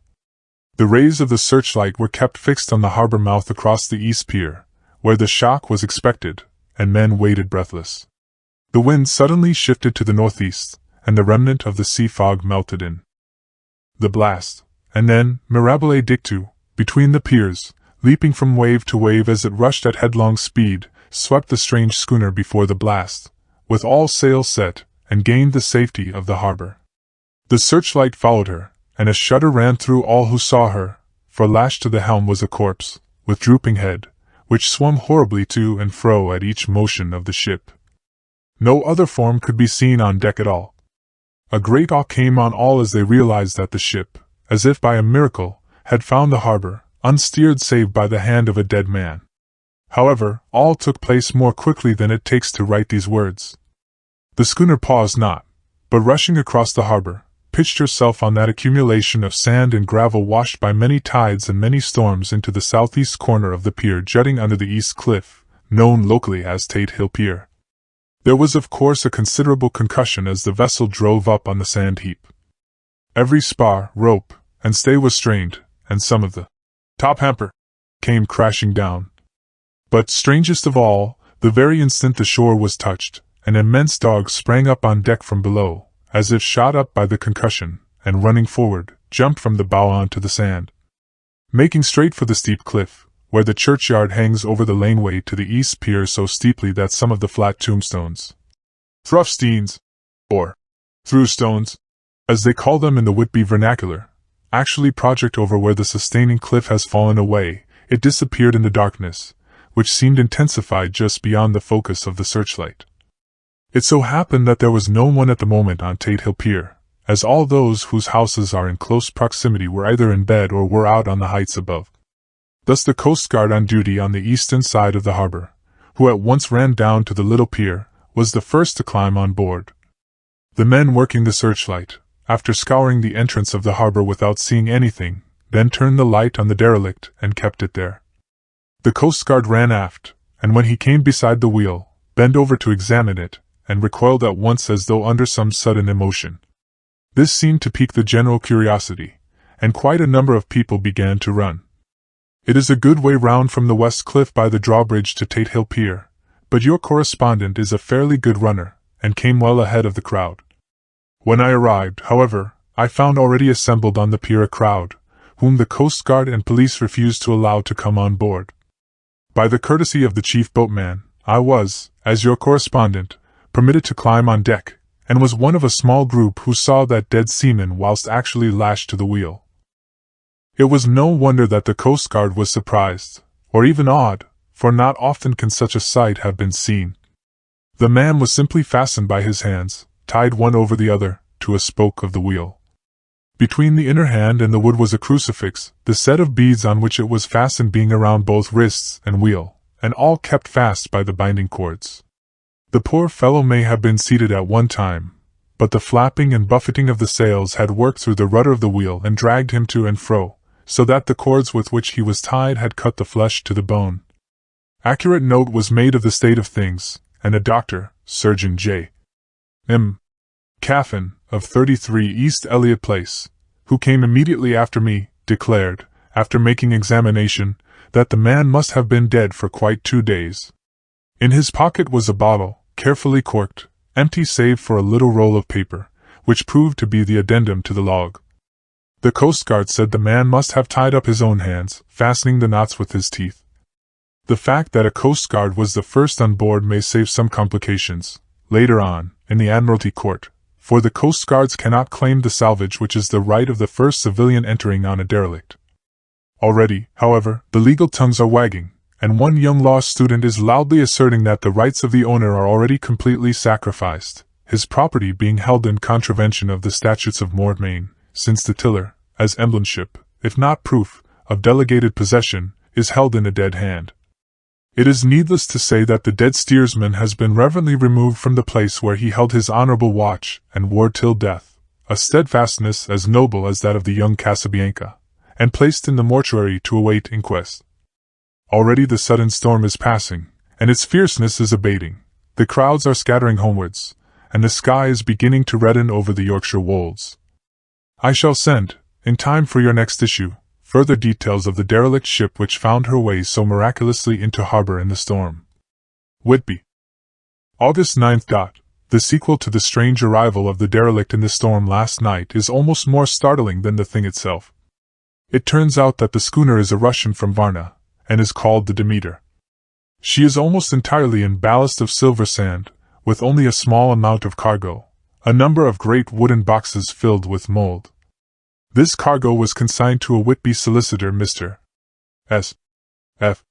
Billington, of 7 The Crescent, who this morning went aboard and formally took possession of the goods consigned to him. The Russian consul, too, acting for the charter party, took formal possession of the ship, and paid all harbor dues, etc. Nothing is talked about here today except the strange coincidence. The officials of the Board of Trade have been most exacting in seeing that every compliance has been made with existing regulations. As the matter is to be a 9 days' wonder, they are evidently determined that there shall be no cause of after-complaint.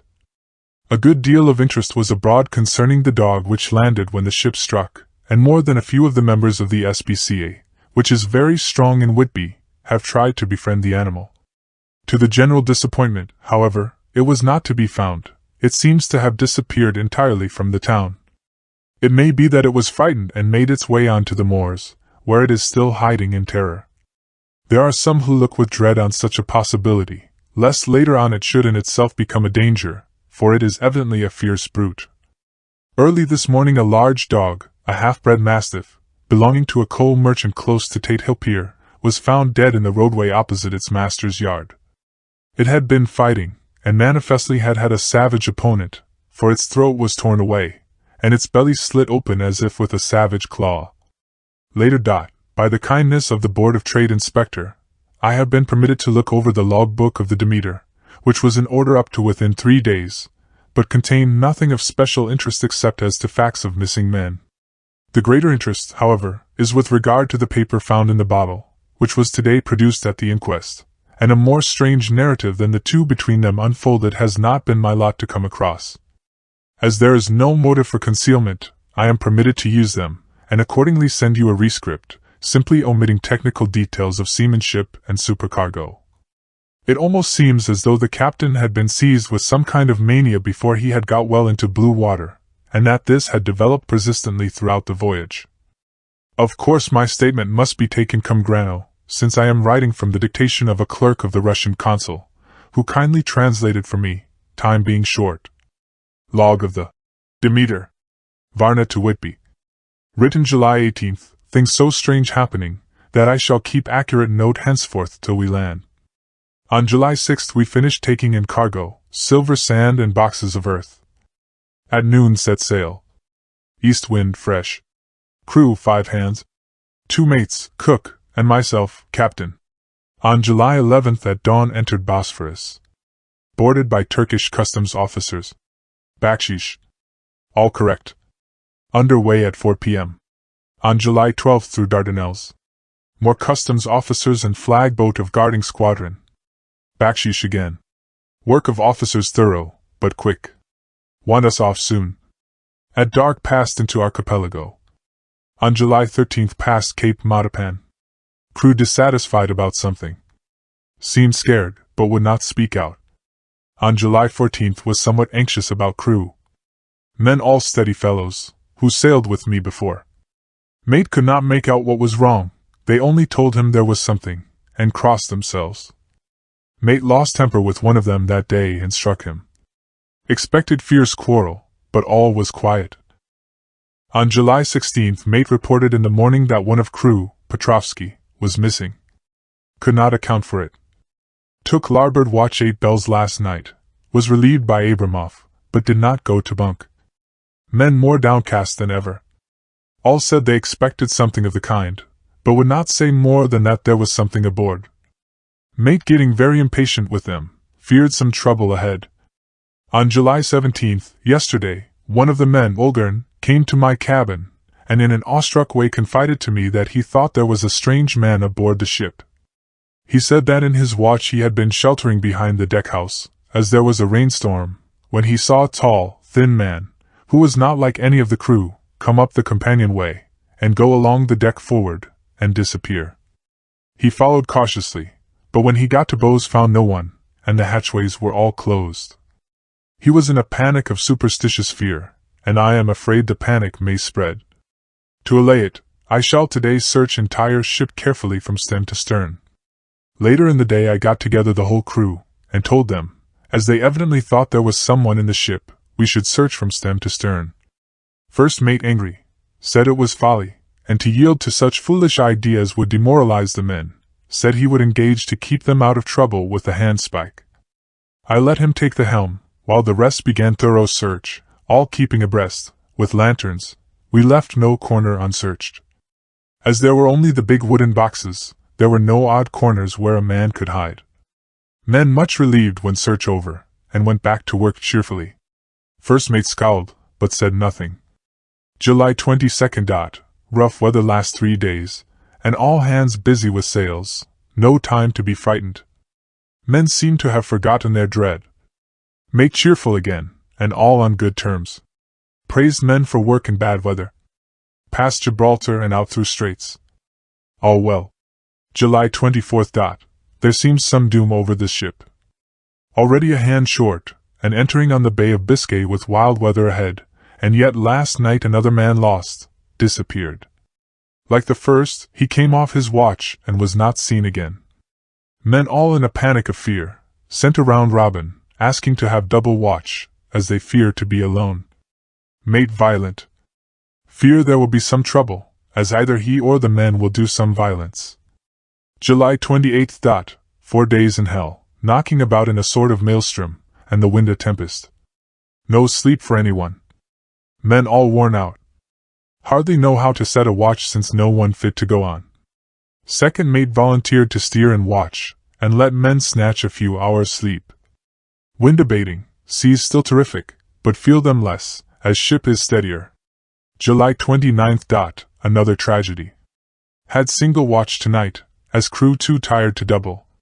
When morning watch came on deck could find no one except steersman. Raised outcry, and all came on deck. Thorough search, but no one found. Are now without second mate, and crew in a panic. Mate and I agreed to go armed henceforth and wait for any sign of cause. July 30th. Last night. Rejoiced we are nearing England. Weather fine, all sails set. Retired worn out, slept soundly, awaked by mate telling me that both men on watch and steersman missing. Only self and mate, and 2 hands left to work ship. August 1st. 2 days of fog, and not a sail sighted. Had hoped when in the English Channel to be able to signal for help or get in somewhere. Not having power to work sails, have to run before wind. Dare not lower, as could not raise them again. We seem to be drifting to some terrible doom. Mate now more demoralized than either of them. His stronger nature seems to have worked inwardly against himself. Men are beyond fear, working stolidly and patiently, with minds made up to worst. They are Russian, he Romanian. August 2nd, midnight. Woke up from few minutes' sleep by hearing a cry, seemingly outside my port. Could see nothing in fog. Rushed on deck, and ran against mate.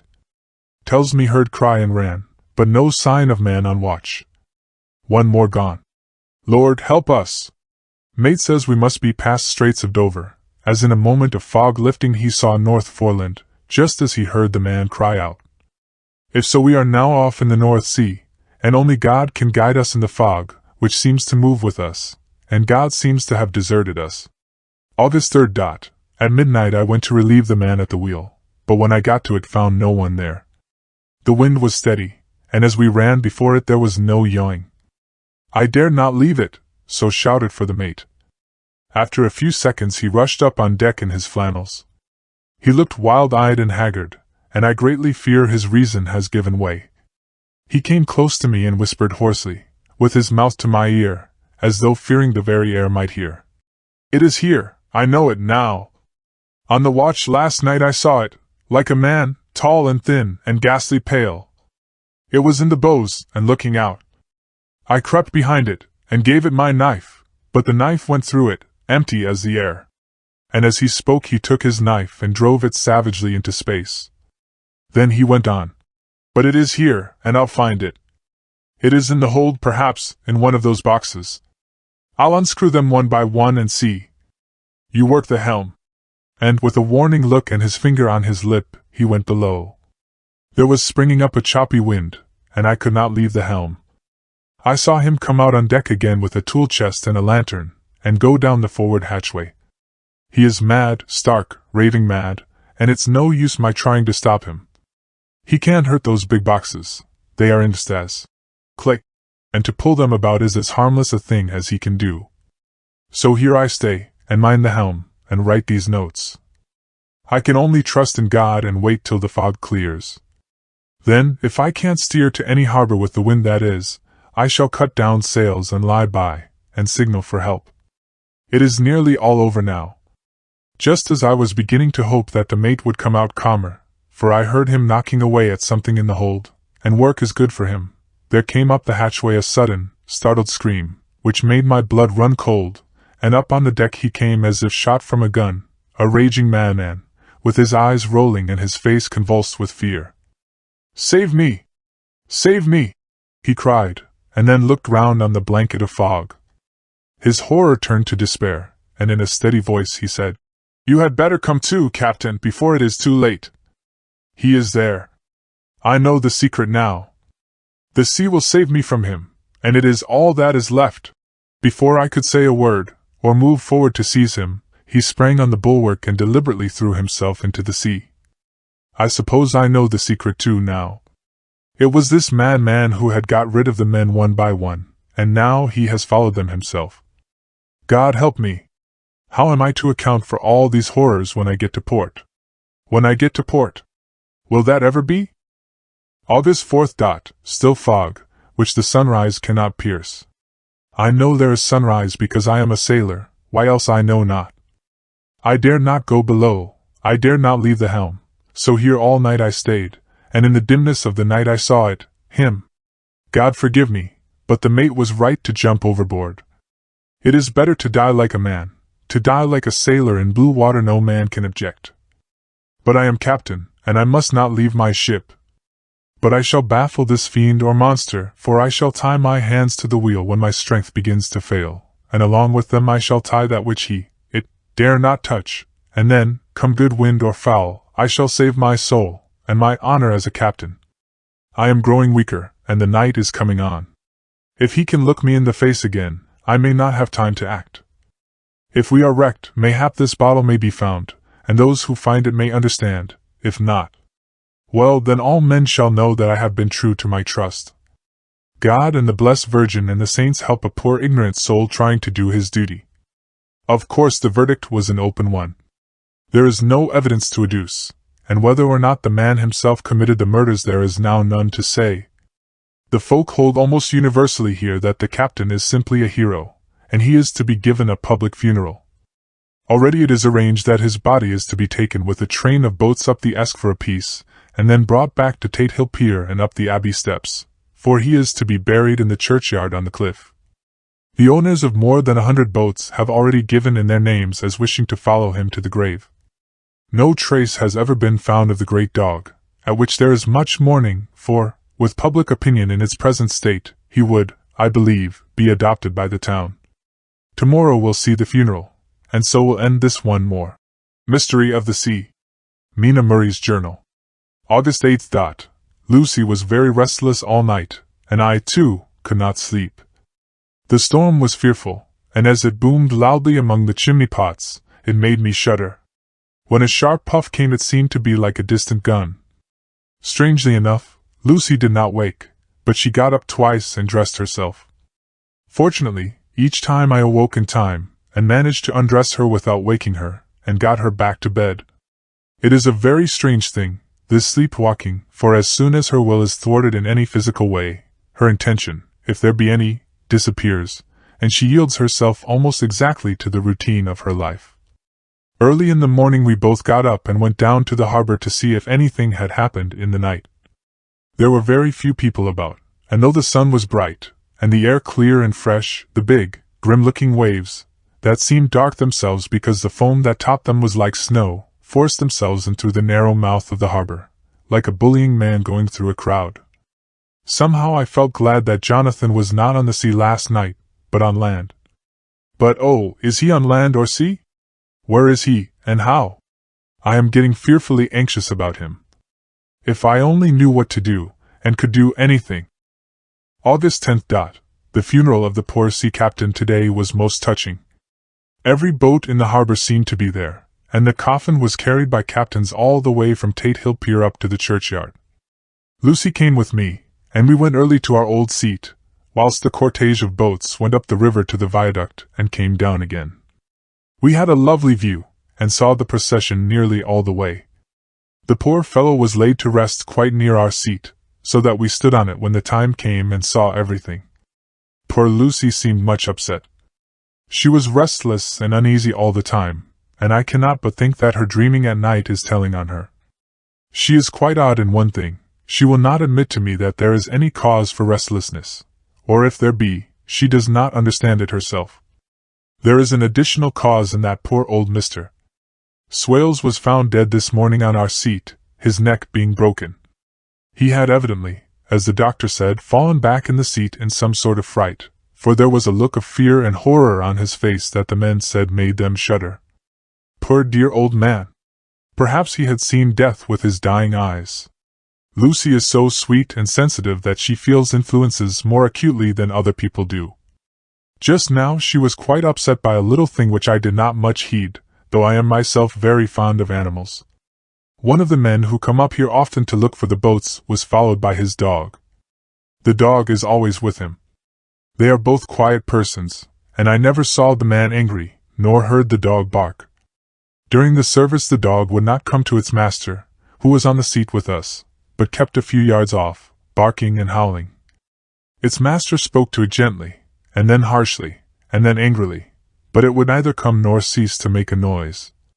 It was in a sort of fury, with its eyes savage, and all its hairs bristling out like a cat's tail when puss is on the warpath. Finally the man, too, got angry, and jumped down and kicked the dog, and then took it by the scruff of the neck and half dragged and half threw it on the tombstone on which the seat is fixed. The moment it touched the stone the poor thing became quiet and fell all into a tremble. It did not try to get away, but crouched down, quivering and cowering, and was in such a pitiable state of terror that I tried, though without effect, to comfort it. Lucy was full of pity, too, but she did not attempt to touch the dog, but looked at it in an agonized sort of way. I greatly fear that she is of too supersensitive a nature to go through the world without trouble. She will be dreaming of this tonight, I am sure. The whole agglomeration of things, the ship steered into port by a dead man, his attitude, tied to the wheel with a crucifix and beads, the touching funeral, the dog, now furious and now in terror, will all afford material for her dreams. I think it will be best for her to go to bed tired out physically, so I shall take her for a long walk by the cliffs to Robin Hood's Bay and back. She ought not to have much inclination for sleepwalking then. Chapter 8. Mina Murray's Journal. Same day, 11 o'clock p.m. Oh, but I am tired. If it were not that I have made my diary a duty I should not open it tonight. We had a lovely walk. Lucy, after a while, was in gay spirits, owing, I think, to some dear cows who came nosing towards us in a field close to the lighthouse, and frightened the wits out of us. I believe we forgot everything, except, of course, personal fear, and it seemed to wipe the slate clean and give us a fresh start. We had a capital, severe tea, at Robin Hood's Bay in a sweet little old-fashioned inn, with a bow window right over the seaweed-covered rocks of the strand. I believe we should have shocked the new woman with our appetites. Men are more tolerant, bless them. Then we walked home with some, or rather many, stoppages to rest, and with our hearts full of a constant dread of wild bulls. Lucy was really tired, and we intended to creep off to bed as soon as we could. The young curate came in, however, and Mrs. Westenra asked him to stay for supper. Lucy and I had both a fight for it with the dusty miller. I know it was a hard fight on my part, and I am quite heroic. I think that some day the bishops must get together and see about breeding up a new class of curates, who don't take supper, no matter how they may be pressed to, and who will know when girls are tired. Lucy is asleep and breathing softly.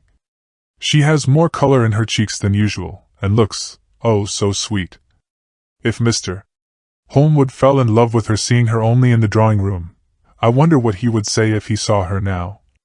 Some of the new women writers will someday start an idea that men and women should be allowed to see each other asleep before proposing or accepting. But I suppose the new woman won't condescend in future to accept. She will do the proposing herself. And a nice job she will make of it, too. There's some consolation in that. I am so happy tonight, because dear Lucy seems better. I really believe she has turned the corner, and that we are over her troubles with dreaming. I should be quite happy if I only knew if Jonathan. God bless and keep him. August 11th, 3 a.m., diary again. No sleep now, so I may as well write. I am too agitated to sleep. We have had such an adventure, such an agonizing experience. I fell asleep as soon as I had closed my diary. Suddenly I became broad awake, and sat up, with a horrible sense of fear upon me, and of some feeling of emptiness around me. The room was dark, so I could not see Lucy's bed. I stole across and felt for her. The bed was empty. I lit a match, and found that she was not in the room. The door was shut, but not locked, as I had left it. I feared to wake her mother, who has been more than usually ill lately, so threw on some clothes and got ready to look for her. As I was leaving the room, it struck me that the clothes she wore might give me some clue to her dreaming intention. Dressing down would mean house, dress outside. Dressing gown and dress were both in their places. Thank God, I said to myself. She cannot be far, as she is only in her nightdress. I ran downstairs and looked in the sitting room. Not there. Then I looked in all the other open rooms of the house, with an ever-growing fear chilling my heart. Finally I came to the hall door and found it open. It was not wide open, but the catch of the lock had not caught. The people of the house are careful to lock the door every night, so I feared that Lucy must have gone out as she was. There was no time to think of what might happen. A vague, overmastering fear obscured all details. I took a big, heavy shawl and ran out. The clock was striking 1 as I was in the crescent, and there was not a soul in sight. I ran along the north terrace, but could see no sign of the white figure which I expected. At the edge of the west cliff above the pier I looked across the harbor to the east cliff, in the hope or fear, I don't know which, of seeing Lucy in our favorite seat. There was a bright full moon, with heavy black, driving clouds, which threw the whole scene into a fleeting diorama of light and shade as they sailed across. For a moment or two I could see nothing, as the shadow of a cloud obscured St. Mary's Church and all around it. Then as the cloud passed I could see the ruins of the abbey coming into view, and as the edge of a narrow band of light as sharp as a sword cut moved along, the church and the churchyard became gradually visible. Whatever my expectation was, it was not disappointed, for there, on our favorite seat, the silver light of the moon struck a half-reclining figure, snowy white. The coming of the cloud was too quick for me to see much, for shadows shut down on light almost immediately, but it seemed to me as though something dark stood behind the seat where the white figure shone, and bent over it. What it was, whether man or beast, I could not tell. I did not wait to catch another glance, but flew down the steep steps to the pier and along by the fish market to the bridge, which was the only way to reach the east cliff. The town seemed as dead, for not a soul did I see. I rejoiced that it was so, for I wanted no witness of poor Lucy's condition. The time and distance seemed endless, and my knees trembled and my breath came labored as I toiled up the endless steps to the abbey. I must have gone fast, and yet it seemed to me as if my feet were weighted with lead, and as though every joint in my body were rusty. When I got almost to the top I could see the seat and the white figure, for I was now close enough to distinguish it even through the spells of shadow. There was undoubtedly something, long and black, bending over the half-reclining white figure. I called in fright, "Lucy! Lucy!" And something raised a head, and from where I was I could see a white face and red, gleaming eyes. Lucy did not answer, and I ran on to the entrance of the churchyard. As I entered, the church was between me and the seat, and for a minute or so I lost sight of her. When I came in view again the cloud had passed, and the moonlight struck so brilliantly that I could see Lucy half reclining with her head lying over the back of the seat. She was quite alone, and there was not a sign of any living thing about. When I bent over her I could see that she was still asleep. Her lips were parted, and she was breathing, not softly, as usual with her, but in long, heavy gasps, as though striving to get her lungs full at every breath. As I came close, she put up her hand in her sleep and pulled the collar of her nightdress close round her throat. Whilst she did so, there came a little shudder through her, as though she felt the cold. I flung the warm shawl over her, and drew the edges tight round her neck, for I dreaded lest she should get some deadly chill from the night air, unclad as she was. I feared to wake her all at once, so, in order to have my hands free that I might help her, I fastened the shawl at her throat with a big safety pin. But I must have been clumsy in my anxiety and pinched or pricked her with it, for by and by, when her breathing became quieter, she put her hand to her throat again and moaned. When I had her carefully wrapped up, I put my shoes on her feet, and then began very gently to wake her. At first she did not respond, but gradually she became more and more uneasy in her sleep, moaning and sighing occasionally. At last, as time was passing fast, and for many other reasons I wished to get her home at once, I shook her more forcibly, till finally she opened her eyes and awoke. She did not seem surprised to see me, as, of course, she did not realize all at once where she was. Lucy always wakes prettily, and even at such a time, when her body must have been chilled with cold, and her mind somewhat appalled at waking unclad in a churchyard at night, she did not lose her grace. She trembled a little, and clung to me. When I told her to come at once with me home, she rose without a word, with the obedience of a child. As we passed along, the gravel hurt my feet, and Lucy noticed me wince. She stopped and wanted to insist upon my taking my shoes, but I would not. However, when we got to the pathway outside the churchyard, where there was a puddle of water remaining from the storm, I daubed my feet with mud, using each foot in turn on the other, so that as we went home no one, in case we should meet anyone, should notice my bare feet. Fortune favored us, and we got home without meeting a soul. Once we saw a man, who seemed not quite sober, passing along a street in front of us, but we hid in a door till he had disappeared up an opening such as there are here, steep little closes, or winds, as they call them in Scotland. My heart beat so loud all the time that sometimes I thought I should faint.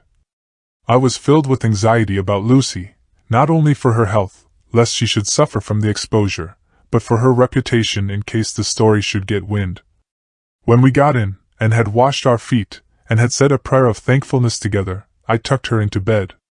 Before falling asleep she asked, even implored, me not to say a word to anyone, even her mother, about her sleepwalking adventure. I hesitated at first to promise, but on thinking of the state of her mother's health, and how the knowledge of such a thing would fret her, and thinking, too, of how such a story might become distorted, nay, infallibly would, in case it should leak out, I thought it wiser to do so. I hope I did right. I have locked the door, and the key is tied to my wrist, so perhaps I shall not be again disturbed. Lucy is sleeping soundly. The reflex of the dawn is high and far over the sea. Same day, noon. All goes well. Lucy slept till I woke her, and seemed not to have even changed her side. The adventure of the night does not seem to have harmed her. On the contrary, it has benefited her, for she looks better this morning than she has done for weeks. I was sorry to notice that my clumsiness with the safety pin hurt her. Indeed, it might have been serious, for the skin of her throat was pierced. I must have pinched up a piece of loose skin and have transfixed it, for there are two little red points like pinpricks, and on the band of her nightdress was a drop of blood. When I apologized and was concerned about it, she laughed and petted me, and said she did not even feel it. Fortunately it cannot leave a scar, as it is so tiny. Same day, night. We passed a happy day. The air was clear, and the sun bright, and there was a cool breeze. We took our lunch to Mulgrave Woods, Mrs. Westenra driving by the road and Lucy and I walking by the cliff path and joining her at the gate. I felt a little sad myself, for I could not but feel how absolutely happy it would have been had Jonathan been with me. But there. I must only be patient. In the evening we strolled in the casino terrace, and heard some good music by Spar and Mackenzie, and went to bed early. Lucy seems more restful than she has been for some time, and fell asleep at once. I shall lock the door and secure the key the same as before, though I do not expect any trouble tonight. August 12th. My expectations were wrong, for twice during the night I was awakened by Lucy trying to get out. She seemed, even in her sleep, to be a little impatient at finding the door shut, and went back to bed under a sort of protest. I woke with the dawn, and heard the birds chirping outside of the window. Lucy woke too, and I was glad to see, was even better than on the previous morning. All her old gaiety of manner seemed to have come back, and she came and snuggled in beside me, and told me all about Arthur. I told her how anxious I was about Jonathan, and then she tried to comfort me. Well, she succeeded somewhat, for, though sympathy can alter facts, it can help to make them more bearable. August 13th. Another quiet day, and to bed with the key on my wrist as before. Again I woke in the night, and found Lucy sitting up in bed, still asleep, pointing to the window. I got up quietly, and pulling aside the blind, looked out. It was brilliant moonlight, and the soft effect of the light over the sea and sky, merged together in one great, silent mystery, was beautiful beyond words. Between me and the moonlight flitted a great bat, coming and going in great, whirling circles. Once or twice it came quite close, but was, I suppose, frightened at seeing me, and flitted away across the harbor towards the abbey. When I came back from the window, Lucy had lain down again, and was sleeping peacefully. She did not stir again all night. August 14th. On the East Cliff, reading and writing all day. Lucy seems to have become as much in love with the spot as I am, and it is hard to get her away from it when it is time to come home for lunch or tea or dinner. This afternoon she made a funny remark. We were coming home for dinner, and had come to the top of the steps up from the West Pier and stopped to look at the view, as we generally do. The setting sun, low down in the sky, was just dropping behind Kettleness.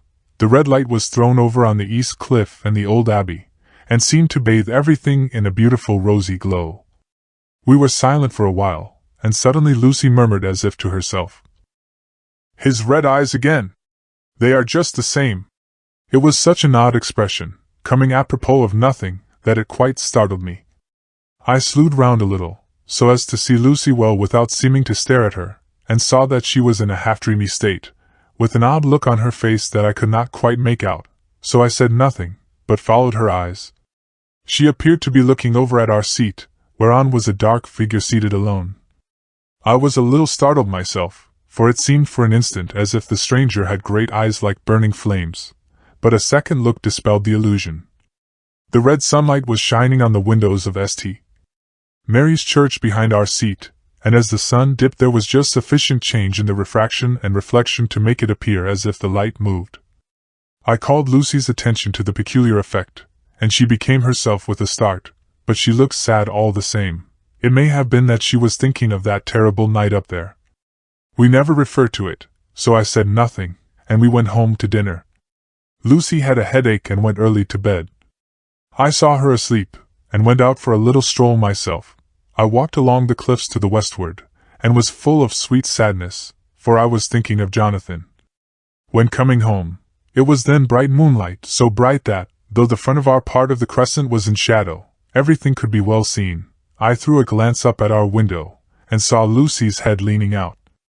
I thought that perhaps she was looking out for me, so I opened my handkerchief and waved it. She did not notice or make any movement whatever. Just then, the moonlight crept round an angle of the building, and the light fell on the window. There distinctly was Lucy with her head lying up against the side of the windowsill and her eyes shut. She was fast asleep, and by her, seated on the windowsill, was something that looked like a good-sized bird.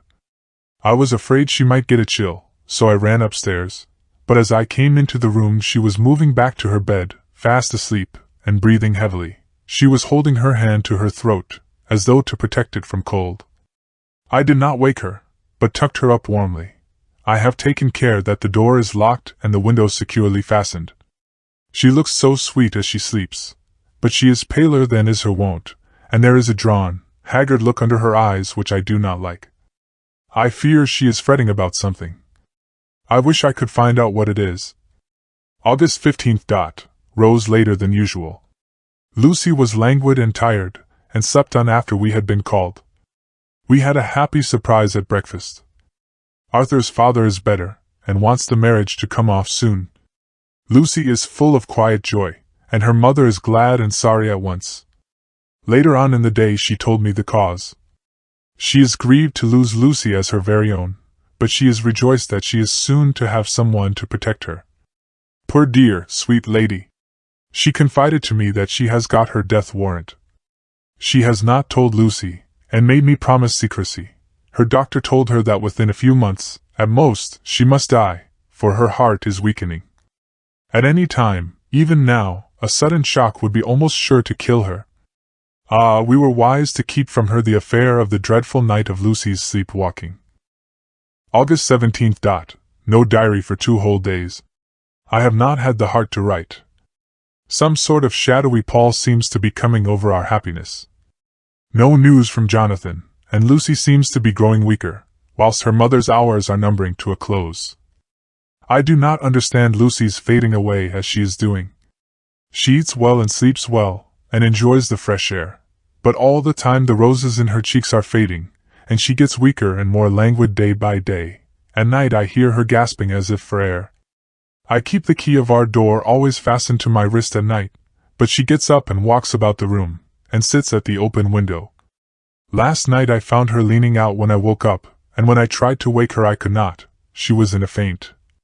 When I managed to restore her she was as weak as water, and cried silently between long, painful struggles for breath.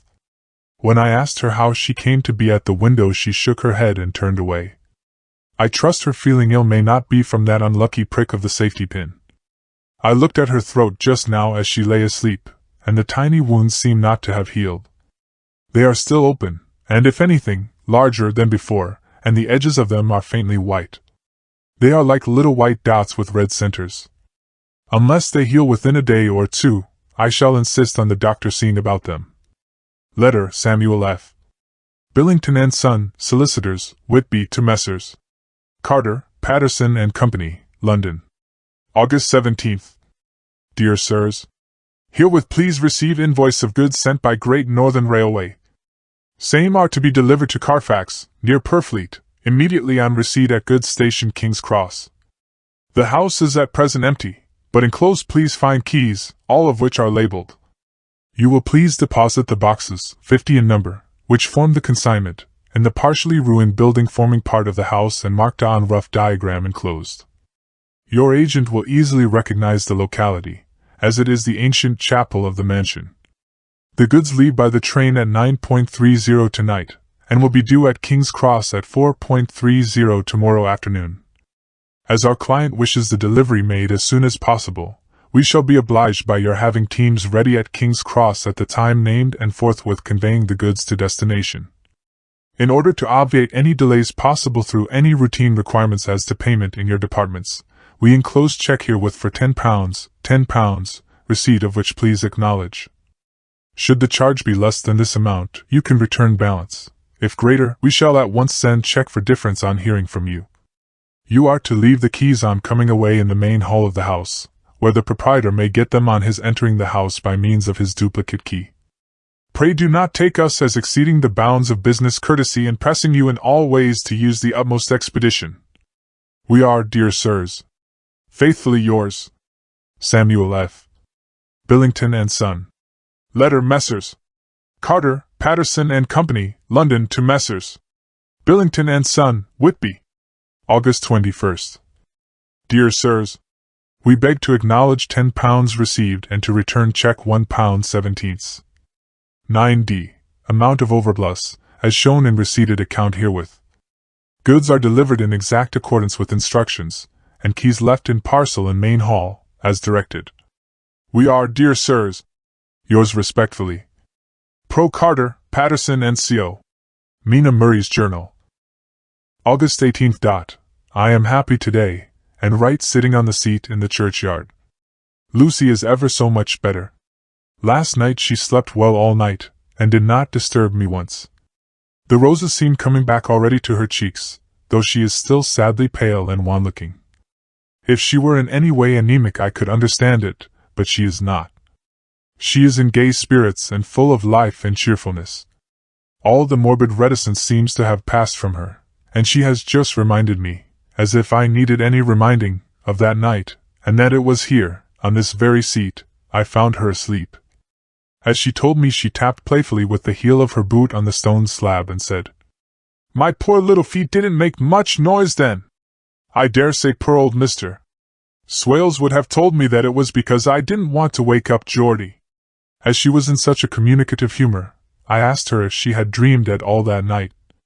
Before she answered, that sweet, puckered look came into her forehead, which Arthur, I call him Arthur from her habit, says he loves, and indeed, I don't wonder that he does.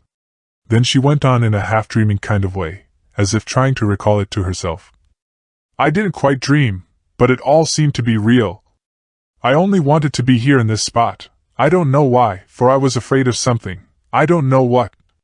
I remember, though I suppose I was asleep, passing through the streets and over the bridge. A fish leaped as I went by, and I leaned over to look at it, and I heard a lot of dogs howling. The whole town seemed as if it must be full of dogs all howling at once, as I went up the steps. Then I have a vague memory of something long and dark with red eyes, just as we saw in the sunset, and something very sweet and very bitter all around me at once, and then I seemed sinking into deep green water, and there was a singing in my ears, as I have heard there is to drowning men, and then everything seemed passing away from me. My soul seemed to go out from my body and float about the air. I seem to remember that once the West Lighthouse was right under me, and then there was a sort of agonizing feeling, as if I were in an earthquake, and I came back and found you shaking my body. I saw you do it before I felt you. Then she began to laugh. It seemed a little uncanny to me, and I listened to her breathlessly. I did not quite like it, and thought it better not to keep her mind on the subject, so we drifted on to other subjects, and Lucy was like her old self again. When we got home, the fresh breeze had braced her up, and her pale cheeks were really more rosy. Her mother rejoiced when she saw her, and we all spent a very happy evening together. August 19th. Joy, joy, joy. Although not all joy. At last, news of Jonathan. The dear fellow has been ill. That is why he did not write. I am not afraid to think it or to say it, now that I know. Mr. Hawkins sent me on the letter, and wrote himself, oh, so kindly. I am to leave in the morning and to go over to Jonathan, and to help nurse him if necessary, and to bring him home. Mr. Hawkins says it would not be a bad thing if we were to be married out there. I have cried over the good sister's letter till I can feel it wet against my bosom, where it lies. It is of Jonathan, and must be next my heart, for he is in my heart. My journey is all mapped out, and my luggage ready. I am only taking one change of dress. Lucy will bring my trunk to London and keep it till I send for it may be that. I must write no more. I must keep it to say to Jonathan, my husband. The letter that he has seen and touched must comfort me till we meet. Letter, Sister Agatha, Hospital of St. Joseph and St. Mary, Budapest, to Miss Wilhelmina Murray. August 12th. Dear Madam, I write by desire of Mr. Jonathan Harker, who is himself not strong enough to write, though progressing well, thanks to God and St. Joseph and St. Mary. He has been under our care for nearly 6 weeks, suffering from a violent brain fever. He wishes me to convey his love, and to say that by this post I write for him to Mr. Peter Hawkins, Exeter, to say, with his dutiful respects, that he is sorry for his delay, and that all his work is completed. He will require some few weeks' rest in our sanatorium in the hills, but will then return. He wishes me to say that he has not sufficient money with him, and that he would like to pay for his staying here, so that others who need shall not be wanting for help. Believe me, yours, with sympathy and all blessings, Sister Agatha. P.S. My patient being asleep, I open this to let you know something more. He has told me all about you, and that you are shortly to be his wife. All blessings to you both. He has had some fearful shock, so says our doctor, and in his delirium his ravings have been dreadful, of wolves and poison and blood, of ghosts and demons, and I fear to say of what. Be careful with him always that there may be nothing to excite him of this kind for a long time to come. The traces of such an illness as his do not lightly die away. We should have written long ago, but we knew nothing of his friends, and there was on him nothing that any one could understand. He came in the train from Klausenburg, and the guard was told by the station master there that he rushed into the station shouting for a ticket for home. Seeing from his violent demeanor that he was English, they gave him a ticket for the farthest station on the way thither that the train reached. Be assured that he is well cared for. He has won all hearts by his sweetness and gentleness. He is truly getting on well, and I have no doubt will in a few weeks be all himself. But be careful of him for safety's sake. There are, I pray God and St. Joseph and St. Mary, many, many happy years for you both. Dr. Seward's Diary. August 19th. Strange and sudden change in Renfield last night. About 8 o'clock he began to get excited and to sniff about as a dog does when setting. The attendant was struck by his manner, and knowing my interest in him, encouraged him to talk. He is usually respectful to the attendant, and at times servile, but tonight, the man tells me, he was quite haughty. Would not condescend to talk with him at all. All he would say was, "I don't want to talk to you, you don't count now, the master is at hand." The attendant thinks it is some sudden form of religious mania which has seized him. If so, we must look out for squalls, for a strong man with homicidal and religious mania at once might be dangerous. The combination is a dreadful one. At 9 o'clock I visited him myself. His attitude to me was the same as that to the attendant. In his sublime self feeling the difference between myself and attendant seemed to him as nothing. It looks like religious mania, and he will soon think that he himself is God.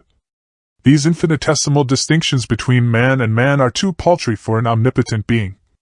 How these madmen give themselves away! The real God taketh heed lest a sparrow fall, but the God created from human vanity sees no difference between an eagle and a sparrow. Oh, if men only knew! For half an hour or more Renfield kept getting excited in greater and greater degree.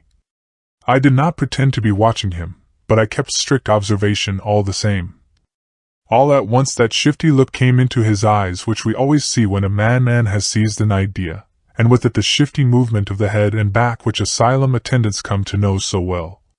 He became quite quiet, and went and sat on the edge of his bed resignedly, and looked into space with lackluster eyes. I thought I would find out if his apathy were real or only assumed, and tried to lead him to talk of his pets, a theme which never failed to excite his attention. At first he made no reply, but at length said testily, "Bother them all! I don't care a pin about them." "What?" I said. "You don't mean to tell me that you don't care about spiders?" Spiders at present are his hobby, and the notebook is filling up with columns of small figures. To this he answered enigmatically, "The bridemaidens rejoice the eyes that wait the coming of the bride, but when the bride draweth nigh, then the maidens shine not to the eyes that are filled." He would not explain himself, but remained obstinately seated on his bed all the time I remained with him. I am weary tonight and low in spirits. I cannot but think of Lucy, and how different things might have been. If I don't sleep at once, chloral, the modern morphis, C2HCl3OH2O. I must be careful not to let it grow into a habit. No, I shall take none tonight. I have thought of Lucy, and I shall not dishonor her by mixing the two. If need be, tonight shall be sleepless. Glad I made the resolution, gladder that I kept to it. I had lain tossing about, and had heard the clock strike only twice, when the night watchman came to me, sent up from the ward, to say that Renfield had escaped. I threw on my clothes and ran down at once. My patient is too dangerous a person to be roaming about. Those ideas of his might work out dangerously with strangers. The attendant was waiting for me. He said he had seen him not 10 minutes before, seemingly asleep in his bed, when he had looked through the observation trap in the door. His attention was called by the sound of the window being wrenched out. He ran back and saw his feet disappear through the window, and had at once sent up for me. He was only in his night gear, and cannot be far off. The attendant thought it would be more useful to watch where he should go than to follow him, as he might lose sight of him whilst getting out of the building by the door. He is a bulky man, and couldn't get through the window. I am thin, so with his aid I got out, but feet foremost, and, as we were only a few feet above ground, landed unhurt. The attendant told me the patient had gone to the left, and had taken a straight line, so I ran as quickly as I could. As I got through the belt of trees I saw a white figure scale the high wall which separates our grounds from those of the deserted house. I ran back at once, and told the watchman to get 3 or 4 men immediately and follow me into the grounds of Carfax, in case our friend might be dangerous. I got a ladder myself, and crossing the wall, dropped down on the other side. I could see Renfield's figure just disappearing behind the angle of the house, so I ran after him. On the far side of the house I found him pressed close against the old iron-bound oak door of the chapel. He was talking, apparently to someone, but I was afraid to go near enough to hear what he was saying, lest I might frighten him, and he should run off. Chasing an errant swarm of bees is nothing to following a naked lunatic when the fit of escaping is upon him. After a few minutes, however, I could see that he did not take note of anything around him, and so ventured to draw nearer to him, the more so as my men had now crossed the wall and were closing him in. I heard him say, "I am here to do your bidding, master. I am your slave, and you will reward me, for I shall be faithful. I have worshipped you long and afar off. Now that you are near, I await your commands, and you will not pass me by, will you, dear master, in your distribution of good things?" He is a selfish old beggar anyhow. He thinks of the loaves and fishes even when he believes he is in a real presence. His manias make a startling combination. When we closed in on him he fought like a tiger. He is immensely strong, and he was more like a wild beast than a man. I never saw a lunatic in such a paroxysm of rage before, and I hope I shall not again. It is a mercy that we have found out his strength and his danger in good time. With strength and determination like his, he might have done wild work before he was caged. He is safe now at any rate. Jack Shepherd himself couldn't get free from the strait waistcoat that keeps him restrained, and he's chained to the wall in the padded room. His cries are at times awful, but the silences that follow are more deadly still, for he means murder in every turn and movement. Just now he spoke coherent words for the first time. "I shall be patient, master. It is coming, coming, coming." So I took the hint, and came to. I was too excited to sleep, but this diary has quieted me, and I feel I shall get some sleep tonight. Chapter 9. Letter Mina Harker to Lucy Westonha. Budapest, August 24th.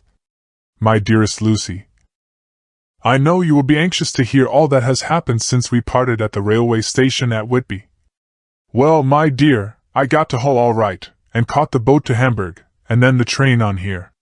I feel I can hardly recall anything of the journey, except that I knew I was coming to Jonathan, and that as I should have to do some nursing, I had better get all the sleep I could. I found my dear one, oh, so thin and pale and weak-looking. All the resolution has gone out of his dear eyes, and that quiet dignity which I told you was in his face has vanished. He is only a wreck of himself, and he does not remember anything that has happened to him for a long time past.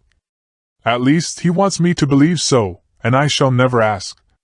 He has had some terrible shock, and I fear it might tax his poor brain if he were to try to recall it. Sister Agatha, who is a good creature and a born nurse, tells me that he raved of dreadful things whilst he was off his head. I wanted her to tell me what they were, but she would only cross herself, and say she would never tell, that the ravings of the sick were the secrets of God, and that if a nurse through her vocation should hear them, she should respect her trust.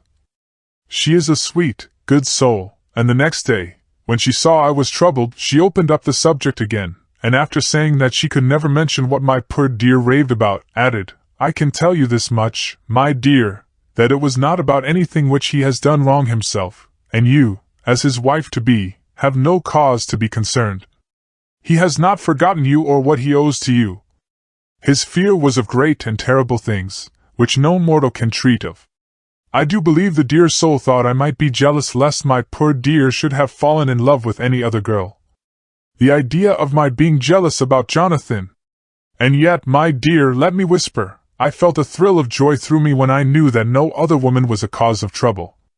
I am now sitting by his bedside, where I can see his face while he sleeps.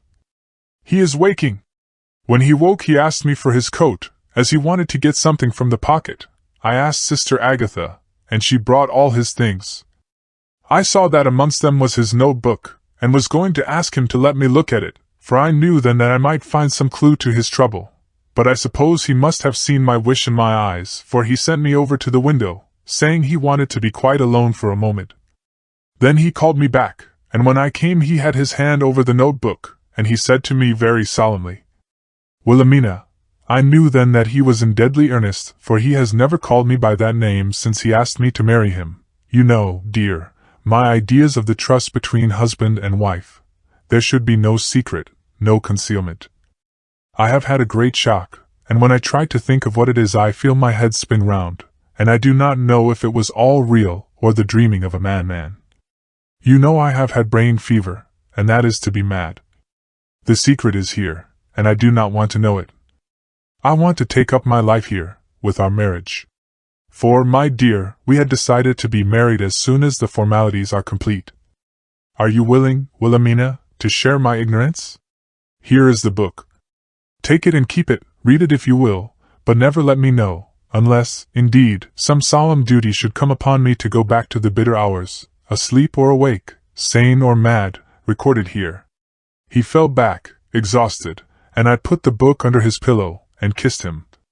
I have asked Sister Agatha to beg the Superior to let our wedding be this afternoon, and am waiting her reply. She has come and told me that the chaplain of the English Mission Church has been sent for. We are to be married in an hour, or as soon after as Jonathan awakes. Lucy, the time has come and gone. I feel very solemn, but very, very happy. Jonathan woke a little after the hour, and all was ready, and he sat up in bed, propped up with pillows. He answered his I will firmly and strongly. I could hardly speak. My heart was so full that even these words seemed to choke me. The dear sisters were so kind. Please God, I shall never, never forget them, nor the grave and sweet responsibilities I have taken upon me. I must tell you of my wedding present. When the chaplain and the sisters had left me alone with my husband, oh, Lucy, it is the first time I have written the words my husband, left me alone with my husband, I took the book from under his pillow, and wrapped it up in white paper, and tied it with a little bit of pale blue ribbon which was wound round my neck, and sealed it over the knot with sealing wax, and for my seal I used my wedding ring. Then I kissed it, and showed it to my husband, and told him that I would keep it so, and then it would be an outward and visible sign for us all our lives that we trusted each other, that I would never open it unless it were for his own dear sake, or for the sake of some stern duty. Then he took my hand in his, and oh, Lucy, it was the first time he took his wife's hand, and said that it was the dearest thing in all the wide world, and that he would go through all the past again to win it, if need be. The poor dear meant to have said a part of the past, but he cannot think of time yet, and I shall not wonder if at first he mixes up not only the month, but the year. Well, my dear, what could I say? I could only tell him that I was the happiest woman in all the wide world, and that I had nothing to give him except myself, my life, and my trust, and that with these went my love and duty for all the days of my life. And, my dear, when he kissed me, and drew me to him with his poor weak hands, it was like a very solemn pledge between us. Lucy dear, do you know why I tell you all this? It is not only because it is all sweet to me, but because you have been, and are, very dear to me. It was my privilege to be your friend and guide when you came from the schoolroom to prepare for the world of life. I want you to see now, and with the eyes of a very happy wife, whither duty has led me, so that in your own married life you too may be all happy as I am. My dear, please Almighty God, your life may be all it promises, a long day of sunshine, with no harsh wind, no forgetting duty, no distrust. I must not wish you no pain, for that can never be, but I do hope you will be always as happy as I am now. Goodbye, my dear. I shall post this at once, and perhaps write you very soon again. I must stop, for Jonathan is waking. I must attend to my husband. Your ever-loving Mina Harker. Letter, Lucy Westenra to Mina Harker. Whitby, August 30th. My dearest Mina, oceans of love and millions of kisses, and may you soon be in your own home with your husband. I wish you could be coming home soon enough to stay with us here. This strong air would soon restore Jonathan. It has quite restored me.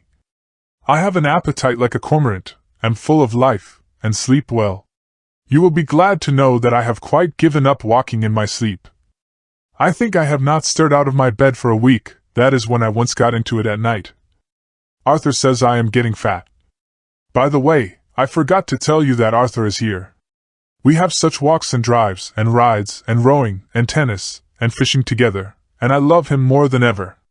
He tells me that he loves me more, but I doubt that, for at first he told me that he couldn't love me more than he did then. But this is nonsense. There he is, calling to me. So no more just at present from your loving Lucy. P.S. Mother sends her love. She seems better, poor dear. P.P.S. We are to be married on September 28th. Dr. Seward's Diary. August 20th. The case of Renfield grows even more interesting. He has now so far quieted that there are spells of cessation from his passion. For the first week after his attack he was perpetually violent. Then one night, just as the moon rose, he grew quiet, and kept murmuring to himself, "Now I can wait, now I can wait." The attendant came to tell me, so I ran down at once to have a look at him. He was still in the strait waistcoat and in the padded room, but the suffused look had gone from his face, and his eyes had something of their old pleading, I might almost say, cringing, softness. I was satisfied with his present condition, and directed him to be relieved. The attendants hesitated, but finally carried out my wishes without protest. It was a strange thing that the patient had humor enough to see their distrust, for, coming close to me, he said in a whisper, all the while looking furtively at them, "They think I could hurt you. Fancy me hurting you. The fools!" It was soothing, somehow, to the feelings to find myself dissociated even in the mind of this poor man and from the others. But all the same I do not follow his thought.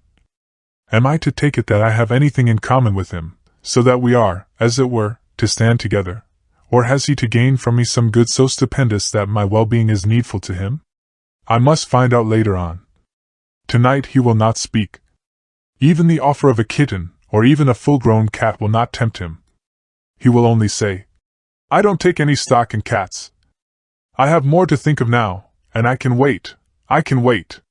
After a while I left him. The attendant tells me that he was quiet until just before dawn, and then he began to get uneasy, and at length violent, until at last he fell into a paroxysm which exhausted him so that he swooned into a sort of coma. 3 nights has the same thing happened, violent all day, then quiet from moonrise to sunrise. I wish I could get some clue to the cause. It would almost seem as if there was some influence which came and went. Happy thought! We shall tonight play sane wits against mad ones. He escaped before without our help, tonight he shall escape with it. We shall give him a chance, and have the men ready to follow in case they are required.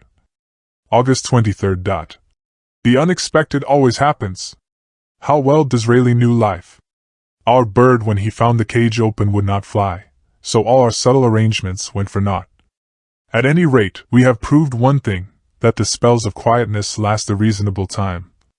We shall in future be able to ease his bond for a few hours each day. I have given orders to the night attendant merely to shut him in the padded room, when once he is quiet, until an hour before sunrise. The poor soul's body will enjoy the relief even if his mind cannot appreciate it. Hark! The unexpected again. I am called. The patient has once more escaped.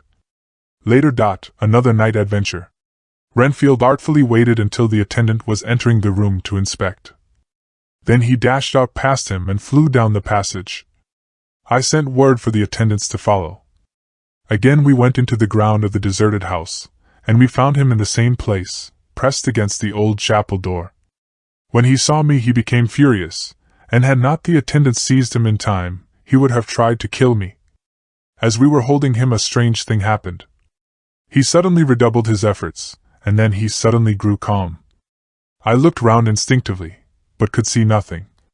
Then I caught the patient's eye and followed it, but could trace nothing as it looked into the moonlit sky except a big bat, which was flapping its silent and ghostly way to the west.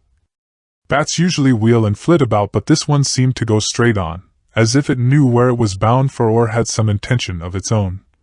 The patient grew calmer every instant, and presently said, "You needn't tie me. I shall go quietly." Without trouble we came back to the house. I feel there is something ominous in his calm, and shall not forget this night. Lucy Westenra's Diary. Hillingham, August 24th. I must imitate Mina, and keep writing things down. Then we can have long talks when we do meet. I wonder when it will be. I wish you were with me again, for I feel so unhappy. Last night I seemed to be dreaming again just as I was at Whitby. Perhaps it is the change of air, or getting home again. It is all dark and horrid to me, for I can remember nothing, but I am full of vague fear, and I feel so weak and worn out. When Arthur came to lunch he looked quite grieved when he saw me, and I hadn't the spirit to be cheerful. I wonder if I could sleep in Mother's room tonight. I shall make an excuse and try. August 25th. Another bad night. Mother did not seem to take to my proposal. She seems not too well herself, and doubtless she fears to worry me. I tried to keep awake, and succeeded for a while, but when the clock struck 12 it waked me from a doze, so I must have been falling asleep. There was a sort of scratching or flapping at the window, but I did not mind it, and as I remember no more, I suppose I must then have fallen asleep. More bad dreams. I wish I could remember them. This morning I am horribly weak. My face is ghastly pale, and my throat pains me. It must be something wrong with my lungs, for I don't seem ever to get air enough. I shall try to cheer up when Arthur comes, or else I know he will be miserable to see me so. Letter Arthur Holmwood to Dr. Seward. Albemarle Hotel, August 31st. My dear Jack, I want you to do me a favor. Lucy is ill. That is, she has no special disease, but she looks awful, and is getting worse every day. I have asked her if there is any cause. I do not dare to ask her mother, for to disturb the poor lady's mind about her daughter in her present state of health would be fatal. Mrs. Westenra has confided to me that her doom is spoken, disease of the heart, though poor Lucy does not know it yet. I am sure that there is something preying on my dear girl's mind. I am almost distracted when I think of her. To look at her gives me a pang. I told her I should ask you to see her, and though she demurred at first, I know why, old fellow, she finally consented. It will be a painful task for you, I know, old friend, but it is for her sake, and I must not hesitate to ask, or you to act. You are to come to lunch at Hillingham tomorrow, 2 o'clock, so as not to arouse any suspicion in Mrs. Westenra, and after lunch Lucy will take an opportunity of being alone with you. I shall come in for tea, and we can go away together. I am filled with anxiety, and want to consult with you alone as soon as I can after you have seen her. Do not fail. Arthur. Telegram, Arthur Holmwood to Seward. September 1st. Am summoned to see my father, who is worse. Am writing. Write me fully by tonight's post to ring. Wire me if necessary. Letter from Dr. Seward to Arthur Holmwood. September 2nd. My dear old fellow. With regard to Miss Westenra's health, I hasten to let you know at once that in my opinion there is not any functional disturbance, or any malady that I know of.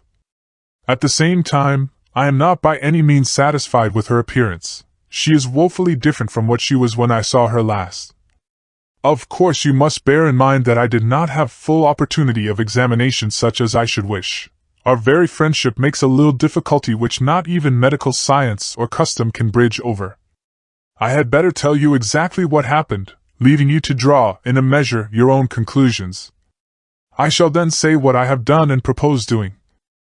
I found Miss Westenra in seemingly gay spirits. Her mother was present, and in a few seconds I made up my mind that she was trying all she knew to mislead her mother and prevent her from being anxious. I have no doubt she guesses, if she does not know, what need of caution there is. We lunched alone, and as we all exerted ourselves to be cheerful, we got, as some kind of reward for our labors, some real cheerfulness amongst us. Then Mrs. Westenra went to lie down, and Lucy was left with me. We went into her boudoir, and till we got there her gaiety remained, for the servants were coming and going. As soon as the door was closed, however, the mask fell from her face, and she sank down into a chair with a great sigh, and hid her eyes with her hand. When I saw that her high spirits had failed, I at once took advantage of her reaction to make a diagnosis. She said to me very sweetly, "I cannot tell you how I loathe talking about myself." I reminded her that a doctor's confidence was sacred, but that you were grievously anxious about her. She caught on to my meaning at once, and settled that matter in a word. "Tell Arthur everything you choose. I do not care for myself, but all for him, so I am quite free." I could easily see that she is somewhat bloodless, but I could not see the usual anemic signs, and by a chance I was actually able to test the quality of her blood, for in opening a window which was stiff a cord gave way, and she cut her hand slightly with broken glass. It was a slight matter in itself, but it gave me an evident chance, and I secured a few drops of the blood and have analyzed them. The qualitative analysis gives a quite normal condition, and shows, I should infer, in itself a vigorous state of health. In other physical matters I was quite satisfied that there is no need for anxiety, but as there must be a cause somewhere, I have come to the conclusion that it must be something mental. She complains of difficulty in breathing satisfactorily at times, and of heavy, lethargic sleep, with dreams that frighten her, but regarding which she can remember nothing. She says that as a child she used to walk in her sleep, and that when in Whitby the habit came back, and that once she walked out in the night and went to the East Cliff, where Miss Murray found her, but she assures me that of late the habit has not returned. I am in doubt, and so have done the best thing I know of. I have written to my old friend and master, Professor Van Helsing, of Amsterdam, who knows as much about obscure diseases as any one in the world. I have asked him to come over, and as you told me that all things were to be at your charge, I have mentioned to him who you are and your relations to Miss Westenra. This, my dear fellow, is only in obedience to your wishes, for I am only too proud and happy to do anything I can for her. Van Helsing would, I know, do anything for me for a personal reason. So, no matter on what ground he comes, we must accept his wishes. He is a seemingly arbitrary man, but this is because he knows what he is talking about better than anyone else. He is a philosopher and a metaphysician, and one of the most advanced scientists of his day, and he has, I believe, an absolutely open mind. This, with an iron nerve, a temper of the icebrook, an indomitable resolution, self-command and toleration exalted from virtues to blessings, and the kindest and truest heart that beats, these form his equipment for the noble work that he is doing for mankind, work both in theory and practice, for his views are as wide as his all-embracing sympathy. I tell you these facts that you may know why I have such confidence in him. I have asked him to come at once. I shall see Miss Westenra tomorrow again. She is to meet me at the stores, so that I may not alarm her mother by too early a repetition of my call. Yours always, John Seward. Letter Abraham Van Helsing, M.D., D.Ph., Dr. Efforts and Letters, etc., etc., to Dr. Seward. September 2nd. My good friend, when I have received your letter I am already coming to you. By good fortune I can leave just at once, without wrong to any of those who have trusted me. Were fortune other, then it were bad for those who have trusted, for I come to my friend when he call me to aid those he holds dear. Tell your friend that when that time you suck from my wound so swiftly the poison of the gangrene from that knife that our other friend, too nervous, let slip, you did more for him when he wants my aids and you call for them than all his great fortune could do. But it is pleasure added to do for him, your friend, it is to you that I come. Have then rooms for me at the Great Eastern Hotel, so that I may be near to hand, and please it so arrange that we may see the young lady not too late on tomorrow, for it is likely that I may have to return here that night. But if need be I shall come again in 3 days, and stay longer if it must. Till then goodbye, my friend John. Van Helsing. Letter Dr. Seward to Hon. Arthur Holmwood. September 3rd. My dear Art. Van Helsing has come and gone. He came on with me to Hillingham, and found that, by Lucy's discretion, her mother was lunching out, so that we were alone with her. Van Helsing made a very careful examination of the patient. He is to report to me, and I shall advise you, for of course I was not present all the time. He is, I fear, much concerned, but says he must think. When I told him of our friendship and how you trust to me in the matter, he said, "You must tell him all you think. Tell him what I think if you can guess it if you will." Nay, I am not jesting. This is no jest, but life and death, perhaps more. I asked what he meant by that, for he was very serious. This was when we had come back to town, and he was having a cup of tea before starting on his return to Amsterdam. He would not give me any further clue. You must not be angry with him, Art, because his very reticence means that all his brains are working for her good. He will speak plainly enough when the time comes, be sure. So I told him I would simply write an account of our visit, just as if I were doing a descriptive special article for the Daily Telegraph. He seemed not to notice, but remarked that the smuts in London were not quite so bad as they used to be when he was a student here. I am to get his report tomorrow if he can possibly make it. In any case, I am to have a letter. Well, as to the visit. Lucy was more cheerful than on the day I first saw her, and certainly looked better. She had lost something of the ghastly look that so upset you, and her breathing was normal. She was very sweet to the professor, as she always is, and tried to make him feel at ease, though I could see that the poor girl was making a hard struggle for it. I believe Van Helsing saw it, too, for I saw the quick look under his bushy brows that I knew of old. Then he began to chat of all things except ourselves and diseases, and with such an infinite geniality that I could see poor Lucy's pretense of animation merge into reality. Then, without any seeming change, he brought the conversation gently round to his visit, and suavely said, "My dear young miss, I have the so great pleasure because you are much beloved. That is much, my dear, even were there that which I do not see. They told me you were down in the spirit, and that you were of a ghastly pale. To them I say, poof!" And he snapped his fingers at me and went on, "But you and I shall show them how wrong they are. How can he?" And he pointed at me with the same look and gesture as that with which once he pointed me out to his class, on, or rather after, a particular occasion which he never fails to remind me of, know anything of a young lady's. He has his mans to play with, and to bring them back to happiness, and to those that love them. It is much to do, and oh, but there are rewards, in that we can bestow such happiness. But the young ladies! He has no wife nor daughter, and the young do not tell themselves to the young, but to the old, like me, who have known so many sorrows and the causes of them. So, my dear, we will send him away to smoke the cigarette in the garden, whiles you and I have little talk all to ourselves." I took the hint, and strolled about, and presently the professor came to the window and called me in. He looked grave, but said, "I have made careful examination, but there is no functional cause.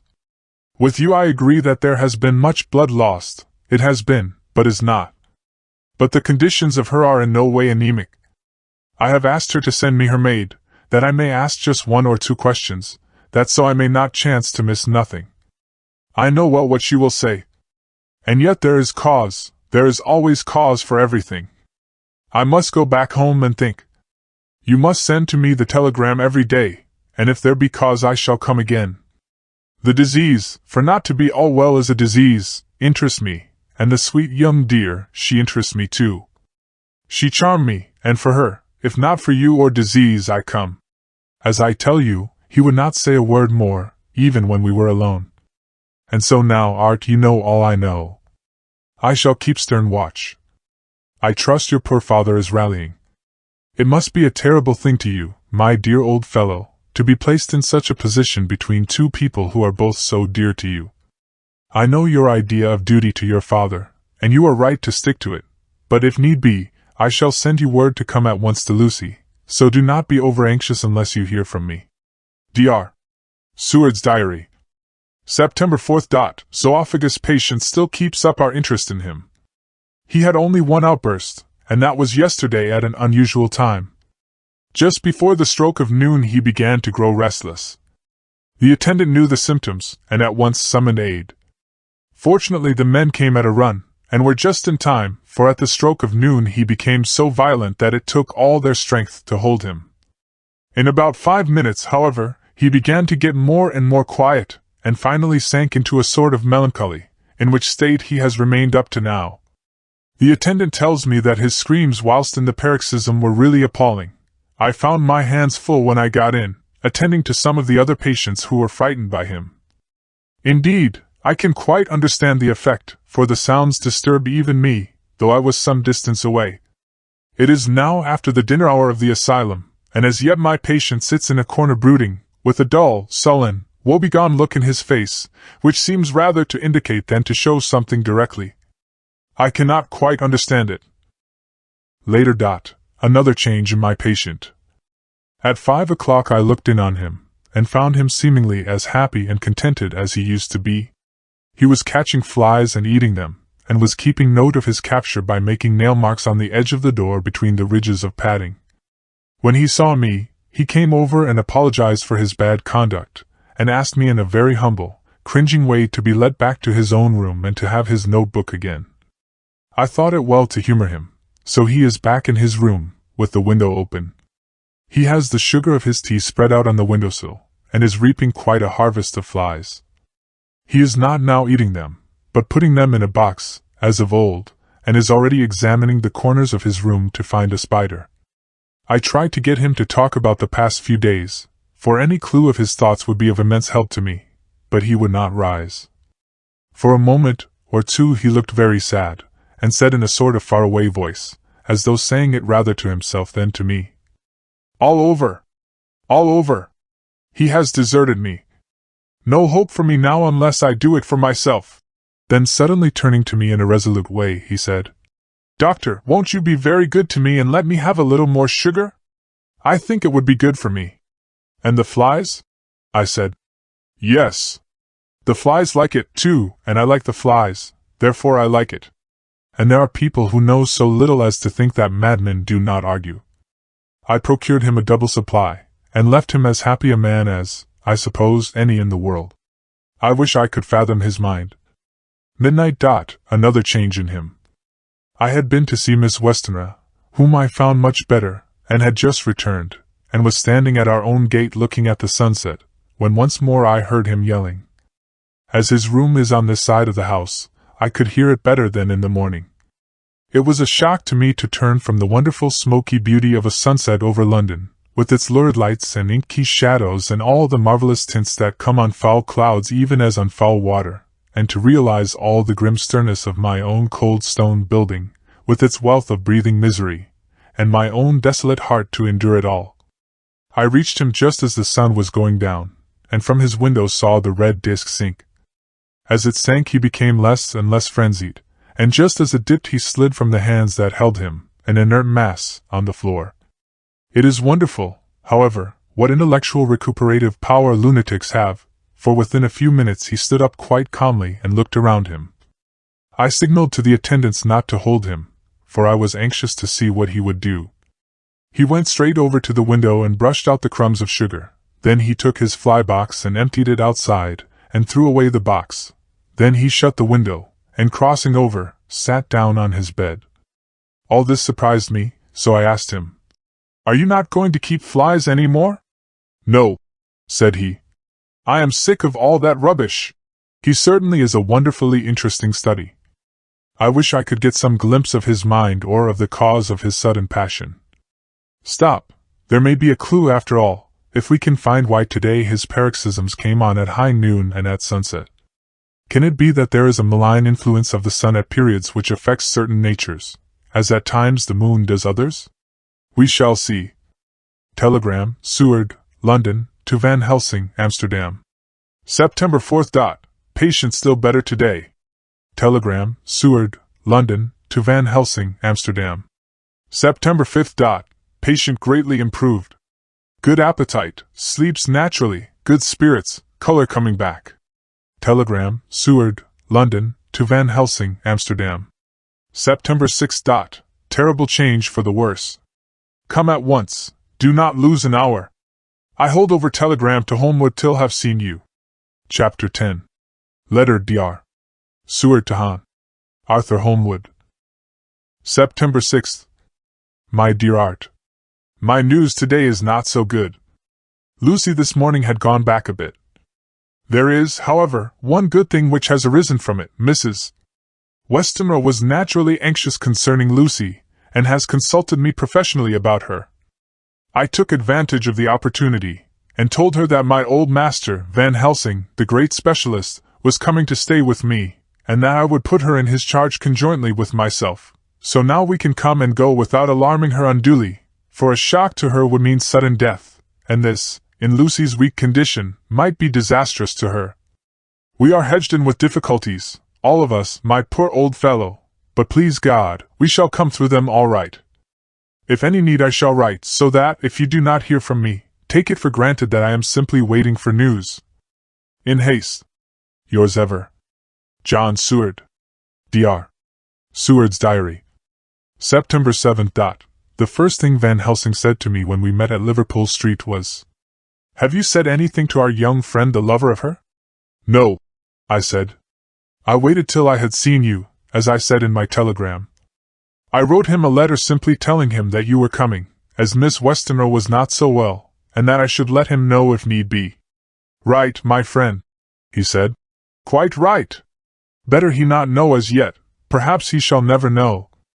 I pray so, but if it be needed then he shall know all. And my good friend John, let me caution you. You deal with the madmen.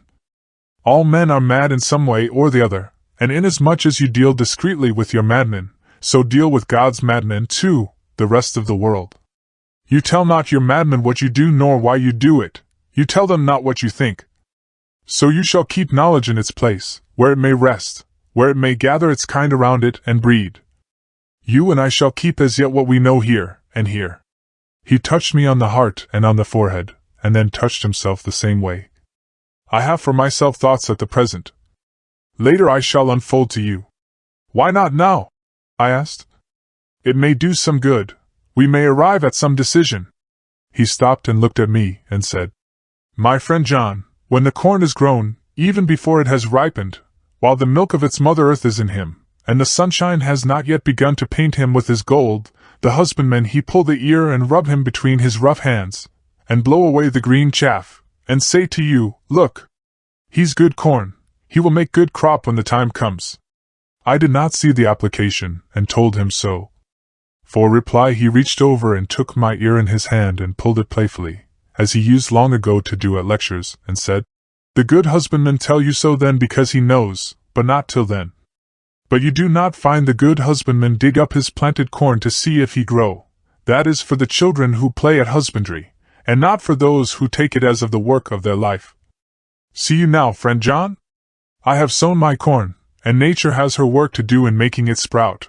If he sprout at all, there's some promise, and I wait till the ear begins to swell. He broke off, for he evidently saw that I understood. Then he went on, and very gravely. You were always a careful student, and your casebook was ever more full than the rest. You were only student then, now you are master, and I trust that good habit have not fail. Remember, my friend, that knowledge is stronger than memory, and we should not trust the weaker. Even if you have not kept the good practice, let me tell you that this case of our dear Miss is one that may be, mind, I say may be, of such interest to us and others that all the rest may not make him kick the beam, as your people say. Take then good note of it. Nothing is too small. I counsel you, put down in record even your doubts and surmises. Hereafter it may be of interest to you to see how true you guess. We learn from failure, not from success. When I described Lucy's symptoms, the same as before, but definitely more marked, he looked very grave, but said nothing. He took with him a bag in which were many instruments and drugs. The ghastly paraphernalia of our beneficial trade, as he once called, in one of his lectures, the equipment of a professor of the healing craft. When we were shown in, Mrs. Westenra met us. She was alarmed, but not nearly so much as I expected to find her. Nature in one of her beneficent moods has ordained that even death has some antidote to its own terrors. Here, in a case where any shock may prove fatal, matters are so ordered that, from some cause or other, the things not personal, even the terrible change in her daughter to whom she is so attached, do not seem to reach her. It is something like the way Dame Nature gathers round a foreign body an envelope of some insensitive tissue which can protect from evil that which it would otherwise harm by contact. If this be an ordered selfishness, then we should pause before we condemn any one for the vice of egoism, for there may be deeper roots for its causes than we have knowledge of. I used my knowledge of this phase of spiritual pathology, and laid down a rule that she should not be present with Lucy or think of her illness more than was absolutely required. She assented readily, so readily that I saw again the hand of nature fighting for life. Van Helsing and I were shown up to Lucy's room. If I was shocked when I saw her yesterday, I was horrified when I saw her today.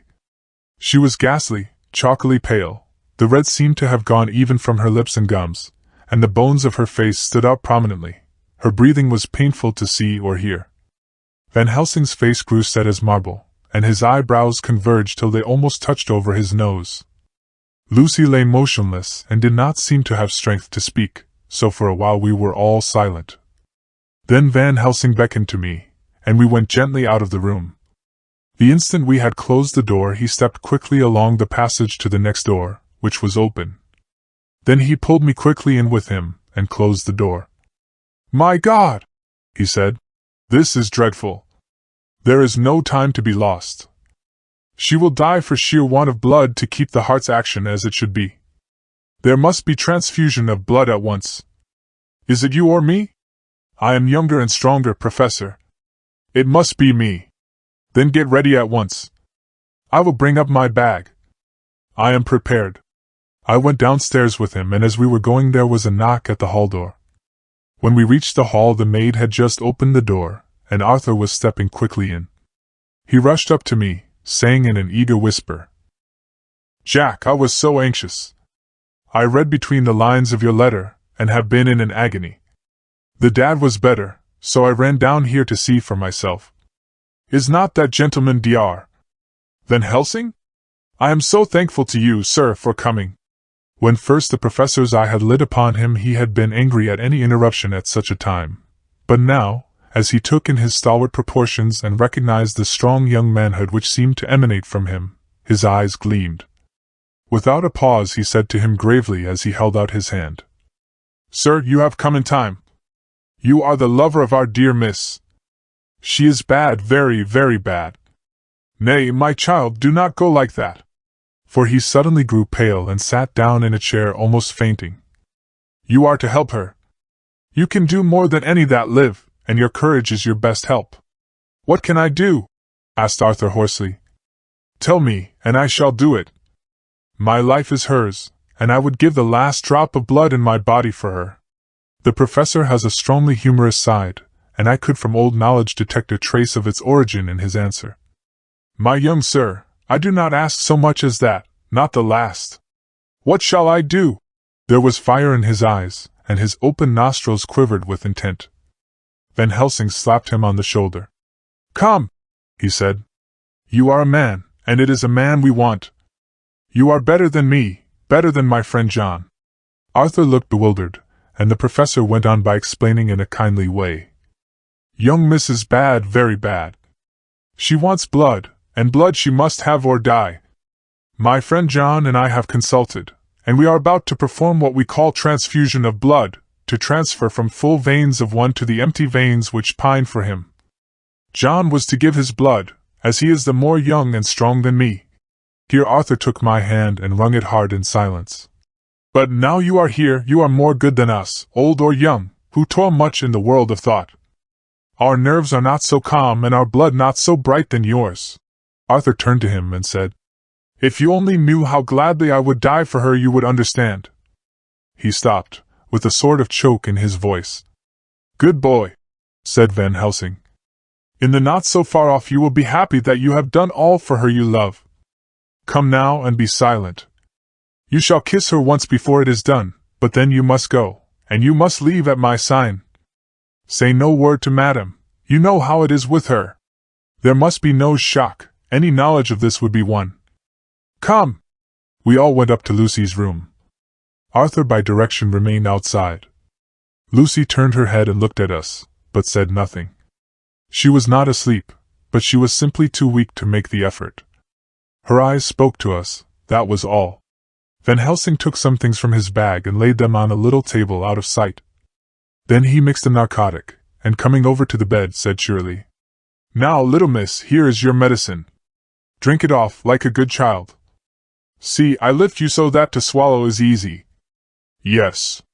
She had made the effort with success. It astonished me how long the drug took to act. This, in fact, marked the extent of her weakness. The time seemed endless until sleep began to flicker in her eyelids.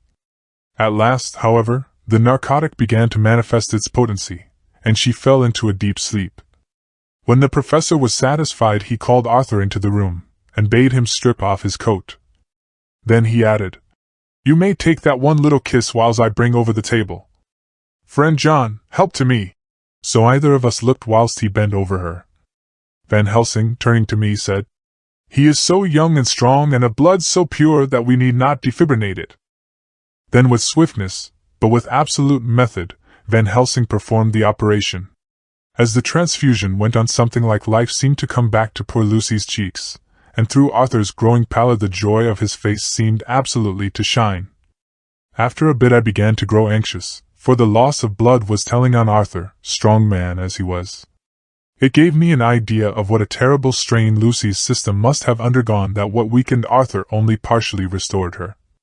But the professor's face was set, and he stood watch in hand and with his eyes fixed now on the patient and now on Arthur. I could hear my own heart beat. Presently he said in a soft voice, "Do not stir an instant. It is enough. You attend him. I will look to her." When all was over I could see how much Arthur was weakened. I dressed the wound and took his arm to bring him away, when Van Helsing spoke without turning round. The man seems to have eyes in the back of his head. "The brave lover I think deserve another kiss, which he shall have presently." And as he had now finished his operation, he adjusted the pillow to the patient's head. As he did so the narrow black velvet band which she seemed always to wear round her throat, buckled with an old diamond buckle which her lover had given her, was dragged a little up, and showed a red mark on her throat. Arthur did not notice it, but I could hear the deep hiss of indrawn breath which is one of Van Helsing's ways of betraying emotion. He said nothing at the moment, but turned to me, saying, "Now take down our brave young lover, give him of the port wine, and let him lie down a while. He must then go home and rest, sleep much and eat much, that he may be recruited of what he has so given to his love. He must not stay here. Hold a moment. I may take it, sir, that you are anxious of result. Then bring it with you that in all ways the operation is successful. You have saved her life this time, and you can go home and rest easy in mind that all that can be is. I shall tell her all when she is well. She shall love you none the less for what you have done. Goodbye." When Arthur had gone I went back to the room. Lucy was sleeping gently, but her breathing was stronger. I could see the counterpane move as her breast heaved. By the bedside sat Van Helsing, looking at her intently. The velvet band again covered the red mark. I asked the professor in a whisper, "What do you make of that mark on her throat? What do you make of it?" "I have not seen it yet," I answered, and then and there proceeded to loose the band. Just over the external jugular vein there were 2 punctures, not large, but not wholesome looking. There was no sign of disease, but the edges were white and worn-looking, as if by some trituration. It at once occurred to me that this wound, or whatever it was, might be the means of that manifest loss of blood, but I abandoned the idea as soon as formed, for such a thing could not be. The whole bed would have been drenched to a scarlet with the blood which the girl must have lost to leave such a pallor as she had before the transfusion. "Well?" said Van Helsing. "Well?" said I. "I can make nothing of it." The professor stood up. "I must go back to Amsterdam tonight," he said. "There are books and things there which I want. You must remain here all the night, and you must not let your sight pass from her." "Shall I have a nurse?" I asked. "We are the best nurses, you and I. You keep watch all night, see that she is well fed, and that nothing disturbs her. You must not sleep all the night. Later on we can sleep, you and I. I shall be back as soon as possible. And then we may begin." "May begin?" I said. "What on earth do you mean?" "We shall see," he answered as he hurried out. He came back a moment later and put his head inside the door, and said, with warning finger held up, "Remember, she is your charge. If you leave her, and harm befall, you shall not sleep easy hereafter. Dr. Seward's diary continued. September 8th. I sat up all night with Lucy. The opiate worked itself off towards dusk, and she waked naturally. She looked a different being from what she had been before the operation. Her spirits even were good, and she was full of a happy vivacity, but I could see evidences of the absolute prostration which she had undergone. When I told Mrs.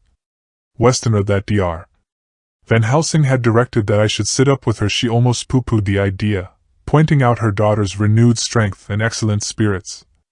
I was firm, however, and made preparations for my long vigil. When her maid had prepared her for the night I came in, having in the meantime had supper, and took a seat by the bedside. She did not in any way make objection, but looked at me gratefully whenever I caught her eye. After a long spell she seemed sinking off to sleep, but with an effort seemed to pull herself together, and shook it off. This was repeated several times, with greater effort and with shorter pauses as the time moved on. It was apparent that she did not want to sleep, so I tackled the subject at once. "You do not want to go to sleep?" No, I am afraid. Afraid to go to sleep. Why so? It is the boon we all crave for. Ah, not if you were like me, if sleep was to you a presage of horror. A presage of horror? What on earth do you mean? I don't know, oh, I don't know. And that is what is so terrible. All this weakness comes to me in sleep, until I dread the very thought. But my dear girl, you may sleep tonight. I am here watching you, and I can promise that nothing will happen. I can trust you. I seized the opportunity and said, I promise you that if I see any evidence of bad dreams I will wake you at once. You will? Oh, will you really? How good you are to me. Then I will sleep. And almost at the word she gave a deep sigh of relief, and sank back asleep. All night long I watched by her. She never stirred, but slept on and on in a deep, tranquil, life-giving, health-giving sleep. Her lips were slightly parted, and her breast rose and fell with the regularity of a pendulum. There was a smile on her face, and it was evident that no bad dreams had come to disturb her peace of mind. In the early morning her maid came, and I left her in her care and took myself back home, for I was anxious about many things. I sent a short wire to Van Helsing and to Arthur, telling them of the excellent result of the operation. My own work, with its manifold arrears, took me all day to clear off. It was dark when I was able to inquire about my zoophagus patient. The report was good. He had been quite quiet for the past day and night. A telegram came from Van Helsing at Amsterdam whilst I was at dinner, suggesting that I should be at Hillingham tonight, as it might be well to be at hand, and stating that he was leaving by the night mail and would join me early in the morning. September 9th. I was pretty tired and worn out when I got to Hillingham. For 2 nights I had hardly had a wink of sleep, and my brain was beginning to feel that numbness which marks cerebral exhaustion. Lucy was up and in cheerful spirits. When she shook hands with me she looked sharply in my face and said, No sitting up tonight for you. You are worn out. I am quite well again, indeed I am, and if there is to be any sitting up, it is I who will sit up with you. I would not argue the point, but went and had my supper. Lucy came with me, and enlivened by her charming presence, I made an excellent meal, and had a couple of glasses of the more than excellent port. Then Lucy took me upstairs and showed me a room next her own, where a cozy fire was burning. No, she said, you must stay here. I shall leave this door open and my door too. You can lie on the sofa, for I know that nothing would induce any of you doctors to go to bed whilst there is a patient above the horizon. If I want anything I shall call out, and you can come to me at once. I could not but acquiesce, for I was dog-tired, and could not have sat up had I tried. So, on her renewing her promise to call me if she should want anything, I lay on the sofa, and forgot all about everything. Lucy Westenra's Diary. September 9th. I feel so happy tonight. I have been so miserably weak, that to be able to think and move about is like feeling sunshine after a long spell of east wind out of a steel sky. Somehow Arthur feels very, very close to me. I seem to feel his presence warm about me. I suppose it is that sickness and weakness are selfish things and turn our inner eyes and sympathy on ourselves, whilst health and strength give love rein, and in thought and feeling he can wander where he wills. I know where my thoughts are. If Arthur only knew!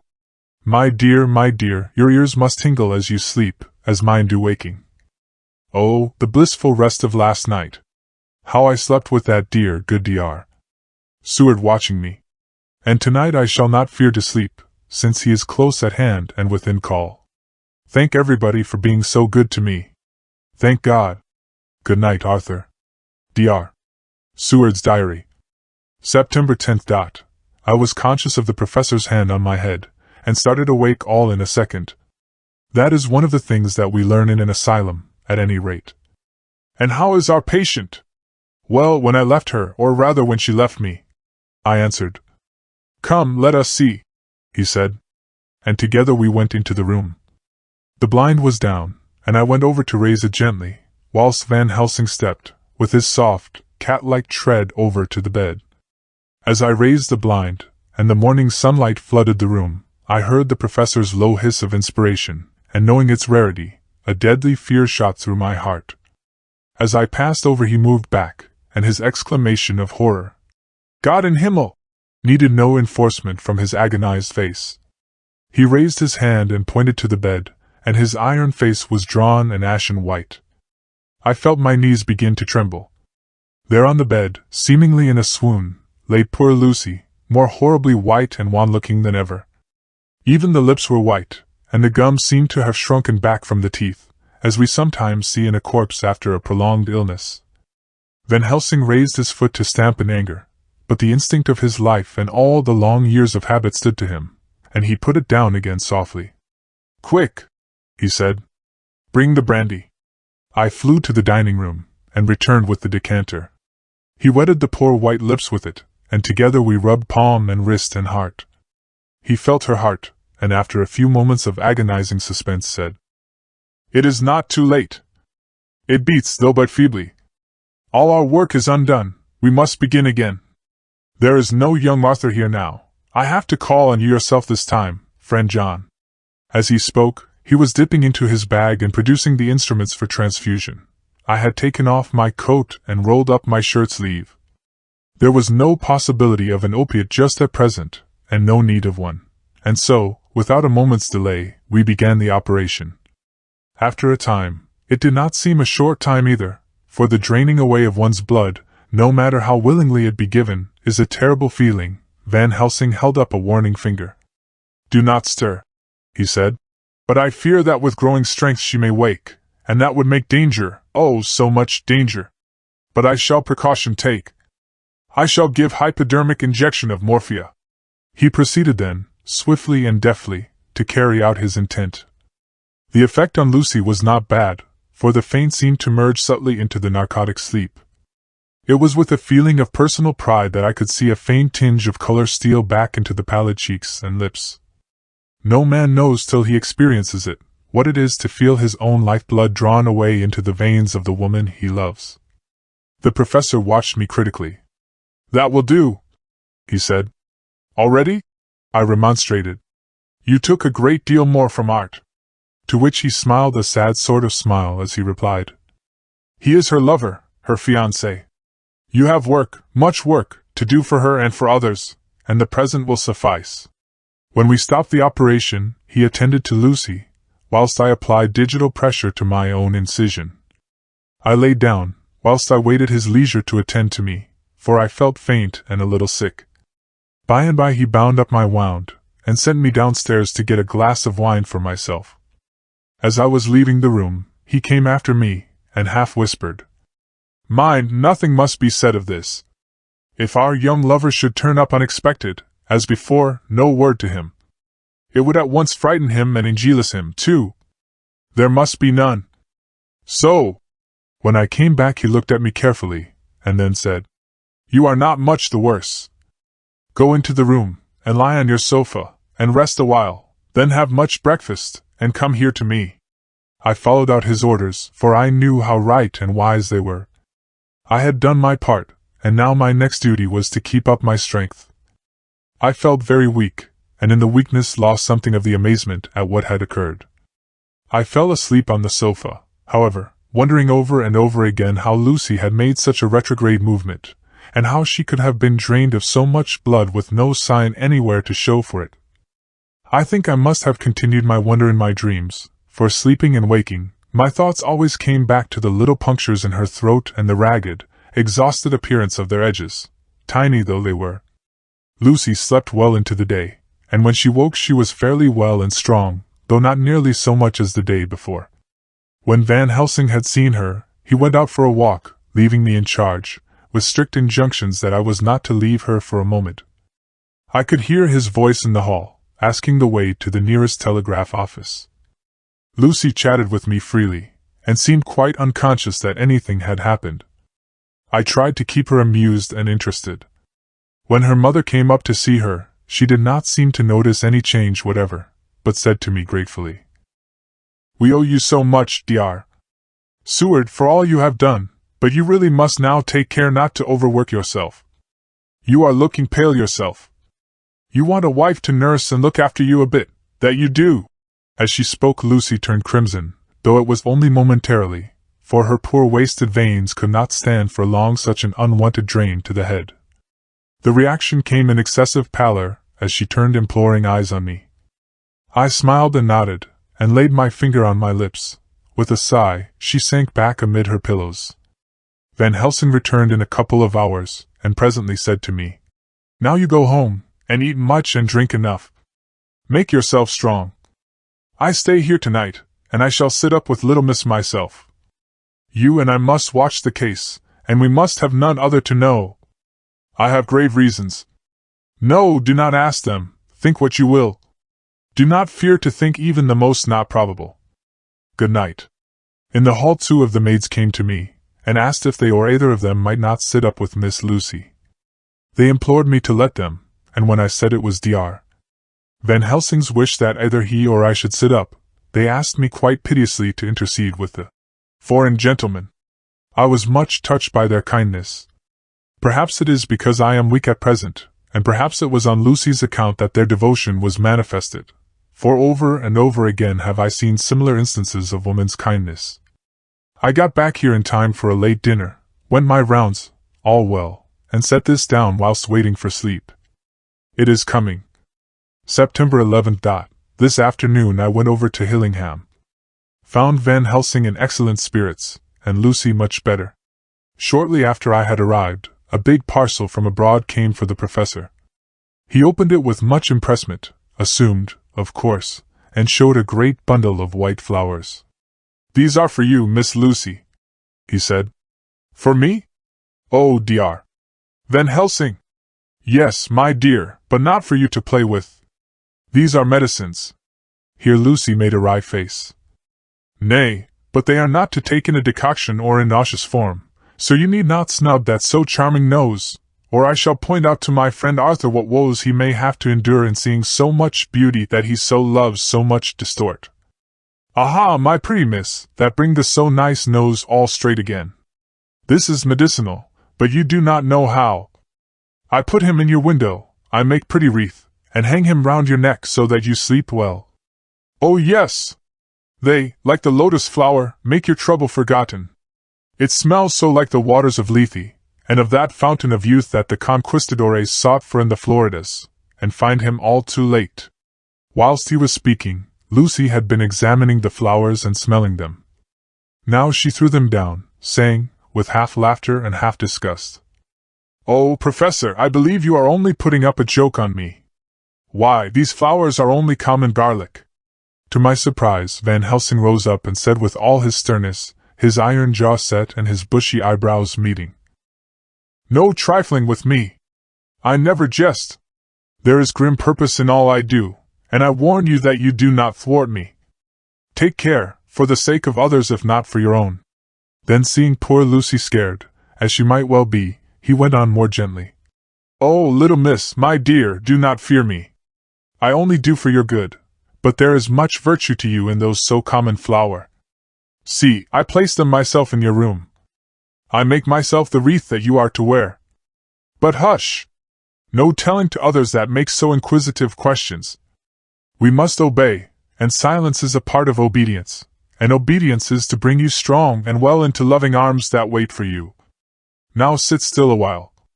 Come with me, friend John, and you shall help me deck the room with my garlic, which is all the way from Haarlem, where my friend Vanderpool raised herb in his glasshouses all the year.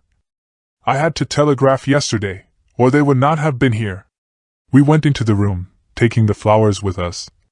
The professor's actions were certainly odd, and not to be found in any pharmacopoeia that I ever heard of. First, he fastened up the windows and latched them securely. Next, taking a handful of the flowers, he rubbed them all over the sashes, as though to ensure that every whiff of air that might get in would be laden with the garlic smell. Then with the wisp he rubbed all over the jamb of the door, above, below, and at each side, and round the fireplace in the same way. It all seemed grotesque to me, and presently I said, "Well, Professor, I know you always have a reason for what you do, but this certainly puzzles me. It is well we have no skeptic here, or he would say that you were working some spell to keep out an evil spirit." "Perhaps I am," he answered quietly as he began to make the wreath which Lucy was to wear round her neck. We then waited whilst Lucy made her toilet for the night, and when she was in bed he came and himself fixed the wreath of garlic round her neck. The last words he said to her were, "Take care you do not disturb it, and even if the room feel close, do not tonight open the window or the door." "I promise," said Lucy. "And thank you both 1,000 times for all your kindness to me. Oh, what have I done to be blessed with such friends?" As we left the house in my fly, which was waiting, Van Helsing said, "Tonight I can sleep in peace, and sleep I want. 2 nights of travel, much reading in the day between, and much anxiety on the day to follow, and a night to sit up, without to wink. Tomorrow in the morning early you call for me, and we come together to see our pretty miss, so much more strong for my spell which I have work. Ho! Ho!" He seemed so confident that I, remembering my own confidence 2 nights before and with the baneful result, felt awe and vague terror. It must have been my weakness that made me hesitate to tell it to my friend, but I felt it all the more, like unshed tears. Chapter 11. Lucy Westenra's Diary. September 12th. How good they all are to me. I quite love that dear Dr. Van Helsing. I wonder why he was so anxious about these flowers. He positively frightened me, he was so fierce. And yet he must have been right, for I feel comfort from them already. Somehow, I do not dread being alone tonight, and I can go to sleep without fear. I shall not mind any flapping outside the window. Oh, the terrible struggle that I have had against sleep so often of late, the pain of the sleeplessness, or the pain of the fear of sleep, with such unknown horrors as it has for me. How blessed are some people, whose lives have no fears, no dreads, to whom sleep is a blessing that comes nightly, and brings nothing but sweet dreams. Well, here I am tonight, hoping for sleep, and lying like Ophelia in the play, with virgin krantz and maid instruments. I never liked garlic before, but tonight it is delightful. There is peace in its smell. I feel sleep coming already. Good night, everybody. Dr. Seward's Diary. September 13th. Called at the Berkeley and found Van Helsing, as usual, up to time. The carriage ordered from the hotel was waiting. The professor took his bag, which he always brings with him now. Let all be put down exactly. Van Helsing and I arrived at Hillingham at 8 o'clock. It was a lovely morning. The bright sunshine and all the fresh feeling of early autumn seemed like the completion of nature's annual work. The leaves were turning to all kinds of beautiful colors, but had not yet begun to drop from the trees. When we entered we met Mrs. Westenra coming out of the morning room. She is always an early riser. She greeted us warmly and said, "You will be glad to know that Lucy is better. The dear child is still asleep." I looked into her room and saw her, but did not go in, lest I should disturb her. The professor smiled, and looked quite jubilant.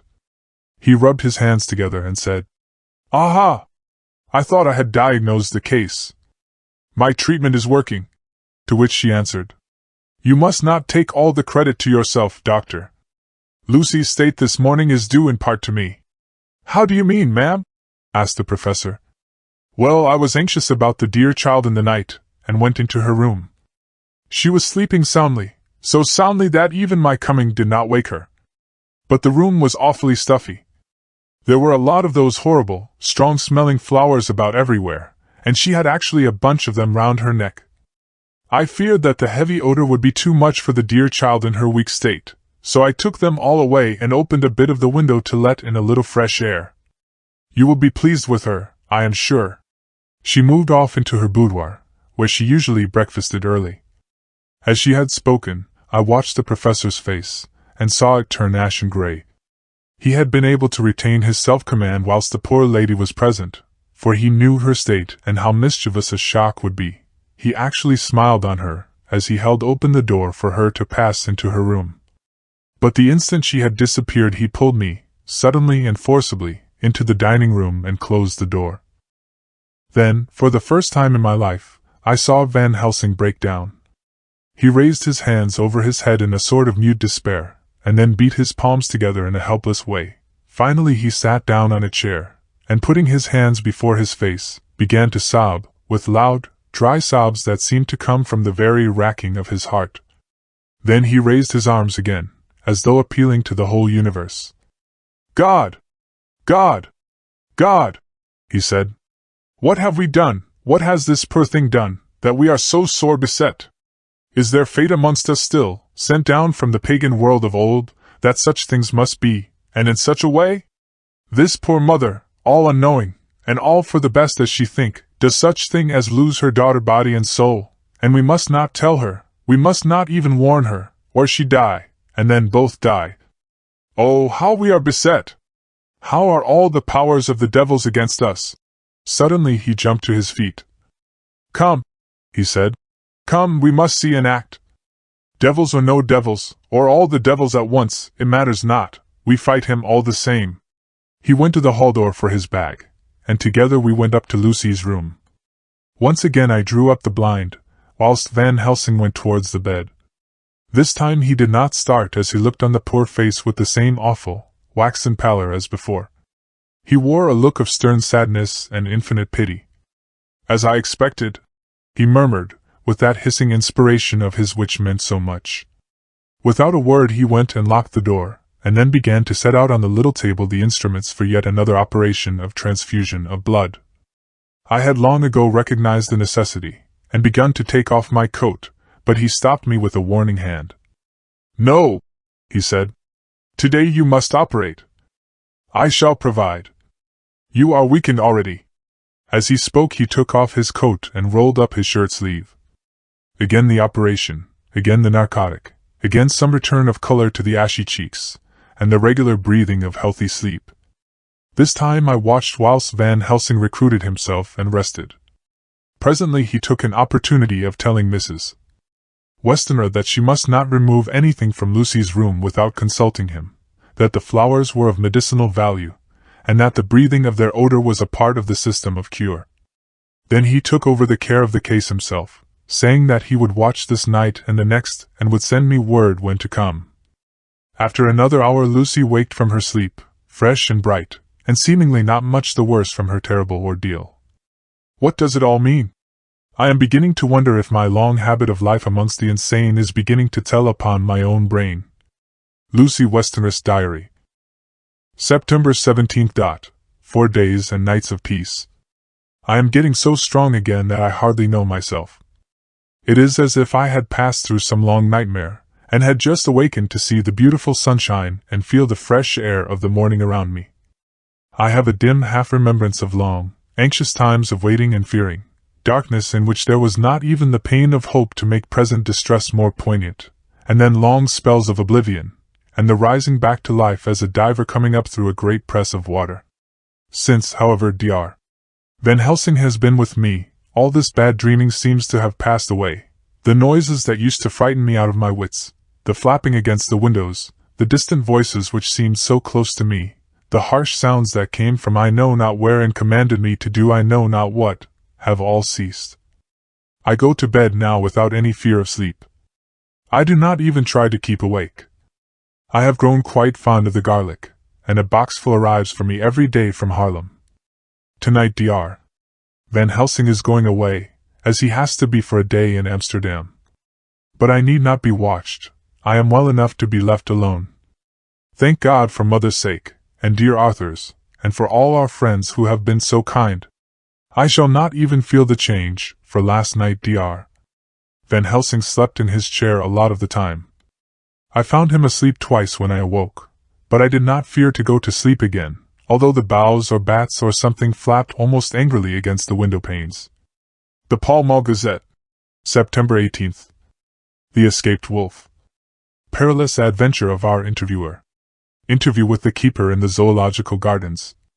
After many inquiries and almost as many refusals, and perpetually using the words Pall Mall Gazette as a sort of talisman, I managed to find the keeper of the section of the Zoological Gardens in which the wolf department is included. Thomas Bilder lives in one of the cottages in the enclosure behind the elephant house, and was just sitting down to his tea when I found him. Thomas and his wife are hospitable folk, elderly, and without children, and if the specimen I enjoyed of their hospitality be of the average kind, their lives must be pretty comfortable. The keeper would not enter on what he called business, until the supper was over, and we were all satisfied. Then when the table was cleared, and he had lit his pipe, he said, "Now, sir, you can go on and ask me what you want. You'll excuse me refusin' to talk of professional subjects afore meals." I gives the wolves and the jackals and the hyenas in all our section their tea afore I begins to arst them questions. How do you mean, ask them questions? I queried, wishful to get him into a talkative humor. Itin of them over the AD with a pole is one way, scratchin' of their ears is another, when gents as is flush wants a bit of a show-off to their gals. I don't so much mind the fuss, the itin with a pole afore I chucks in their dinner, but I waits till they've had their sherry and coffee, so to speak, afore I tries on with the ear scratchin'. Mind you, he added philosophically, there's a deal of the same nature in us as in them there miles. Here's you comin' and arskin' of me questions about my business, and I that grumpy like that only for your bloomin' arfquid I'd a seen you blowed fuss 'fore I'd answer. Not even when you arst me sarcastic like if I'd like you to arst the superintendent if you might arsk me questions. Without offense, did I tell yer to go to hell? You did. And when you said you'd report me for usin' of obscene language, that was itin me over the AD, but the arfquid made that all right. I weren't goin' to fight, so I waited for the food, and did with my owl as the wolves, and lions, and tigers does. But Lord love your art, now that the old 'oman has stuck a chunk of her tea cake in me, and rinsed me out with her bloomin' old teapot, and I've lit up, you may scratch my ears for all you're worth, and won't get even a growl out of me. Drive along with your questions. I know what you're comin' at, that escaped wolf. Exactly. I want you to give me your view of it. Just tell me how it happened, and when I know the facts I'll get you to say what you consider was the cause of it, and how you think the whole affair will end. All right, governor. This is about the old story. That wolf what we called Brasica was one of 3 grey ones that came from Norway to Jamraka's, which we bought off him for a year ago. He was a nice well-behaved wolf, that never gave no trouble to talk of. I'm more surprised at him for wanting to get out nor any other animal in the place. But there, you can't trust wolves no more nor women. Don't you mind him, sir, broke in Mrs. Tom with a cheery laugh. He's got min in the animals so long that blessed if he ain't like a old wolf hisself. But there ain't no arm in him. Well, sir, it was about 2 hours after feeding yesterday when I first hear any disturbance. I was making up a litter in the monkey house for a young puma which is ill, but when I heard the yelping and owling I came away straight. There was Brasica tearing like a mad thing at the bars as if he wanted to get out. There wasn't much people about that day, and close at hand was only one man, a tall, thin chap, with a okay nose and a pointed beard, with a few white hairs running through it. He had a hard, cold look and red eyes, and I took a sort of mislike to him, for it seemed as if it was him as they was irritated at. He had white kid gloves on his ends, and he pointed out the animals to me and says, "Keeper, these wolves seem upset at something." "Maybe it's you," says I, for I did not like the airs as he give hisself. He didn't get angry, as I opped he would, but he smiled a kind of insolent smile, with a mouth full of white, sharp teeth. "Oh no, they wouldn't like me," he says. "Oh yes, they would," says I, imitative of him. "They always like a bone or two to clean their teeth on about tea time, which you has a bagful." Well, it was a odd thing, but when the animals see us talkin' they laid down, and when I went over to Brasica he let me stroke his ears same as ever. That there man came over, and blessed but if he didn't put in his hand and stroke the old wolf's ears too. "Take care," says I. "Brasica is quick." "Never mind," he says. "I'm used to 'em." "Are you in the business yourself?" I says, taking off my hat, for a man what trades in wolves, answerer, is a good friend to keepers. "No," says he, "not exactly in the business, but I have made pets of several." And with that he lifts his hat as perlite as a lord, and walks away. Old Brasica kept looking arter him till he was out of sight, and then went and lay down in a corner, and wouldn't come hout the ole heavening. Well, last night, so soon as the moon was up, the wolves here all began howling. There warn't nothing for them to owl at. There warn't no one near, except someone that was evidently callin' a dog somewheres out back of the gardings in the park road. Once or twice I went out to see that all was right, and it was, and then the howling stopped. Just before 12 o'clock I just took a look round afore turnin' in, and bust me, but when I kem opposite to old Brasica's cage I see the rails broken and twisted about, and the cage empty. And that's all I know for certain. Did anyone else see anything? One of our gardeners was comin' home about that time from Armony, when he sees a big grey dog comin' out through the garden edges. At least, so he says, but I don't give much for it myself, For if he did, he never said a word about it to his missus when he got home, and it was only after the escape of the wolf was made known, and we had been up all night a-huntin' of the park for Berserker, that he remembered seeing anything. My own belief was that the Harmony had got into his EAD. Now, Mr. Builder, can you account in any way for the escape of the wolf? Well, sir, he said, with a suspicious sort of modesty, I think I can, but I don't know as how you'd be satisfied with the theory. Certainly I shall. If a man like you, who knows the animals from experience, can hazard a good guess at any rate, who is even to try? Well then, sir, I accounts for it this way. It seems to me that wolf escaped, simply because he wanted to get out. From the hearty way that both Thomas and his wife laughed at the joke, I could see that it had done service before, and that the whole explanation was simply an elaborate sell. I couldn't cope in badinage with the worthy Thomas, but I thought I knew a sure way to his heart, so I said, Now, Mr. Builder, we'll consider that first half-sovereign worked off, and this brother of his is waiting to be claimed when you've told me what you think will happen. Right why are, sir, he said briskly. You'll excuse me, I know, for a chaffin' of ye, but the old woman here winked at me, which was as much as telling me to go on. Well, I never, said the old lady. My opinion is this, that wolf is a-idin' of somewheres. The gardener what didn't remember said he was gallopin' northward faster than a horse could go, but I don't believe him, for yer see, sir, wolves don't gallop no more than dogs does, they not bein' built that way. Wolves is fine things in a storybook, and I dessay when they gets in packs and does be chivin' somethin' that's more afeard than they can make a devil of a noise and chop it up, whatever it is. But, Lord bless you, in real life a wolf is only a low creature, not half so clever as a good dog, and not half a quarter so much fight in him. This one ain't been used to fightin' or even to providin' for hisself, and more like he's somewhere round the park a-idin' and a-shiverin' of, and if he thinks at all, wonderin' where he is to get his breakfast from, or maybe he's got down some area and is in a coal cellar. My eye, won't some cook get a rum start when she sees his green eyes shining at her out of the dark. If he can't get food he's bound to look for it, and mayhap he may chance to light on a butcher's shop in time.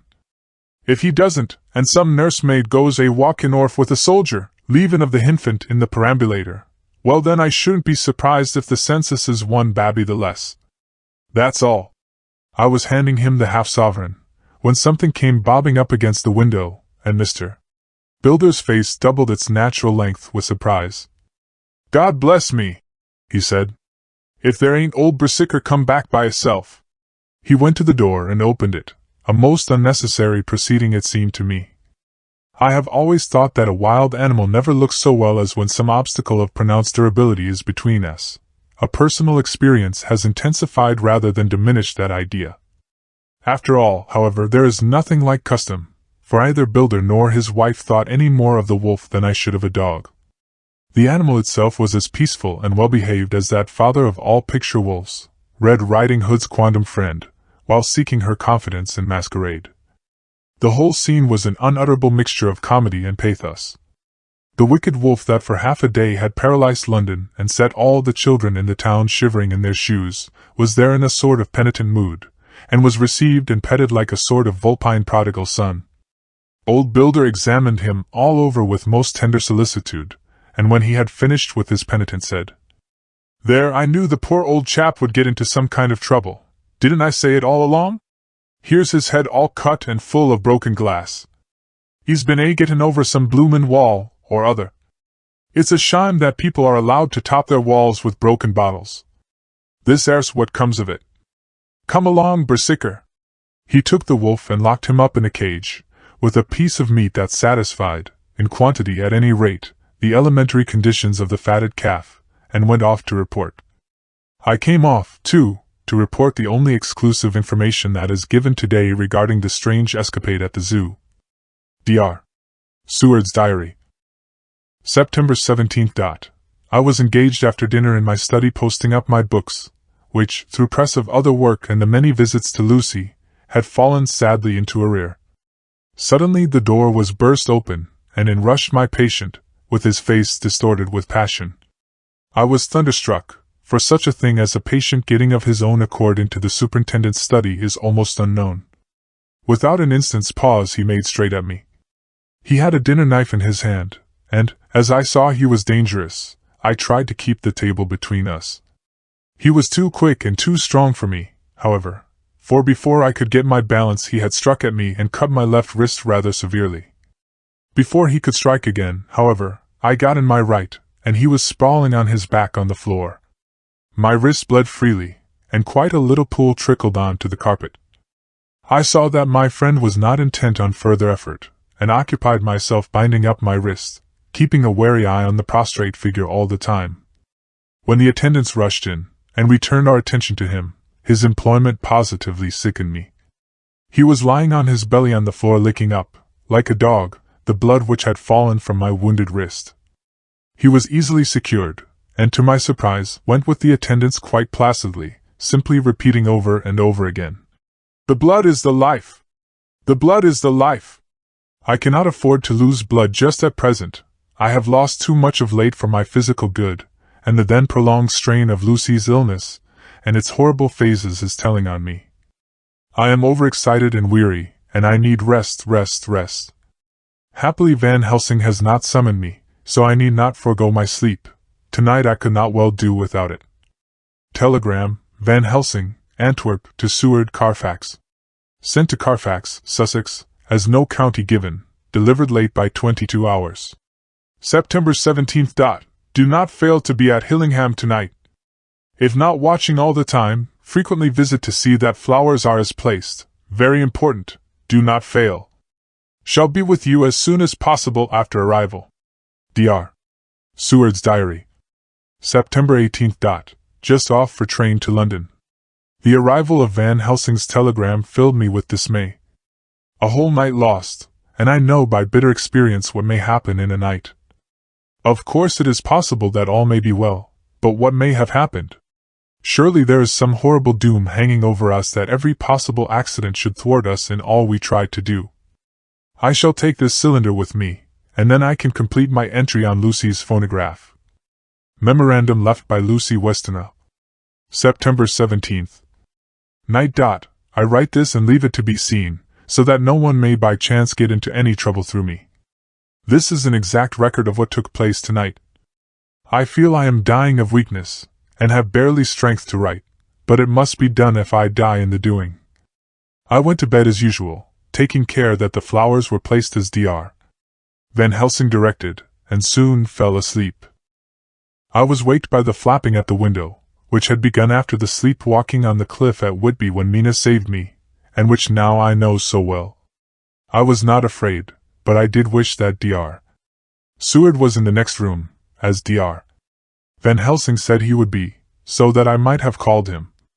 I tried to go to sleep, but could not. Then there came to me the old fear of sleep, and I determined to keep awake. Perversely sleep would try to come when I did not want it, so, as I feared to be alone, I opened my door and called out, "Is there anybody there?" There was no answer. I was afraid to wake Mother, and so closed my door again. Then outside in the shrubbery I heard a sort of howl like a dog's, but more fierce and deeper. I went to the window and looked out, but could see nothing, except a big bat, which had evidently been buffeting its wings against the window. So I went back to bed again, but determined not to go to sleep. Presently the door opened, and Mother looked in, seeing by my moving that I was not asleep, came in, and sat by me. She said to me even more sweetly and softly than her wont, "I was uneasy about you, darling, and came in to see that you were all right." I feared she might catch cold sitting there, and asked her to come in and sleep with me, so she came into bed, and lay down beside me. She did not take off her dressing gown, for she said she would only stay a while and then go back to her own bed. As she lay there in my arms, and I in hers, the flapping and buffeting came to the window again. She was startled and a little frightened, and cried out, "What is that?" I tried to pacify her, and at last succeeded, and she lay quiet, but I could hear her poor dear heart still beating terribly. After a while there was the low howl again out in the shrubbery, and shortly after there was a crash at the window, and a lot of broken glass was hurled on the floor. The window blind blew back with the wind that rushed in, and in the aperture of the broken panes there was the head of a great gaunt grey wolf. Mother cried out in affright, and struggled up into a sitting posture, and clutched wildly at anything that would help her. Amongst other things, she clutched the wreath of flowers that Dr.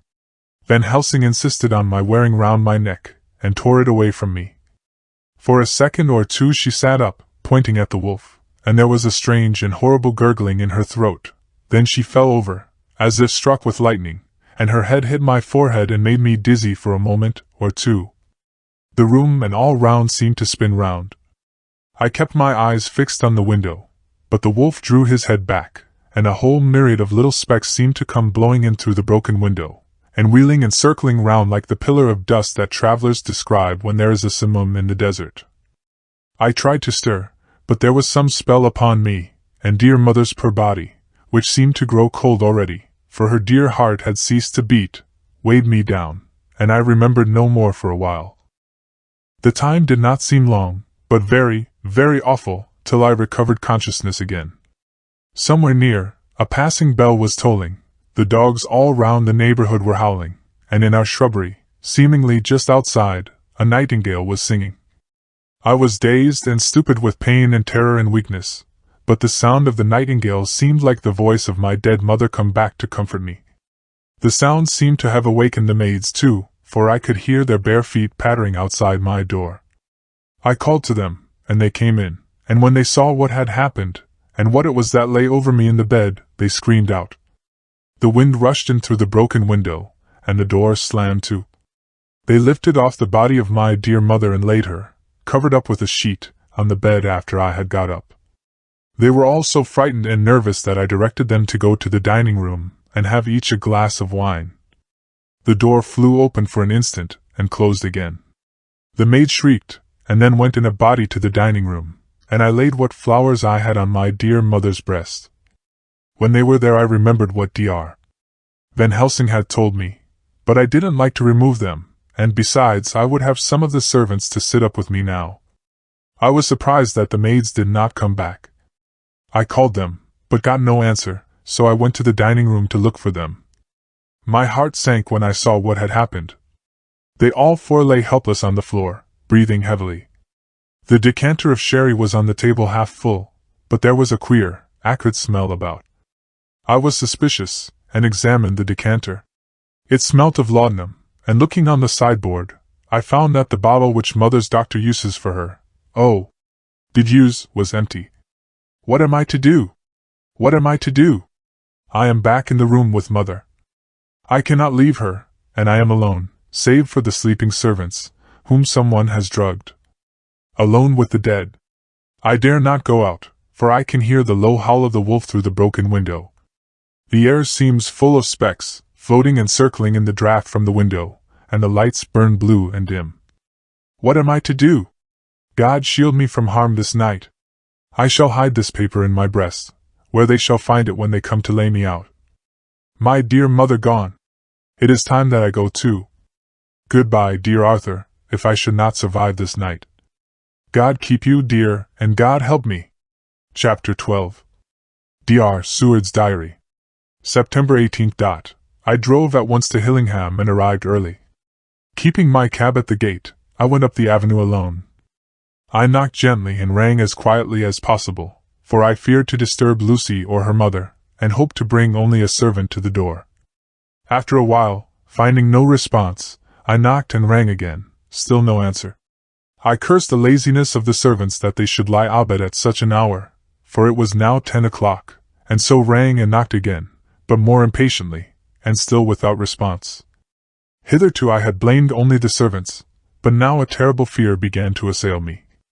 Was this desolation but another link in the chain of doom which seemed drawing tight around us? Was it indeed a house of death to which I had come too late? I knew that minutes, even seconds, of delay might mean hours of danger to Lucy, if she had had again one of those frightful relapses, and I went round the house to try if I could to find by chance an entry anywhere. I could find no means of ingress. Every window and door was fastened and locked, and I returned baffled to the porch. As I did so, I heard the rapid pit-pat of a swiftly driven horse's feet. They stopped at the gate, and a few seconds later I met Van Helsing running up the avenue. When he saw me, he gasped out, "Then it was you, and just arrived! How is she? Are we too late? Did you not get my telegram?" I answered as quickly and coherently as I could that I had only got his telegram early in the morning, and had not lost a minute in coming here, and that I could not make any one in the house hear me. He paused and raised his hat as he said solemnly, "Then I fear we are too late. God's will be done." With his usual recuperative energy, he went on, "Come. If there be no way open to get in, we must make one. Time is all in all to us now." We went round to the back of the house, where there was a kitchen window. The professor took a small surgical saw from his case, and handing it to me, pointed to the iron bars which guarded the window. I attacked them at once and had very soon cut through 3 of them. Then with a long, thin knife we pushed back the fastening of the sashes and opened the window. I helped the professor in and followed him. There was no one in the kitchen or in the servants' rooms, which were close at hand. We tried all the rooms as we went along, and in the dining room, dimly lit by rays of light through the shutters, found 4 servant women lying on the floor. There was no need to think them dead, for their stertorous breathing and the acrid smell of laudanum in the room left no doubt as to their condition. Van Helsing and I looked at each other, and as we moved away he said, "We can attend to them later." Then we ascended to Lucy's room. For an instant or two we paused at the door to listen, but there was no sound that we could hear. With white faces and trembling hands, we opened the door gently, and entered the room. How shall I describe what we saw? On the bed lay 2 women, Lucy and her mother. The latter lay farthest in, and she was covered with a white sheet, the edge of which had been blown back by the draught through the broken window, showing the drawn, white face, with a look of terror fixed upon it. By her side lay Lucy, with face white and still more drawn. The flowers which had been round her neck we found upon her mother's bosom, and her throat was bare, showing the 2 little wounds which we had noticed before, but looking horribly white and mangled. Without a word the professor bent over the bed, his head almost touching poor Lucy's breast. Then he gave a quick turn of his head, as of one who listens, and leaping to his feet, he cried out to me, "It is not yet too late! Quick! Quick! Bring the brandy!" I flew downstairs and returned with it, taking care to smell and taste it, lest it, too, were drugged like the decanter of sherry which I found on the table. The maids were still breathing, but more restlessly, and I fancied that the narcotic was wearing off. I did not stay to make sure, but returned to Van Helsing. He rubbed the brandy, as on another occasion, on her lips and gums and on her wrists, and the palms of her hands. He said to me, "I can do this, all that can be at the present. You go wake those maids. Flick them in the face with a wet towel, and flick them hard. Make them get heat and fire and a warm bath. This poor soul is nearly as cold as that beside her. She will need be heated before we can do anything more." I went at once, and found little difficulty in waking 3 of the women. The 4th was only a young girl, and the drug had evidently affected her more strongly, so I lifted her on the sofa and let her sleep. The others were dazed at first, but as remembrance came back to them they cried and sobbed in a hysterical manner. I was stern with them, however, and would not let them talk. I told them that one life was bad enough to lose, and that if they delayed they would sacrifice Miss Lucy. So, sobbing and crying, they went about their way, half-clad as they were, and prepared fire and water. Fortunately, the kitchen and boiler fires were still alive, and there was no lack of hot water. We got a bath, and carried Lucy out as she was and placed her in it. Whilst we were busy chafing her limbs there was a knock on the hall door. One of the maids ran off, hurried on some more clothes, and opened it. Then she returned and whispered to us that there was a gentleman who had come with a message from Mr. Holmwood. I bade her simply tell him that he must wait, for we could see no one now. She went away with the message, and engrossed with our work, I clean forgot all about him. I never saw in all my experience the professor work in such deadly earnest. I knew, as he knew, that it was a stand-up fight with death, and in a pause told him so. He answered me in a way that I did not understand, but with the sternest look that his face could wear. If that were all, I would stop here where we are now, and let her fade away into peace, for I see no light in life over her horizon. He went on with his work with, if possible, renewed and more frenzied vigor. Presently we both began to be conscious that the heat was beginning to be of some effect. Lucy's heart beat a trifle more audibly to the stethoscope, and her lungs had a perceptible movement. Van Helsing's face almost beamed, and as we lifted her from the bath and rolled her in a hot sheet to dry her, he said to me, "The first gain is ours. Check to the king." We took Lucy into another room, which had by now been prepared, and laid her in bed and forced a few drops of brandy down her throat. I noticed that Van Helsing tied a soft silk handkerchief round her throat. She was still unconscious, and was quite as bad as, if not worse than, we had ever seen her.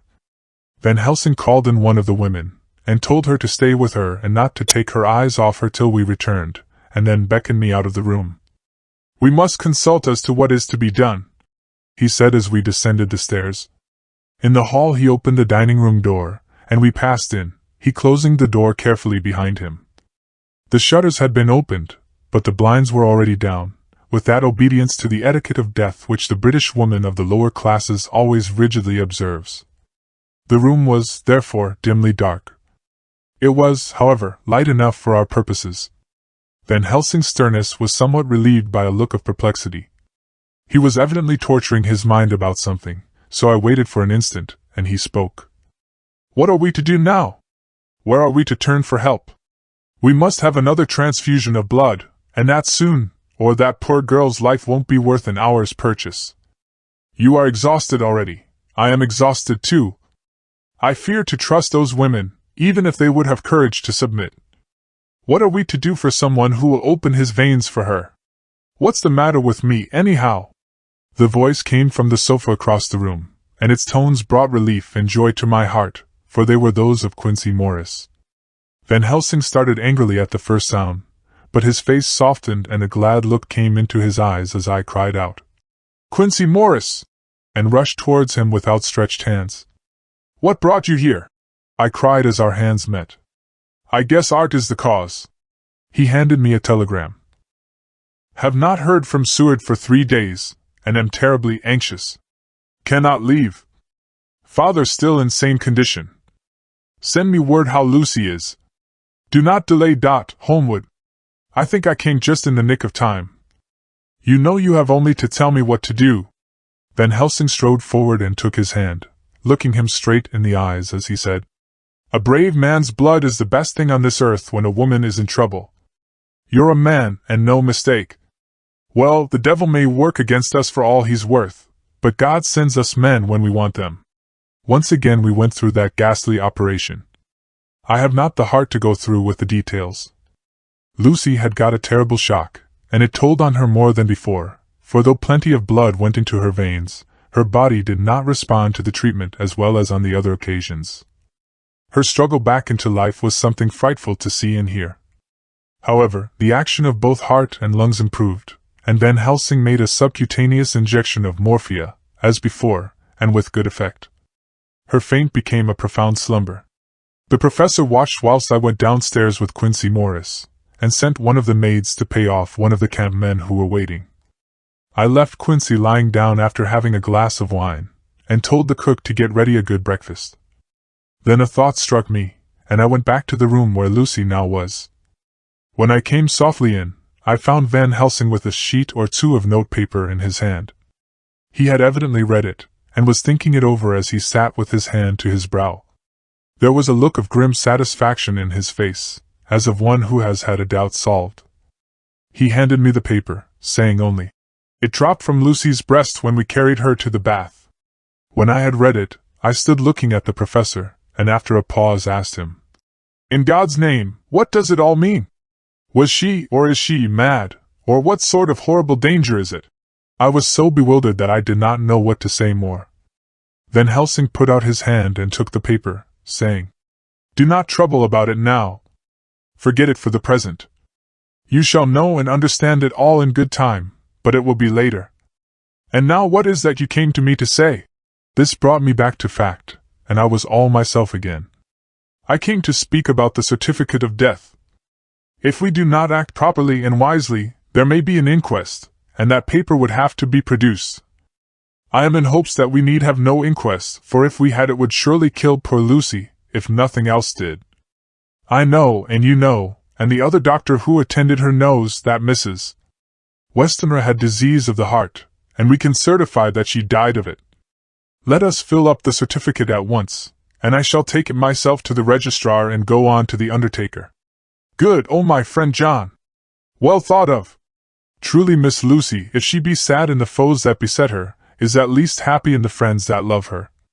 1, 2, 3, all open their veins for her, besides one old man.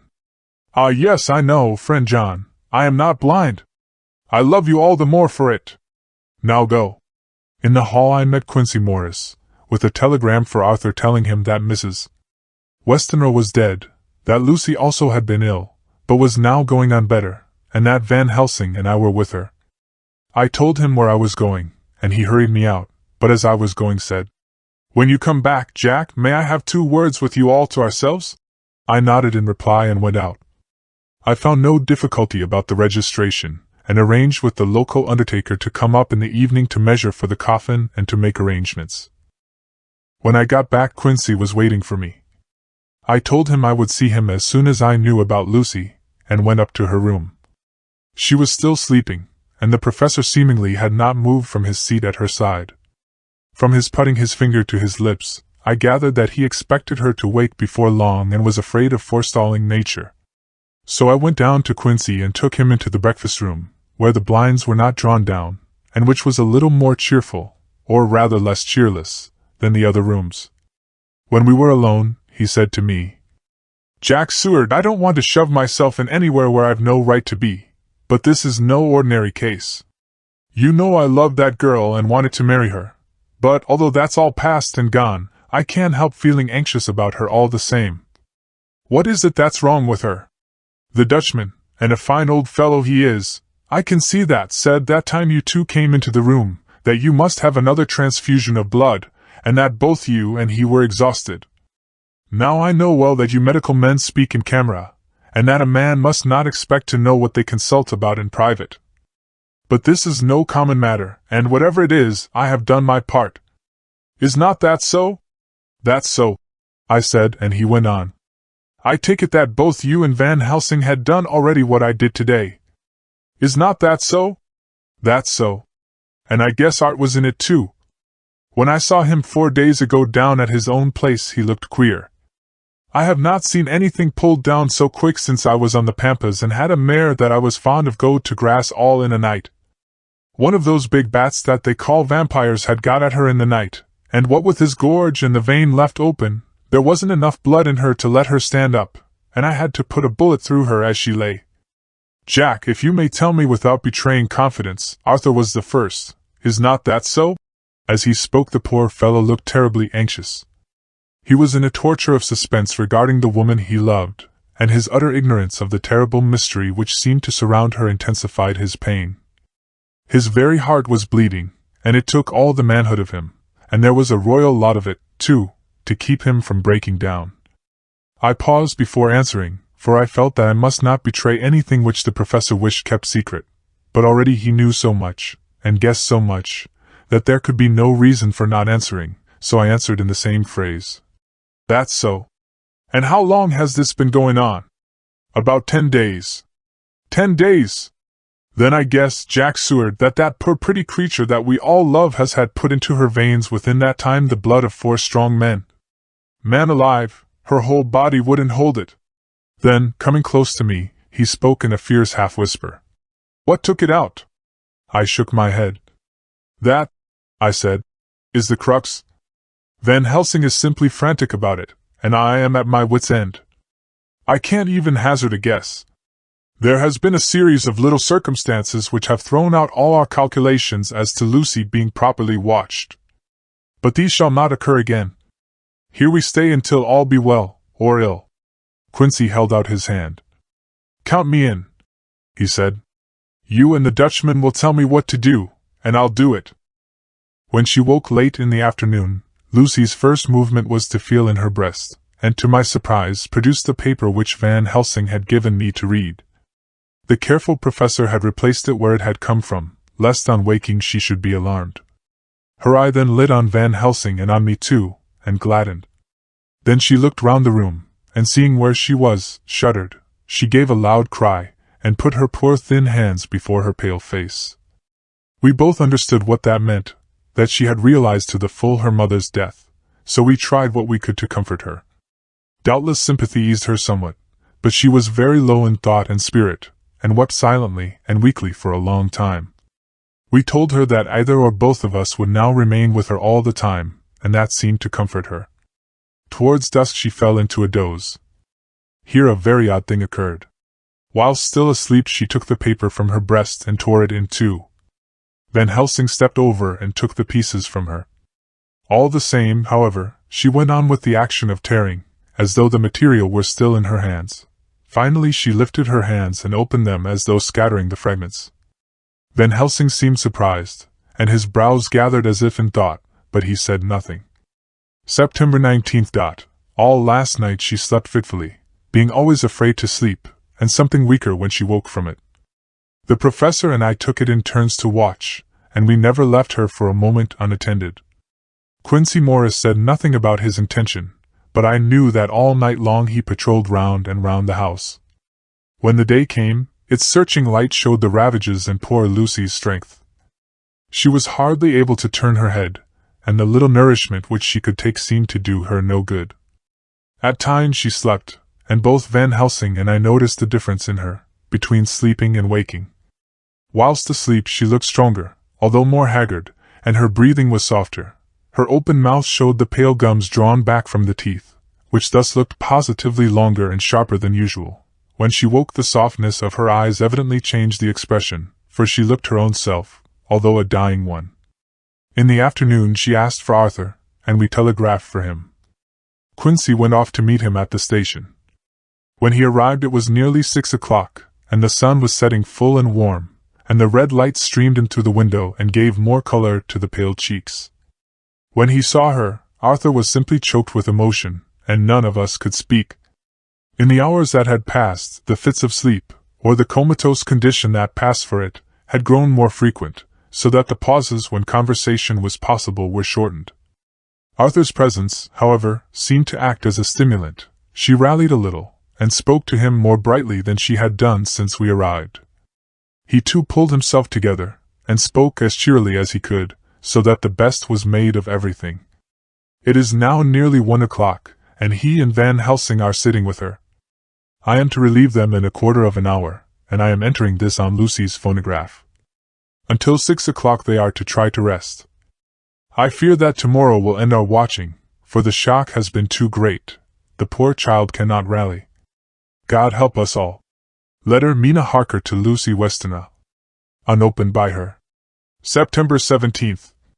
My dearest Lucy, it seems an age since I heard from you, or indeed since I wrote. You will pardon me, I know, for all my faults when you have read all my budget of news. Well, I got my husband back all right. When we arrived at Exeter there was a carriage waiting for us, and in it, though he had an attack of gout, Mr.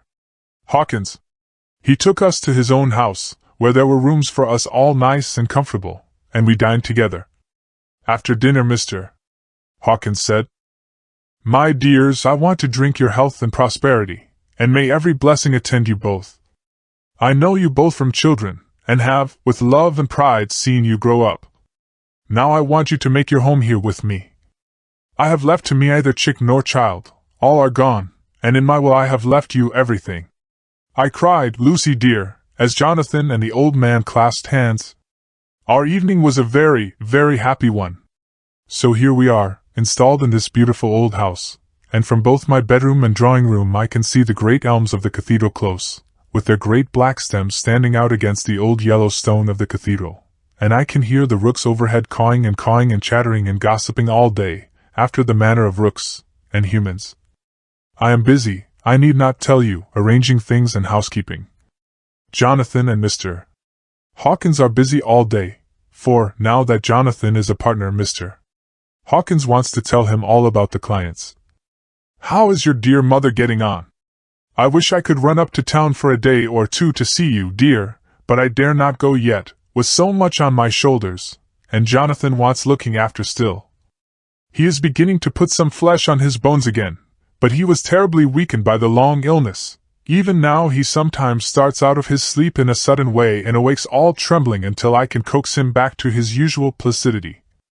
However, thank God, these occasions grow less frequent as the days go on, and they will in time pass away altogether, I trust.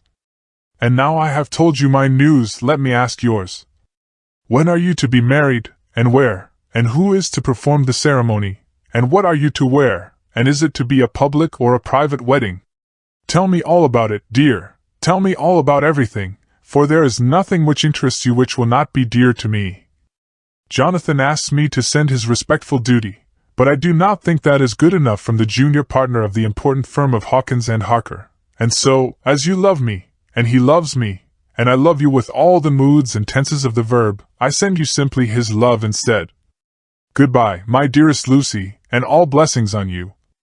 Yours, Mina Harker. Report from Patrick Hennessy, M.D., M.R.C.S., L.K.Q.CP.I, etc., etc., to John Seward, M.D. September 20th. My dear sir, in accordance with your wishes, I enclose report of the conditions of everything left in my charge. With regard to patient Renfield, there is more to say. He has had another outbreak which might have had a dreadful ending, but which, as it fortunately happened, was unattended with any unhappy results. This afternoon a carrier's cart with 2 men made a call at the empty house whose grounds abut on ours, the house to which, you will remember, the patient twice ran away. The men stopped at our gate to ask the porter their way, as they were strangers. I was myself looking out of the study window, having a smoke after dinner, and saw one of them come up to the house. As he passed the window of Renfield's room, the patient began to rate him from within, and called him all the foul names he could lay his tongue to. The man, who seemed a decent fellow enough, contented himself by telling him to shut up for a foul-mouthed beggar, whereon our man accused him of robbing him and wanting to murder him, and said that he would hinder him if he were to swing for it.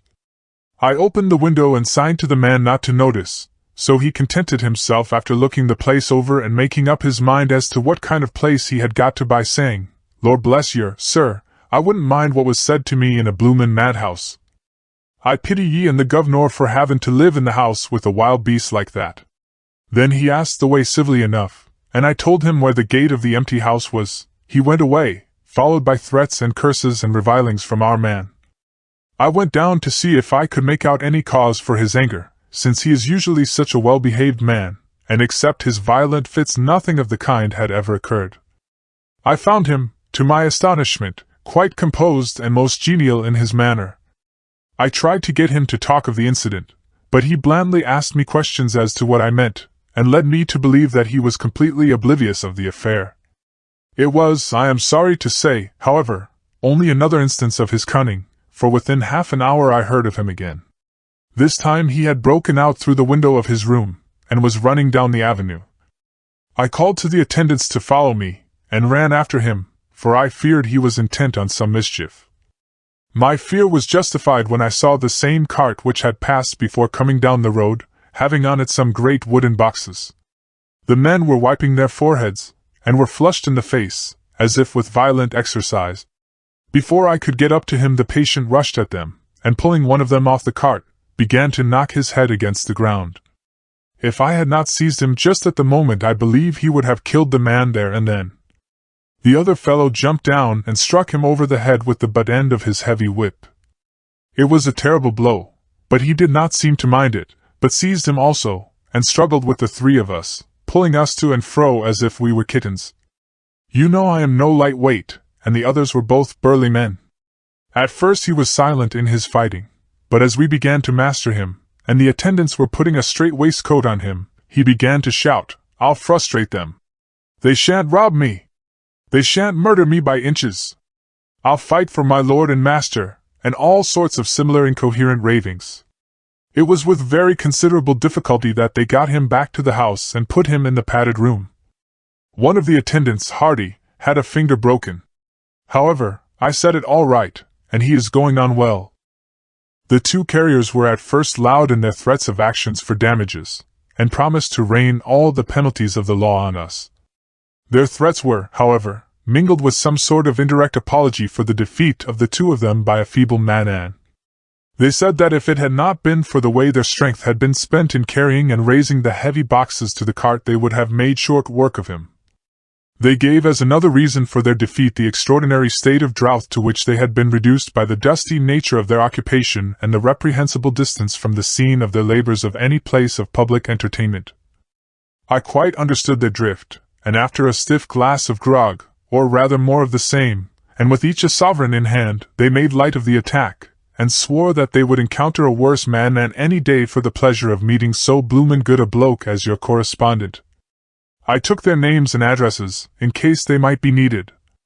They are as follows: Jack Smollett, of Dudding's Rents, King George's Road, Great Walworth, and Thomas Snelling, Peter Parley's Row, Guide Court, Bethnal Green. They are both in the employment of Harris and Sons, Moving and Shipment Company, Orange Masters Yard, Soho. I shall report to you any matter of interest occurring here, and shall wire you at once if there is anything of importance. Believe me, dear sir, yours faithfully, Patrick Hennessy. Letter Mina Harker to Lucy Westenra. Unopened by her. September 18th. My dearest Lucy, such a sad blow has befallen us. Mr. Hawkins has died very suddenly. Some may not think it so sad for us, but we had both come to so love him that it really seems as though we had lost a father. I never knew either father or mother, so that the dear old man's death is a real blow to me. Jonathan is greatly distressed. It is not only that he feels sorrow, deep sorrow, for the dear, good man who has befriended him all his life, and now at the end has treated him like his own son and left him a fortune which to people of our modest bringing up is wealth beyond the dream of avarice, but Jonathan feels it on another account. He says the amount of responsibility which it puts upon him makes him nervous. He begins to doubt himself. I try to cheer him up, and my belief in him helps him to have a belief in himself. But it is here that the grave shock that he experienced tells upon him the most. Oh, it is too hard that a sweet, simple, noble, strong nature such as his, a nature which enabled him by our dear, good friend's aid, to rise from clerk to master in a few years, should be so injured that the very essence of its strength is gone. Forgive me, dear, if I worry you with my troubles in the midst of your own happiness. But Lucy dear, I must tell someone, for the strain of keeping up a brave and cheerful appearance to Jonathan tries me, and I have no one here that I can confide in. I dread coming up to London, as we must do the day after tomorrow, for poor Mr. Hawkins left in his will that he was to be buried in the grave with his father. As there are no relations at all, Jonathan will have to be chief mourner. I shall try to run over to see you, dearest, if only for a few minutes. Forgive me for troubling you. With all blessings, your loving Mina Harker. Dr. Seward's Diary. September 20th. Only resolution and habit can let me make an entry tonight. I am too miserable, too low-spirited, too sick of the world and all in it, including life itself, and I would not care if I heard this moment the flapping of the wings of the angel of death. And he has been flapping those grim wings to some purpose of late, Lucy's mother and Arthur's father, and now. Let me get on with my work. I duly relieved Van Helsing in his watch over Lucy. We wanted Arthur to go to rest also, but he refused at first. It was only when I told him that we should want him to help us during the day, and that we must not all break down for want of rest, lest Lucy should suffer, that he agreed to go. Van Helsing was very kind to him. "Come, my child," he said. "Come with me. You are sick and weak, and have had much sorrow and much mental pain, as well as that tax on your strength that we know of. You must not be alone, for to be alone is to be full of fears and alarms. Come to the drawing-room, where there is a big fire, and there are 2 sofas. You shall lie on one, and I on the other, and our sympathy will be comfort for each other, even though we do not speak, and even if we sleep." Arthur went off with him, casting back a longing look on Lucy's face, which lay on her pillow, almost whiter than the lawn.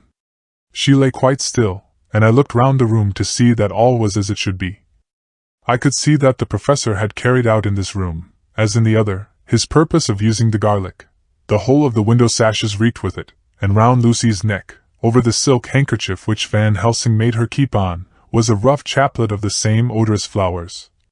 Lucy was breathing somewhat stertorously, and her face was at its worst, for the open mouth showed the pale gums.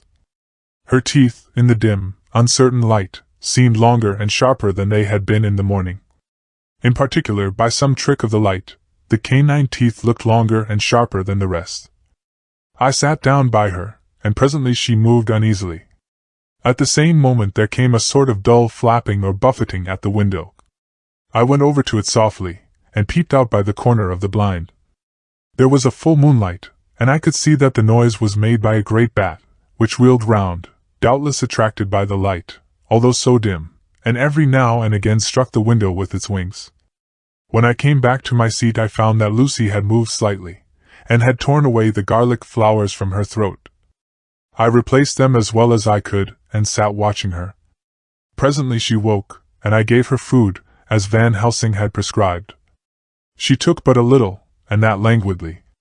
There did not seem to be with her now the unconscious struggle for life and strength that had hitherto so marked her illness. It struck me as curious that the moment she became conscious she pressed the garlic flowers close to her. It was certainly odd that whenever she got into that lethargic state, with the stertorous breathing, she put the flowers from her, but that when she waked she clutched them close. There was no possibility of making any mistake about this, for in the long hours that followed, she had many spells of sleeping and waking, and repeated both actions many times. At 6 o'clock Van Helsing came to relieve me. Arthur had then fallen into a doze, and he mercifully let him sleep on. When he saw Lucy's face I could hear the hissing indraw of his breath, and he said to me in a sharp whisper, "Draw up the blind, I want light." Then he bent down, and with his face almost touching Lucy's, examined her carefully. He removed the flowers and lifted the silk handkerchief from her throat. As he did so he started back, and I could hear his ejaculation, "Mein Gott!" as it was smothered in his throat. I bent over and looked too, and as I noticed some queer chill came over me. The wounds on the throat had absolutely disappeared. For fully 5 minutes Van Helsing stood looking at her, with his face at its sternest. Then he turned to me and said calmly, "She is dying. It will not be long now. It will be much difference, mark me, whether she dies conscious or in her sleep. Wake that poor boy, and let him come and see the last. He trusts us, and we have promised him." I went to the dining room and waked him. He was dazed for a moment, but when he saw the sunlight streaming in through the edges of the shutters he thought he was late, and expressed his fear. I assured him that Lucy was still asleep, but told him as gently as I could that both Van Helsing and I feared that the end was near. He covered his face with his hands, and slid down on his knees by the sofa, where he remained, perhaps a minute, with his hands buried, praying, whilst his shoulders shook with grief. I took him by the hand and raised him up. "Come," I said, "my dear old fellow, summon all your fortitude. It will be best and easiest for her." When we came into Lucy's room I could see that Van Helsing had, with his usual forethought, been putting matters straight and making everything look as pleasing as possible. He had even brushed Lucy's hair, so that it lay on the pillow in its usual sunny ripples. When we came into the room she opened her eyes, and seeing him, whispered softly, "Arthur! Oh, my love, I am glad you have come." He was stooping to kiss her, when Van Helsing motioned him back. "No," he whispered. "Not yet. Hold her hand, it will comfort her more." So Arthur took her hand and knelt beside her, and she looked her best, with all the soft lines matching the angelic beauty of her eyes. Then gradually her eyes closed, and she sank to sleep. For a little bit her breast heaved softly, and her breath came and went like a tired child's. And then insensibly there came the strange change which I had noticed in the night. Her breathing grew stertorous, the mouth opened, and the pale gums, drawn back, made the teeth look longer and sharper than ever. In a sort of sleep-waking, vague, unconscious way she opened her eyes, which were now dull and hard at once, and said in a soft, voluptuous voice, such as I had never heard from her lips, "Arthur! Oh, my love, I am so glad you have come! Kiss me!" Arthur bent eagerly over to kiss her, but at that instant Van Helsing, who, like me, had been startled by her voice, swooped upon him, and catching him by the neck with both hands, dragged him back with a fury of strength which I never thought he could have possessed, and actually hurled him almost across the room. "Not for your life," he said. "Not for your living soul and hers." And he stood between them like a lion at bay. Arthur was so taken aback that he did not for a moment know what to do or say, and before any impulse of violence could seize him he realized the place and the occasion, and he stood silent, waiting.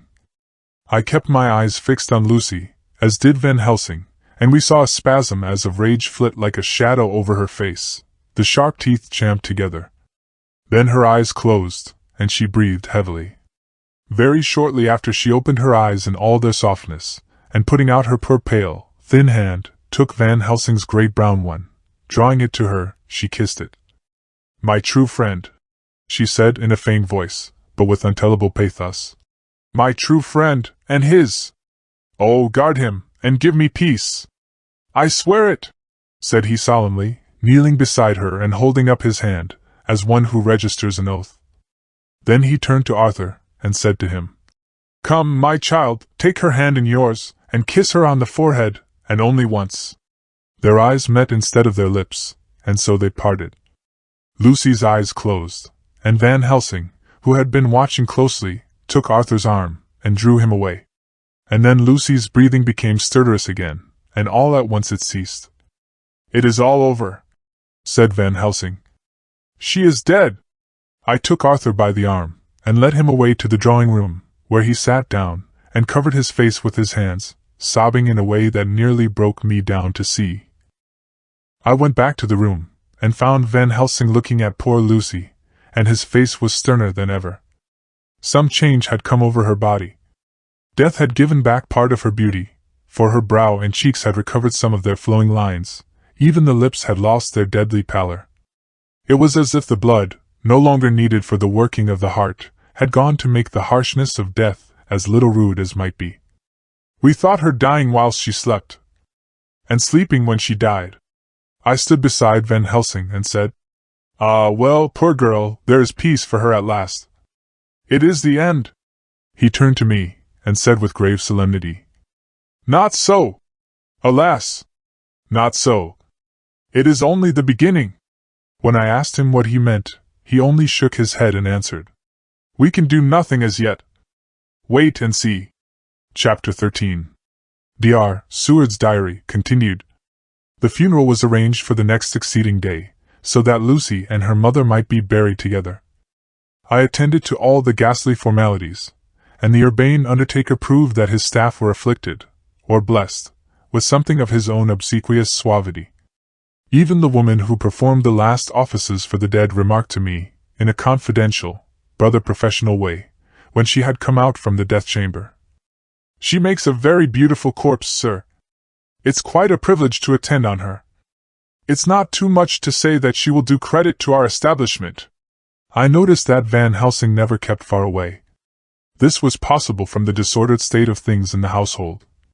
There were no relatives at hand, and as Arthur had to be back the next day to attend at his father's funeral, we were unable to notify any one who should have been bidden.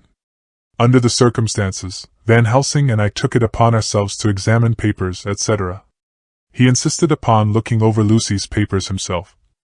I asked him why, for I feared that he, being a foreigner, might not be quite aware of English legal requirements, and so might in ignorance make some unnecessary trouble.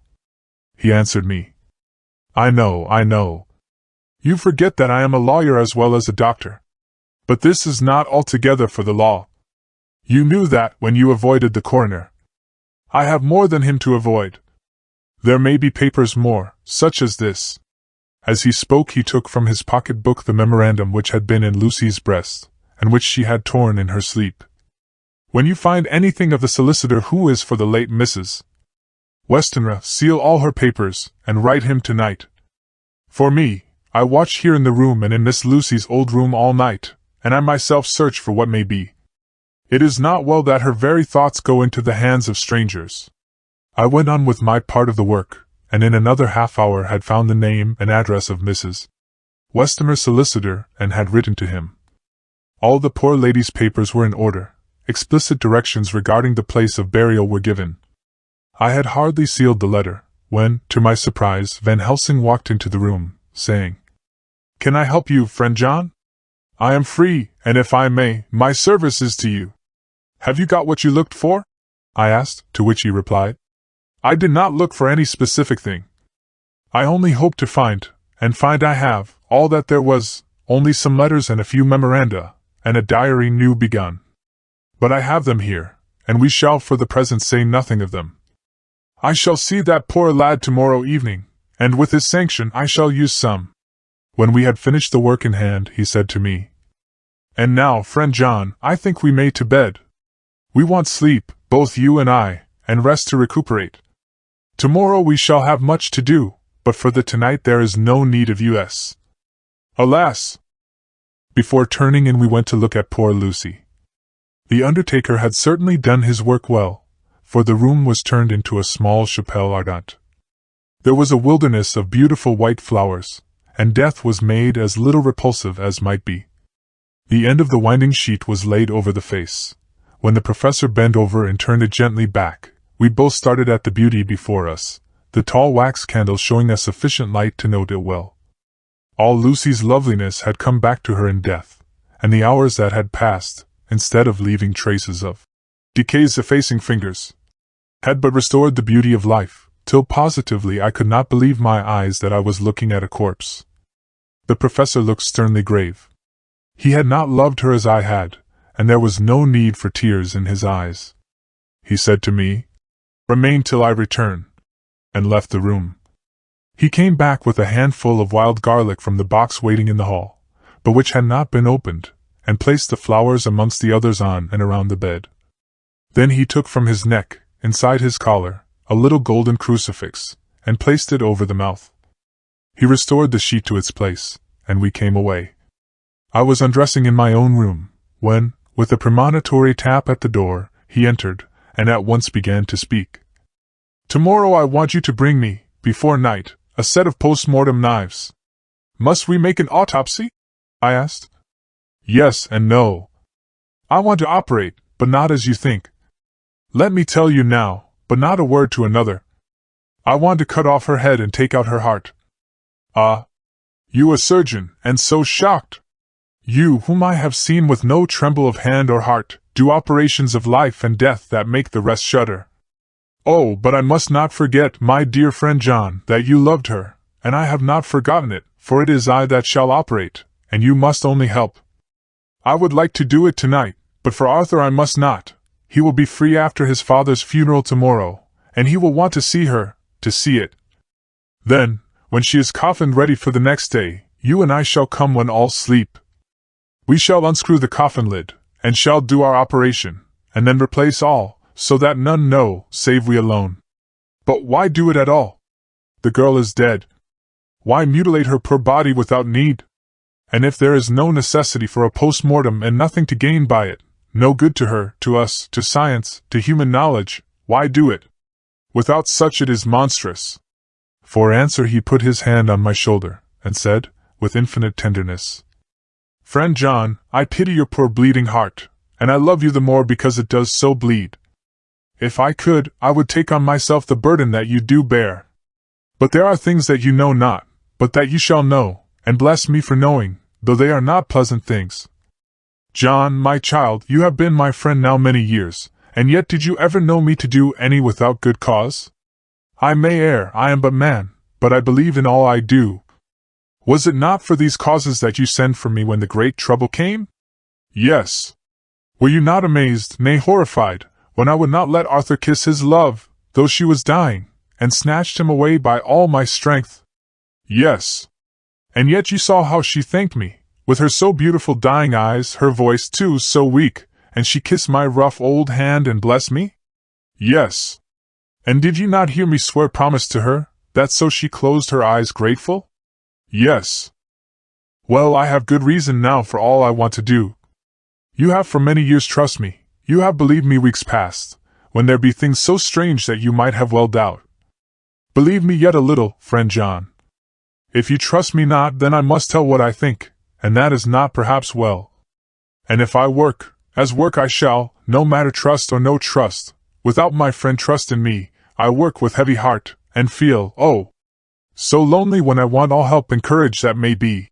He paused a moment, and went on solemnly. Friend John, there are strange and terrible days before us. Let us not be two, but one, that so we work to a good end. Will you not have faith in me? I took his hand, and promised him. I held my door open as he went away, and watched him go into his room and close the door. As I stood without moving, I saw one of the maids pass silently along the passage. She had her back towards me, so did not see me, and go into the room where Lucy lay. The sight touched me. Devotion is so rare, and we are so grateful to those who show it unasked to those we love. Here was a poor girl putting aside the terrors which she naturally had of death to go watch alone by the bier of the mistress whom she loved, so that the poor clay might not be lonely till laid to eternal rest. I must have slept long and soundly, for it was broad daylight when Van Helsing waked me by coming into my room. He came over to my bedside and said, "You need not trouble about the knives. We shall not do it." "Why not?" I asked. For his solemnity of the night before had greatly impressed me. "Because," he said sternly, "it is too late, or too early. See!" Here he held up the little golden crucifix. "This was stolen in the night." "How stolen?" I asked in wonder. "Since you have it now?" "Because I get it back from the worthless wretch who stole it, from the woman who robbed the dead and the living. Her punishment will surely come, but not through me. She knew not altogether what she did, and thus unknowing, she only stole. Now we must wait." He went away on the word, leaving me with a new mystery to think of, a new puzzle to grapple with. The forenoon was a dreary time, but at noon the solicitor came, Mr. Marquand of Holman, Sons, Marquand and Littledale. He was very genial and very appreciative of what we had done, and took off our hands all cares as to details. During lunch he told us that Mrs. Westenra had for some time expected sudden death from her heart, and had put her affairs in absolute order. He informed us that, with the exception of a certain entailed property of Lucy's father which now, in default of direct issue, went back to a distant branch of the family, the whole estate, real and personal, was left absolutely to Arthur Holmwood. When he had told us so much he went on. "Frankly, we did our best to prevent such a testamentary disposition, and pointed out certain contingencies that might leave her daughter either penniless or not so free as she should be to act regarding a matrimonial alliance. Indeed, we pressed the matter so far that we almost came into collision, for she asked us if we were or were not prepared to carry out her wishes. Of course, we had then no alternative but to accept. We were right in principle, and 99 times out of 100 we should have proved, by the logic of events, the accuracy of our judgment. Frankly, however, I must admit that in this case any other form of disposition would have rendered impossible the carrying out of her wishes. For by her predeceasing her daughter the latter would have come into possession of the property, and even had she only survived her mother by 5 minutes, her property would, in case there were no will, and a will was a practical impossibility in such a case, have been treated at her decease as under intestacy. In which case, Lord Godalming, though so dear a friend, would have had no claim in the world, and the inheritors, being remote, would not be likely to abandon their just rights for sentimental reasons regarding an entire stranger. I assure you, my dear sirs, I am rejoiced at the result, perfectly rejoiced." He was a good fellow, but his rejoicing at the one little part, in which he was officially interested, of so great a tragedy was an abject lesson in the limitations of sympathetic understanding. He did not remain long, but said he would look in later in the day and see Lord Godalming. His coming, however, had been a certain comfort to us, since it assured us that we should not have to dread hostile criticism as to any of our acts. Arthur was expected at 5 o'clock, so a little before that time we visited the death chamber. It was so in very truth, for now both mother and daughter lay in it. The undertaker, true to his craft, had made the best display he could of his goods, and there was a mortuary air about the place that lowered our spirits at once. Van Helsing ordered the former arrangement to be adhered to, explaining that, as Lord Godalming was coming very soon, it would be less harrowing to his feelings to see all that was left of his fiancée quite alone. The undertaker seemed shocked at his own stupidity, and exerted himself to restore things to the condition in which we left them the night before, so that when Arthur came such shocks to his feelings as we could avoid were saved. Poor fellow! He looked desperately sad and broken. Even his stalwart manhood seemed to have shrunk somewhat under the strain of his much-tried emotions. He had, I knew, been very genuinely and devotedly attached to his father, and to lose him, and at such a time, was a bitter blow to him. With me he was warm as ever, and to Van Helsing he was sweetly courteous. but I could not help seeing that there was some constraint with him. The professor noticed it, too, and motioned me to bring him upstairs. I did so, and left him at the door of the room, as I felt he would like to be quite alone with her, but he took my arm and led me in, saying huskily, "You loved her too, old fellow. She told me all about it, and there was no friend had a closer place in her heart than you. I don't know how to thank you for all you have done for her. I can't think yet." Here he suddenly broke down, and threw his arms round my shoulders and laid his head on my breast, crying, "Oh, Jack! Jack! What shall I do? The whole of life seems gone from me all at once, and there is nothing in the wide world for me to live for." I comforted him as well as I could. In such cases men do not need much expression. A grip of the hand, the tightening of an arm over the shoulder, a sob in unison, are expressions of sympathy dear to a man's heart. I stood still and silent till his sobs died away, and then I said softly to him, "Come and look at her." Together we moved over to the bed, and I lifted the lawn from her face. God! How beautiful she was! Every hour seemed to be enhancing her loveliness. It frightened and amazed me somewhat, and as for Arthur, he fell a trembling, and finally was shaken with doubt as with an ague. At last, after a long pause, he said to me in a faint whisper, "Jack, is she really dead?" I assured him sadly that it was so, and went on to suggest, for I felt that such a horrible doubt should not have life for a moment longer than I could help, that it often happened that after death faces became softened and even resolved into their youthful beauty, that this was especially so when death had been preceded by any acute or prolonged suffering. It seemed to quite do away with any doubt, and, after kneeling beside the couch for a while and looking at her lovingly and long, he turned aside. I told him that must be goodbye, as the coffin had to be prepared, so he went back and took her dead hand in his and kissed it, and bent over and kissed her forehead. He came away, fondly looking back over his shoulder at her as he came. I left him in the drawing-room, and told Van Helsing that he had said goodbye, so the latter went to the kitchen to tell the undertaker's men to proceed with the preparations and to screw up the coffin. When he came out of the room again I told him of Arthur's question, and he replied, "I am not surprised. Just now I doubted for a moment myself." We all dined together, and I could see that poor Art was trying to make the best of things. Van Helsing had been silent all dinner time, but when we had lit our cigars he said, "Lord," but Arthur interrupted him. "No, not that, for God's sake. Not yet at any rate. Forgive me, sir, I did not mean to speak offensively, it is only because my loss is so recent." The professor answered very sweetly, "I only used that name because I was in doubt. I must not call you Mr., and I have grown to love you, yes, my dear boy, to love you, as Arthur." Arthur held out his hand, and took the old man's warmly. "Call me what you will," he said. "I hope I may always have the title of a friend. And let me say that I am at a loss for words to thank you for your goodness to my poor dear." He paused a moment, and went on. "I know that she understood your goodness even better than I do, and if I was rude or in any way wanting at that time you acted so, you remember." The professor nodded. "You must forgive me," he answered with a grave kindness.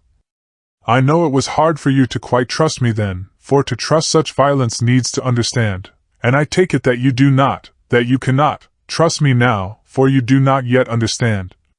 And there may be more times when I shall want you to trust when you cannot, and may not, and must not yet understand. But the time will come when your trust shall be whole and complete in me, and when you shall understand as though the sunlight himself shone through. Then you shall bless me from first to last for your own sake, and for the sake of others, and for her dear sake to whom I swore to protect. And indeed, sir," said Arthur warmly, "I shall in all ways trust you. I know and believe you have a very noble heart, and you are Jack's friend, and you were hers. You shall do what you like." The professor cleared his throat a couple of times, as though about to speak, and finally said, "May I ask you something now?" "Certainly. You know that Mrs. Westenra left you all her property?" "No, poor dear, I never thought of it." "And as it is all yours, you have a right to deal with it as you will. I want you to give me permission to read all Miss Lucy's papers and letters. Believe me, it is no idle curiosity. I have a motive of which, be sure, she would have approved. I have them all here. I took them before we knew that all was yours, so that no strange hand might touch them, no strange eye look through words into her soul. I shall keep them if I may, even you may not see them yet, but I shall keep them safe. No word shall be lost, and in the good time I shall give them back to you. It's a hard thing I ask, but you will do it, will you not, for Lucy's sake? Arthur spoke out heartily, like his old self. Dr. Van Helsing, you may do what you will. I feel that in saying this I am doing what my dear one would have approved. I shall not trouble you with questions till the time comes. The old professor stood up as he said solemnly, and you are right. There will be pain for us all, but it will not be all pain, nor will this pain be the last. We and you too, you most of all, my dear boy, will have to pass through the bitter water before we reach the sweet. But we must be brave of heart and unselfish, and do our duty, and all will be well. I slept on a sofa in Arthur's room that night. Van Helsing did not go to bed at all. He went to and fro, as if patrolling the house, and was never out of sight of the room where Lucy lay in her coffin, strewn with the wild garlic flowers, which sent, through the odor of lily and rose, a heavy, overpowering smell into the night. Mina Harker's Journal. September 22nd. In the train to Exeter. Jonathan sleeping. It seems only yesterday that the last entry was made, and yet how much between them, in Whitby and all the world before me, Jonathan away and no news of him. And now, married to Jonathan, Jonathan a solicitor, a partner, rich, master of his business, Mr. Hawkins dead and buried, and Jonathan with another attack that may harm him. Some day he may ask me about it. Down it all goes. I am rusty in my shorthand, see what unexpected prosperity does for us, so it may be as well to freshen it up again with an exercise anyhow. The service was very simple and very solemn. There were only ourselves and the servants there, one or two old friends of his from Exeter, his London agent, and a gentleman representing Sir John Paxton, the president of the Incorporated Law Society. Jonathan and I stood hand in hand, and we felt that our best and dearest friend was gone from us. We came back to town quietly, taking a bus to Hyde Park Corner. Jonathan thought it would interest me to go into the Row for a while, so we sat down. But there were very few people there, and it was sad-looking and desolate to see so many empty chairs. It made us think of the empty chair at home, so we got up and walked down Piccadilly. Jonathan was holding me by the arm, the way he used to in old days before I went to school. I felt it very improper, for you can't go on for some years teaching etiquette and decorum to other girls without the pedantry of it biting into yourself a bit. But it was Jonathan, and he was my husband, and we didn't know anybody who saw us, and we didn't care if they did, so on we walked. I was looking at a very beautiful girl, in a big cartwheel hat, sitting in a Victoria outside Giuliano's when I felt Jonathan clutch my arm so tight that he hurt me, and he said under his breath, "My God!" I am always anxious about Jonathan, for I fear that some nervous fit may upset him again, so I turned to him quickly, and asked him what it was that disturbed him. He was very pale, and his eyes seemed bulging out as, half in terror and half in amazement, he gazed at a tall, thin man, with a beaky nose and black mustache and pointed beard, who was also observing the pretty girl. He was looking at her so hard that he did not see either of us, and so I had a good view of him. His face was not a good face. It was hard, and cruel, and sensual, and his big white teeth, that looked all the whiter because his lips were so red, were pointed like an animal's. Jonathan kept staring at him, till I was afraid he would notice. I feared he might take it ill, he looked so fierce and nasty. I asked Jonathan why he was so disturbed, and he answered, evidently thinking that I knew as much about it as he did. "Do you see who it is?" "No, dear," I said. "I don't know him. Who is it?" His answer seemed to shock and thrill me, for it was said as if he did not know that it was to me, Mina, to whom he was speaking. "It is the man himself." The poor dear was evidently terrified at something, very greatly terrified. I do believe that if he had not had me to lean on and to support him, he would have sunk down. He kept staring. A man came out of the shop with a small parcel, and gave it to the lady, who then drove off. The dark man kept his eyes fixed on her, and when the carriage moved up Piccadilly he followed in the same direction, and hailed a hansom. Jonathan kept looking after him, and said, as if to himself, "I believe it is the Count, but he has grown young. My God, if this be so! Oh my God! My God! If I only knew! If I only knew!" He was distressing himself so much that I feared to keep his mind on the subject by asking him any questions, so I remained silent. I drew him away quietly, and he, holding my arm, came easily. We walked a little further, and then went in and sat for a while in the Green Park. It was a hot day for autumn, and there was a comfortable seat in a shady place. After a few minutes staring at nothing, Jonathan's eyes closed, and he went quietly into a sleep, with his head on my shoulder. I thought it was the best thing for him, so did not disturb him. In about 20 minutes he woke up, and said to me quite cheerfully, "Why, Mina, have I been asleep? Oh, do forgive me for being so rude. Come, and we'll have a cup of tea somewhere." He had evidently forgotten all about the dark stranger, as in his illness he had forgotten all that this episode had reminded him of. I don't like this lapsing into forgetfulness. It may make or continue some injury to the brain. I must not ask him, for fear I shall do more harm than good, but I must somehow learn the facts of his journey abroad. The time has come, I fear, when I must open that parcel and know what is written. Oh, Jonathan, you will, I know, forgive me if I do wrong, but it is for your own dear sake. Later. A sad homecoming in every way, the house empty of the dear soul who was so good to us, Jonathan still pale and dizzy under a slight relapse of his malady, and now a telegram from Van Helsing, whoever he may be. "You will be grieved to hear that Mrs. Westenra died 5 days ago, and that Lucy died the day before yesterday. They were both buried today. Oh, what a wealth of sorrow in a few words. Poor Mrs. Westenra. Poor Lucy. Gone, never to return to us. And poor Arthur, to have lost such sweetness out of his life. God help us all to bear our troubles. Dr. Seward's Diary. September 22nd. It is all over. Arthur has gone back to Ring, and has taken Quincy Morris with him. What a fine fellow is Quincy! I believe in my heart of hearts that he suffered as much about Lucy's death as any of us, but he bore himself through it like a moral Viking. If America can go on breeding men like that, she will be a power in the world indeed. Van Helsing is lying down, having a rest preparatory to his journey.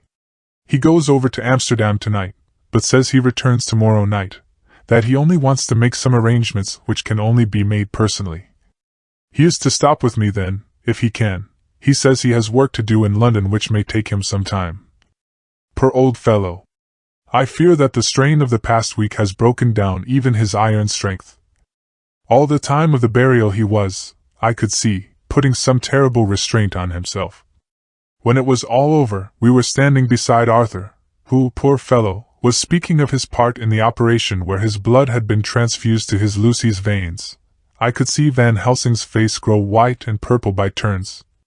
Arthur was saying that he felt since then as if they two had been really married, and that she was his wife in the sight of God. None of us said a word of the other operations, and none of us ever shall. Arthur and Quincy went away together to the station, and Van Helsing and I came on here.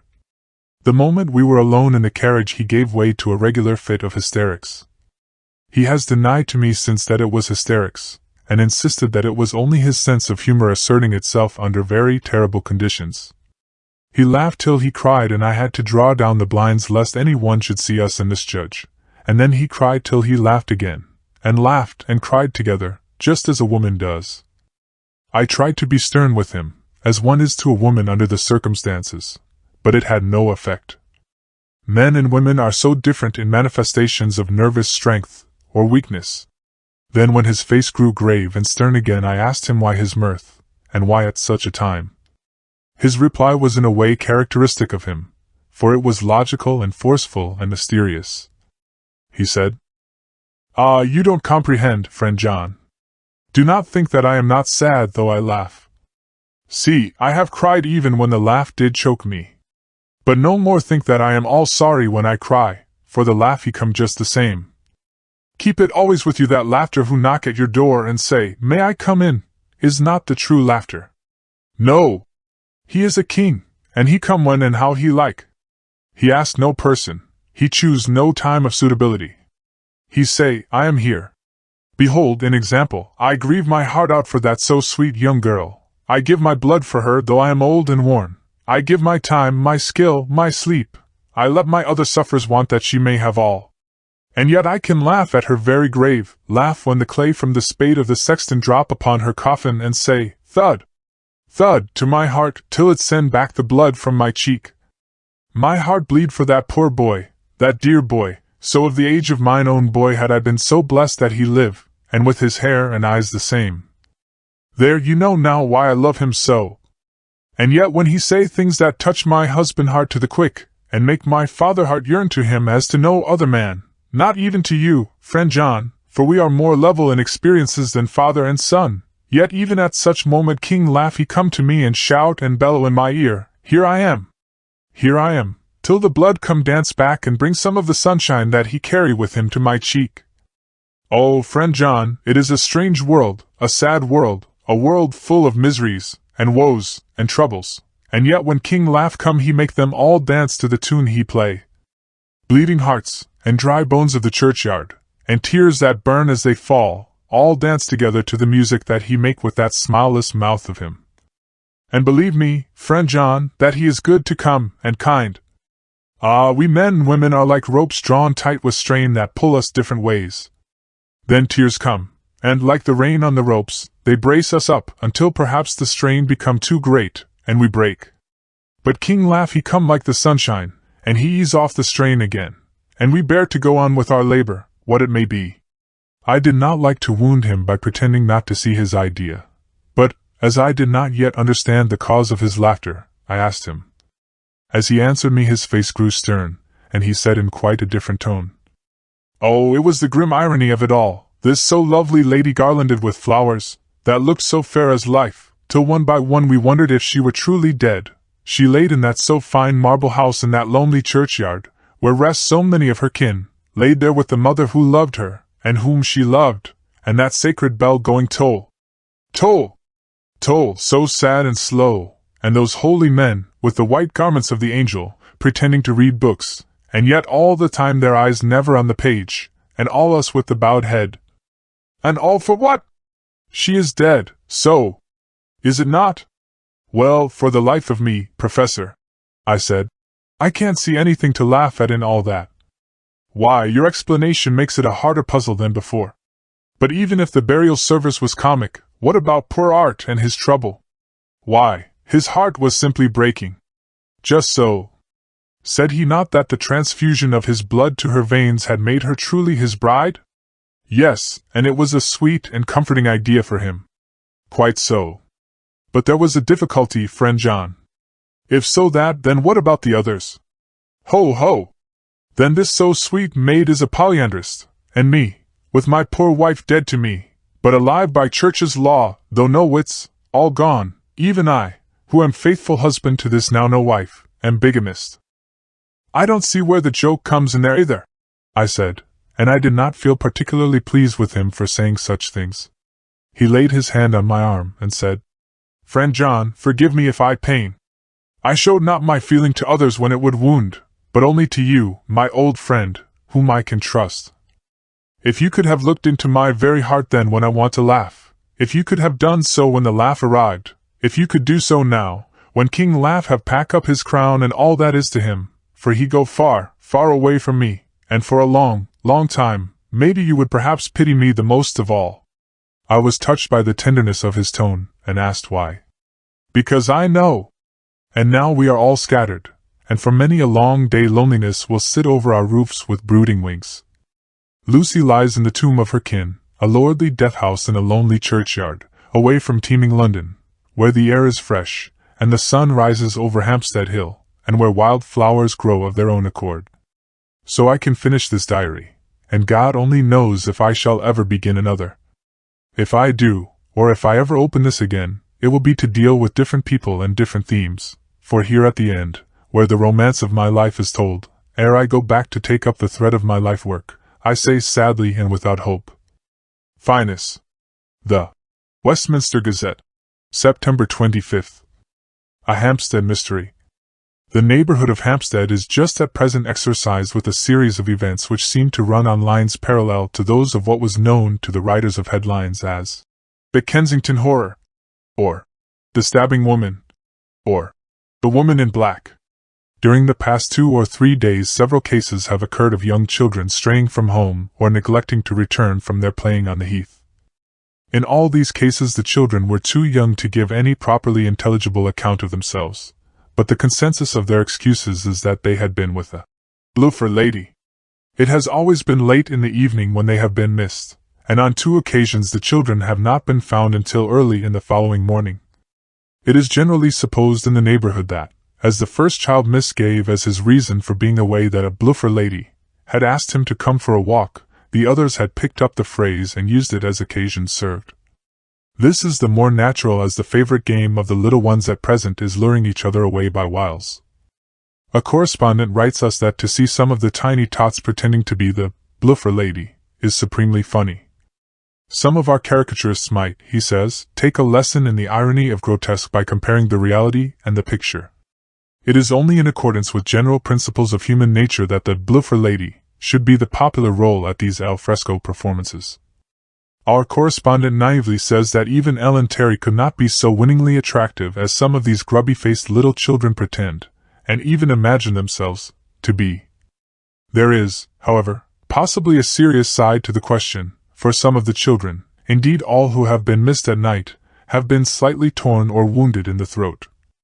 The wound seems such as might be made by a rat or a small dog, and although of not much importance individually, would tend to show that whatever animal inflicts them has a system or method of its own. The police of the division have been instructed to keep a sharp lookout for straying children, especially when very young, in and around Hampstead Heath, and for any stray dog which may be about. The Westminster Gazette, September 25th. Extra Special. The Hampstead Horror. Another child injured. The bloofer lady. We have just received intelligence that another child, missed last night, was only discovered late in the morning under a furze bush at the Shooter's Hill side of Hampstead Heath, which is, perhaps, less frequented than the other parts. It has the same tiny wound in the throat as has been noticed in other cases. It was terribly weak, and looked quite emaciated. It too, when partially restored, had the common story to tell of being lured away by the bloofer lady. Chapter 14. Mina Harker's Journal. September 23rd. Jonathan is better after a bad night. I am so glad that he has plenty of work to do, for that keeps his mind off the terrible things, and oh, I am rejoiced that he is not now weighed down with the responsibility of his new position. I knew he would be true to himself, and now how proud I am to see my Jonathan rising to the height of his advancement, and keeping pace in all ways with the duties that come upon him. He will be away all day till late, for he said he could not lunch at home. My household work is done, so I shall take his foreign journal, and lock myself up in my room and read it. September 24th. I hadn't the heart to write last night. That terrible record of Jonathan's upset me so. Poor dear! How he must have suffered, whether it be true or only imagination. I wonder if there is any truth in it at all. Did he get his brain fever, and then write all those terrible things? Or had he some cause for it all? I suppose I shall never know, for I dare not open the subject to him. And yet that man we saw yesterday! He seemed quite certain of him. Poor fellow! I suppose it was the funeral upset him, and sent his mind back on some train of thought. He believes it all himself. I remember how on our wedding day he said, "Unless some solemn duty come upon me to go back to the bitter hours, asleep or awake, mad or sane." There seems to be through it all some thread of continuity. That fearful Count was coming to London. If it should be, and he came to London, with its teeming millions, there may be a solemn duty, and if it come we must not shrink from it. I shall be prepared. I shall get my typewriter this very hour and begin transcribing. Then we shall be ready for other eyes if required. And if it be wanted, then, perhaps, if I am ready, poor Jonathan may not be upset, for I can speak for him, and never let him be troubled or worried with it all. If ever Jonathan quite gets over the nervousness, he may want to tell me of it all, and I can ask him questions and find out things, and see how I may comfort him. Letter Van Helsing to Mrs. Harker. September 24th. Confidence. Dear Madam, I pray you to pardon my writing in that I am so far friend as that I send to you sad news of Miss Lucy Westenra's death. By the kindness of Lord Godalming, I am empowered to read her letters and papers, for I am deeply concerned about certain matters vitally important. In them I find some letters from you, which show how great friends you were and how you love her. Oh, Madam Mina, by that love I implore you, help me. It is for others' good that I ask, to redress great wrong, and to lift much and terrible troubles, that may be more great than you can know. May it be that I see you? You can trust me. I am a friend of Dr. John Seward and of Lord Godalming, that was Arthur of Miss Lucy. I must keep it private for the present from all. I should come to Exeter to see you at once if you tell me I am privileged to come, and where and when. I implore your pardon, madam. I have read your letters to poor Lucy, and know how good you are and how your husbands suffer, so I pray you, if it may be, enlighten him not, lest it may harm. Again your pardon, and forgive me. Van Helsing. Telegram Mrs. Harker to Van Helsing. September 25th. Come today by 10:15 train if you can catch it. Can see you any time you call. Wilhelmina Harker. Mina Harker's Journal. September 25th. I cannot help feeling terribly excited as the time draws near for the visit of Dr. Van Helsing, for somehow I expect it will throw some light upon Jonathan's sad experience, and as he attended poor dear Lucy in her last illness, he can tell me all about her. That is the reason for his coming. It is concerning Lucy and her sleepwalking, and not about Jonathan. Then I shall never know the real truth now. How silly I am. That awful journal gets hold of my imagination and tinges everything with something of its own color. Of course it is about Lucy. That habit came back to the poor dear, and that awful night on the cliff must have made her ill. I had almost forgotten in my own affairs how ill she was afterwards. She must have told him of her sleepwalking adventure on the cliff, and that I knew all about it, and now he wants me to tell him about it, so that he may understand. I hope I did right in not saying anything of it to Mrs. Westenra. I should never forgive myself if any act of mine, were it even a negative one, brought harm on poor dear Lucy. I hope, too, Dr. Van Helsing will not blame me. I have had so much trouble and anxiety of late that I feel I cannot bear more just at present. I suppose a cry does us all good at times, clears the air as other rain does. Perhaps it was reading the journal yesterday that upset me, and then Jonathan went away this morning to stay away from me a whole day and night, the first time we have been parted since our marriage. I do hope the dear fellow will take care of himself, and that nothing will occur to upset him. It is 2 o'clock and the doctor will be here soon now. I shall say nothing of Jonathan's journal unless he asks me. I am so glad I have typewritten out my own journal, so that, in case he asks about Lucy, I can hand it to him. It will save much questioning. Later. He has come and gone. Oh, what a strange meeting, and how it all makes my head whirl round. I feel like one in a dream. Can it be all possible, or even a part of it? If I had not read Jonathan's journal first, I should never have accepted even a possibility. Poor dear Jonathan! How he must have suffered! Please the good God all this may not upset him again. I shall try to save him from it, but it may be even a consolation and a help to him, terrible though it be and awful in its consequences, to know for certain that his eyes and ears and brain did not deceive him, and that it is all true. It may be that it is the doubt which haunts him, that when the doubt is removed, no matter which, waking or dreaming, may prove the truth, he will be more satisfied and better able to bear the shock. Dr. Van Helsing must be a good man as well as a clever one if he is Arthur's friend and Dr. Seward's, and if they brought him all the way from Holland to look after Lucy. I feel from having seen him that he is good and kind and of a noble nature. When he comes tomorrow I shall ask him about Jonathan, and then, please God, all this sorrow and anxiety may lead to a good end. I used to think I would like to practice interviewing Jonathan's friend on the Exeter News. Told him that memory was everything in such work, that you must be able to put down exactly almost every word spoken, even if you had to refine some of it afterwards. Here was a rare interview. I shall try to record it verbatim. It was 2:30 when the knock came. I took my courage à deux mains and waited. In a few minutes Mary opened the door, and announced, "Dr. Van Helsing." I rose and bowed, and he came towards me, a man of medium height, strongly built, with his shoulders set back over a broad, deep chest and a neck well balanced on the trunk as the head is on the neck.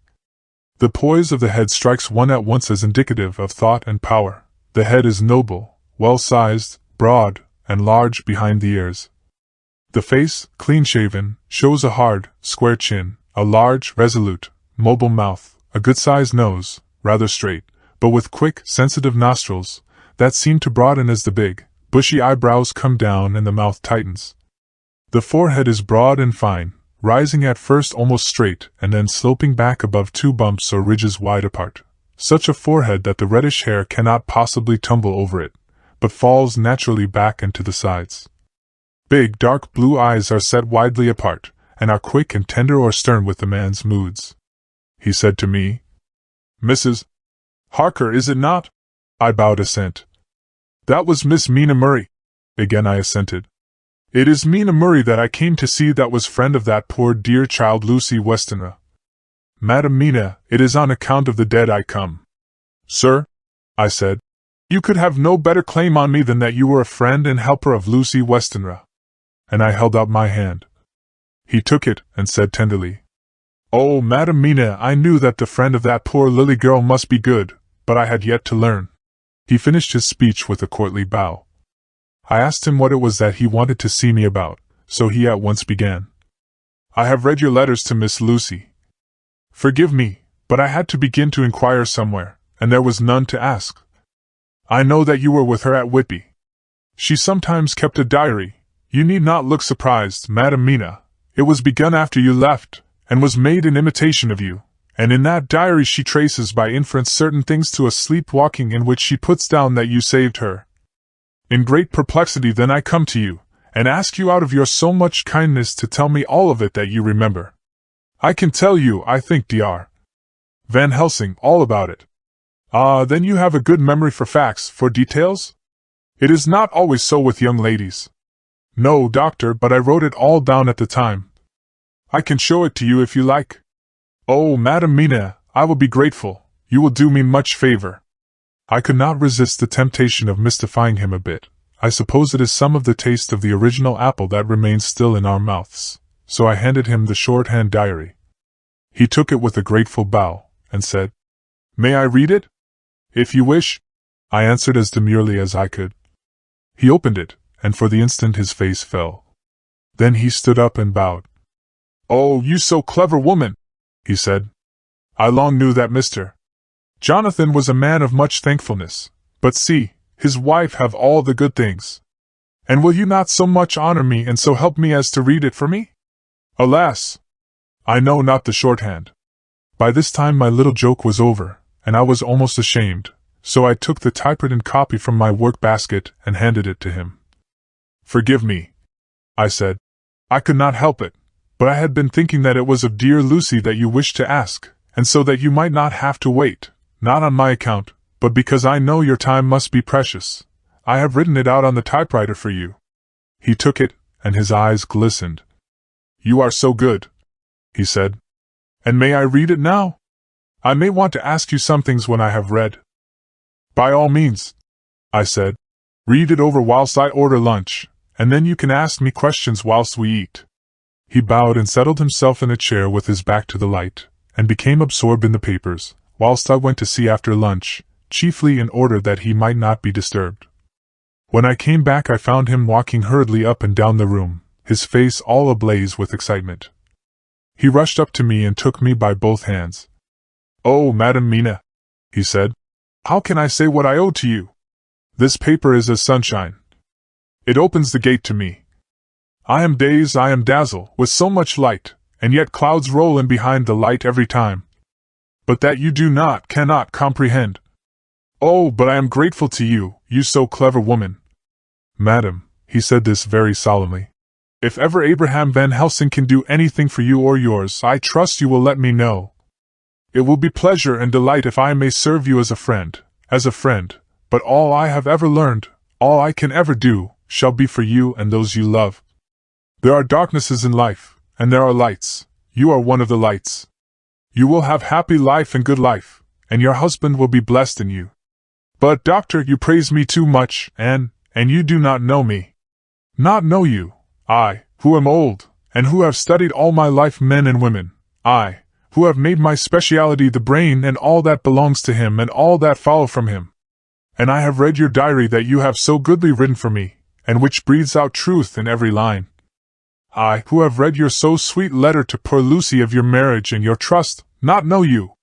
Oh, Madam Mina, good women tell all their lives, and by day and by hour and by minute, such things that angels can read, and we men who wish to know have in us something of angels' eyes. Your husband is noble nature, and you are noble too, for you trust, and trust cannot be where there is mean nature. And your husband, tell me of him. Is he quite well? Is all that fever gone, and is he strong and hearty? I saw here an opening to ask him about Jonathan, so I said, He has almost recovered, but he has been greatly upset by Mr. Hawkins's death. He interrupted. Oh yes, I know. I have read your last 2 letters. I went on. I suppose this upset him, for when we were in town on Thursday last he had a sort of shock. A shock, and after brain fever so soon. That was not good. What kind of shock was it? He thought he saw someone who recalled something terrible, something which led to his brain fever. And here the whole thing seemed to overwhelm me in a rush. The pity for Jonathan, the horror which he experienced, the whole fearful mystery of his diary, and the fear that has been brooding over me ever since, all came in a tumult. I suppose I was hysterical, for I threw myself on my knees and held up my hands to him, and implored him to make my husband well again. He took my hands and raised me up, and made me sit on the sofa, and sat by me. He held my hand in his, and said to me with, oh, such infinite sweetness, My life is a barren and lonely one, and so full of work that I have not had much time for friendships. But since I have been summoned to here by my friend John Seward, I have known so many good people and seen such nobility that I feel more than ever, and it has grown with my advancing years, the loneliness of my life. Believe me, then, that I come here full of respect for you, and you have given me hope, not in what I am seeking of, but that there are good women still left to make life happy, good women, whose lives and whose truths may make good lesson for the children that are to be. I am glad that I may here be of some use to you, for if your husband suffer, he suffer within the range of my study and experience.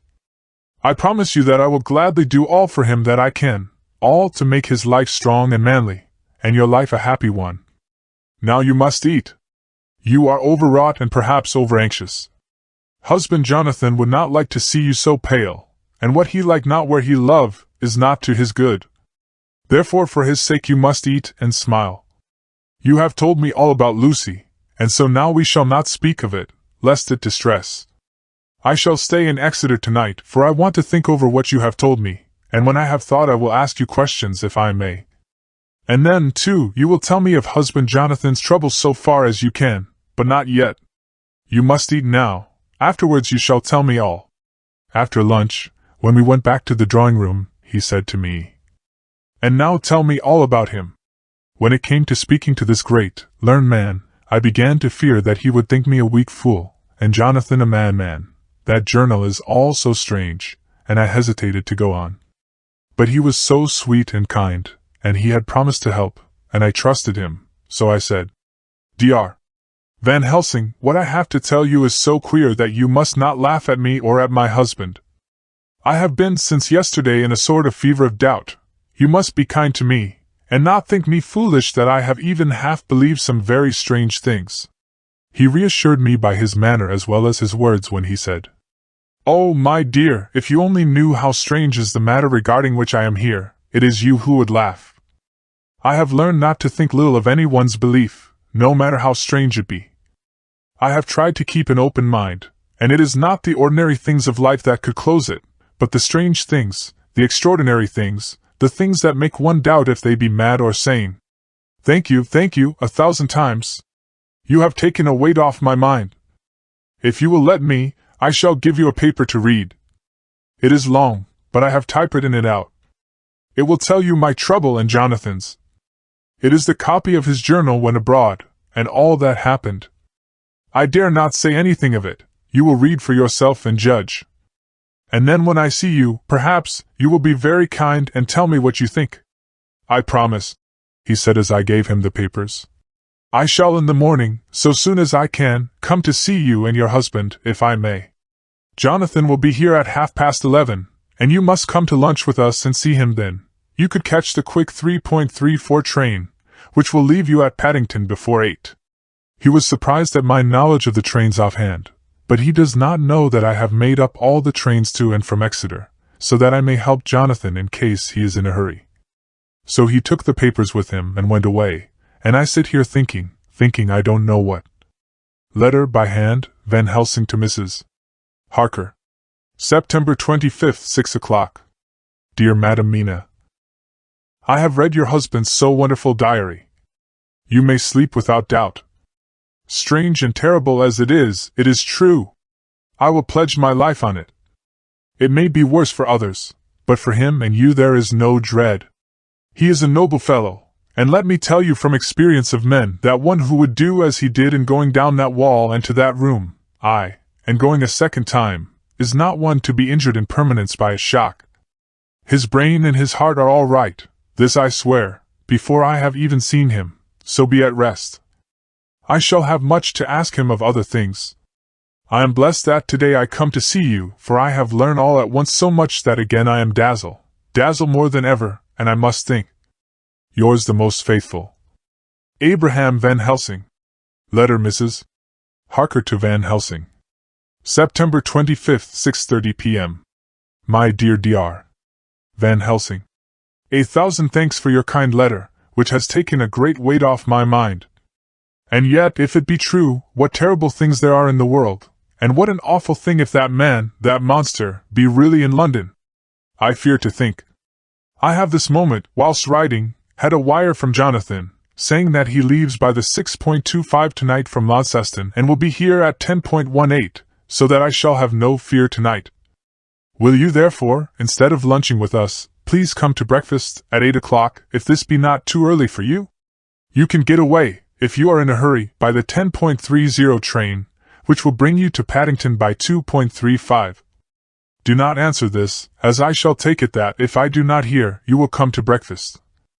Believe me, your faithful and grateful friend, Mina Harker. Jonathan Harker's Journal. September 26. I thought never to write in this diary again, but the time has come. When I got home last night Mina had supper ready, and when we had supped she told me of Van Helsing's visit, and of her having given him the 2 diaries copied out, and of how anxious she had been about me. She showed me in the doctor's letter that all I wrote down was true. It seems to have made a new man of me. It was the doubt as to the reality of the whole thing that knocked me over. I felt impotent, and in the dark, and distrustful.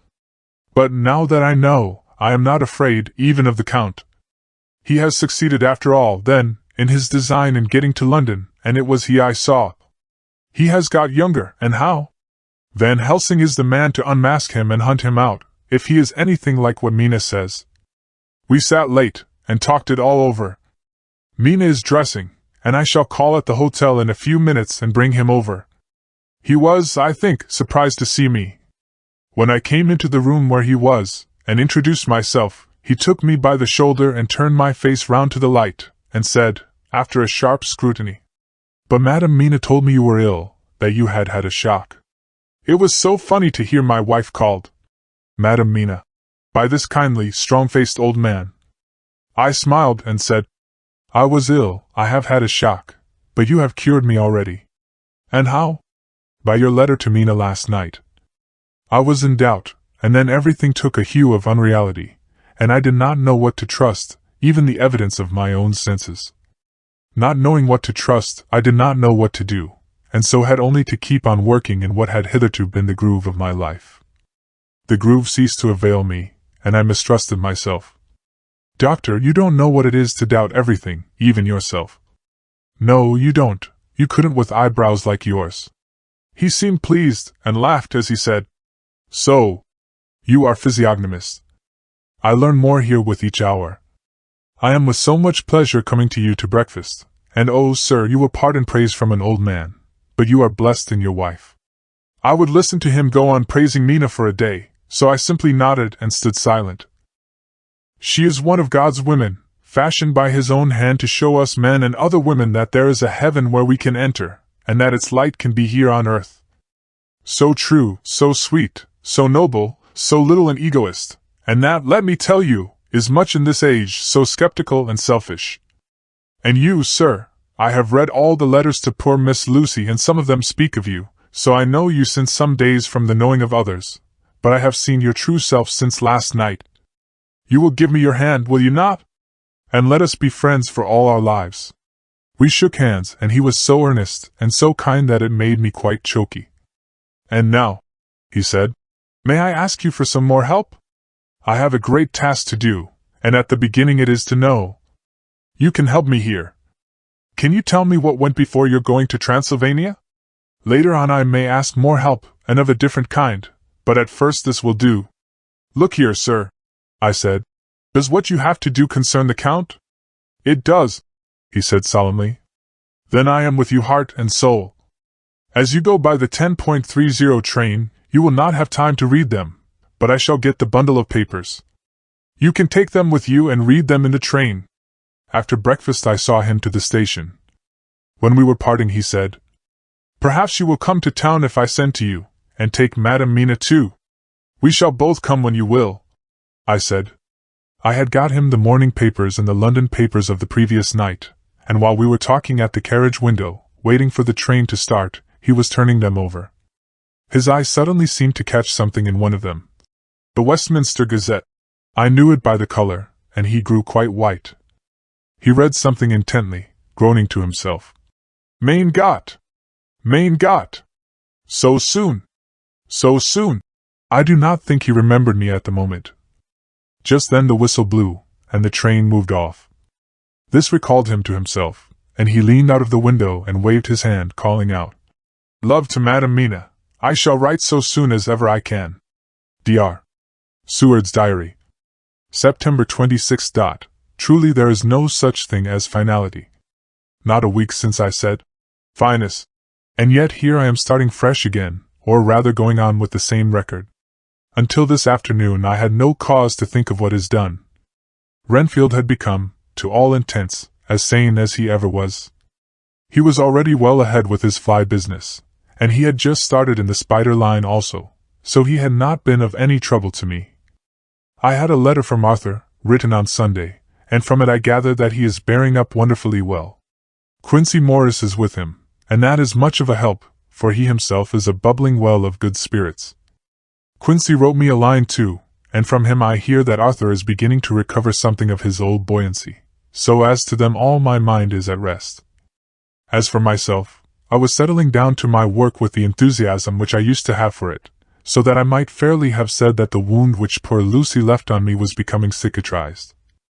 Everything is, however, now reopened, and what is to be the end God only knows.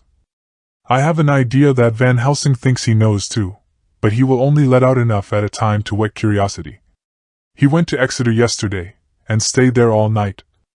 Today he came back, and almost bounded into my room at about 5:30, and thrust last night's Westminster Gazette into my hand. What do you think of that? He asked as he stood back and folded his arms. I looked over the paper, for I really did not know what he meant, but he took it from me and pointed out a paragraph about children being decoyed away at Hampstead. It did not convey much to me, until I reached a passage where it described small punctured wounds on their throats. An idea struck me, and I looked up. Well, he said, it is like poor Lucy's. And what do you make of it? Simply that there is some cause in common. Whatever it was that injured her has injured them. I did not quite understand his answer. That is true indirectly, but not directly. How do you mean, Professor? I asked. I was a little inclined to take his seriousness lightly, for, after all, 4 days of rest and freedom from burning, harrowing anxiety does help to restore one's spirits. But when I saw his face, it sobered me. Never, even in the midst of our despair about poor Lucy, had he looked more stern. Tell me, I said. I can hazard no opinion. I do not know what to think, and I have no data on which to found a conjecture. Do you mean to tell me, friend John, that you have no suspicion as to what poor Lucy died of, not after all the hints given, not only by events, but by me? Of nervous prostration following on great loss or waste of blood. And how the blood lost or waste? I shook my head. He stepped over and sat down beside me, and went on. You are clever man, friend John, you reason well, and your wit is bold, but you are too prejudiced. You do not let your eyes see nor your ears hear, and that which is outside your daily life is not of account to you. Do you not think that there are things which you cannot understand, and yet which are, that some people see things that others cannot?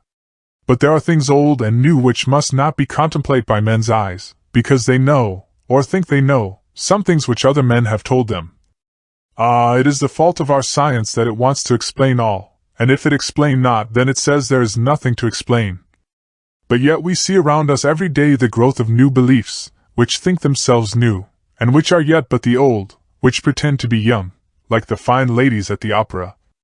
I suppose now you do not believe in corporeal transference. No, nor in materialization. No, nor in astral bodies. No, nor in the reading of thought. No, nor in hypnotism. Yes, I said. Charcot has proved that pretty well. He smiled as he went on. Then you are satisfied as to it? Yes?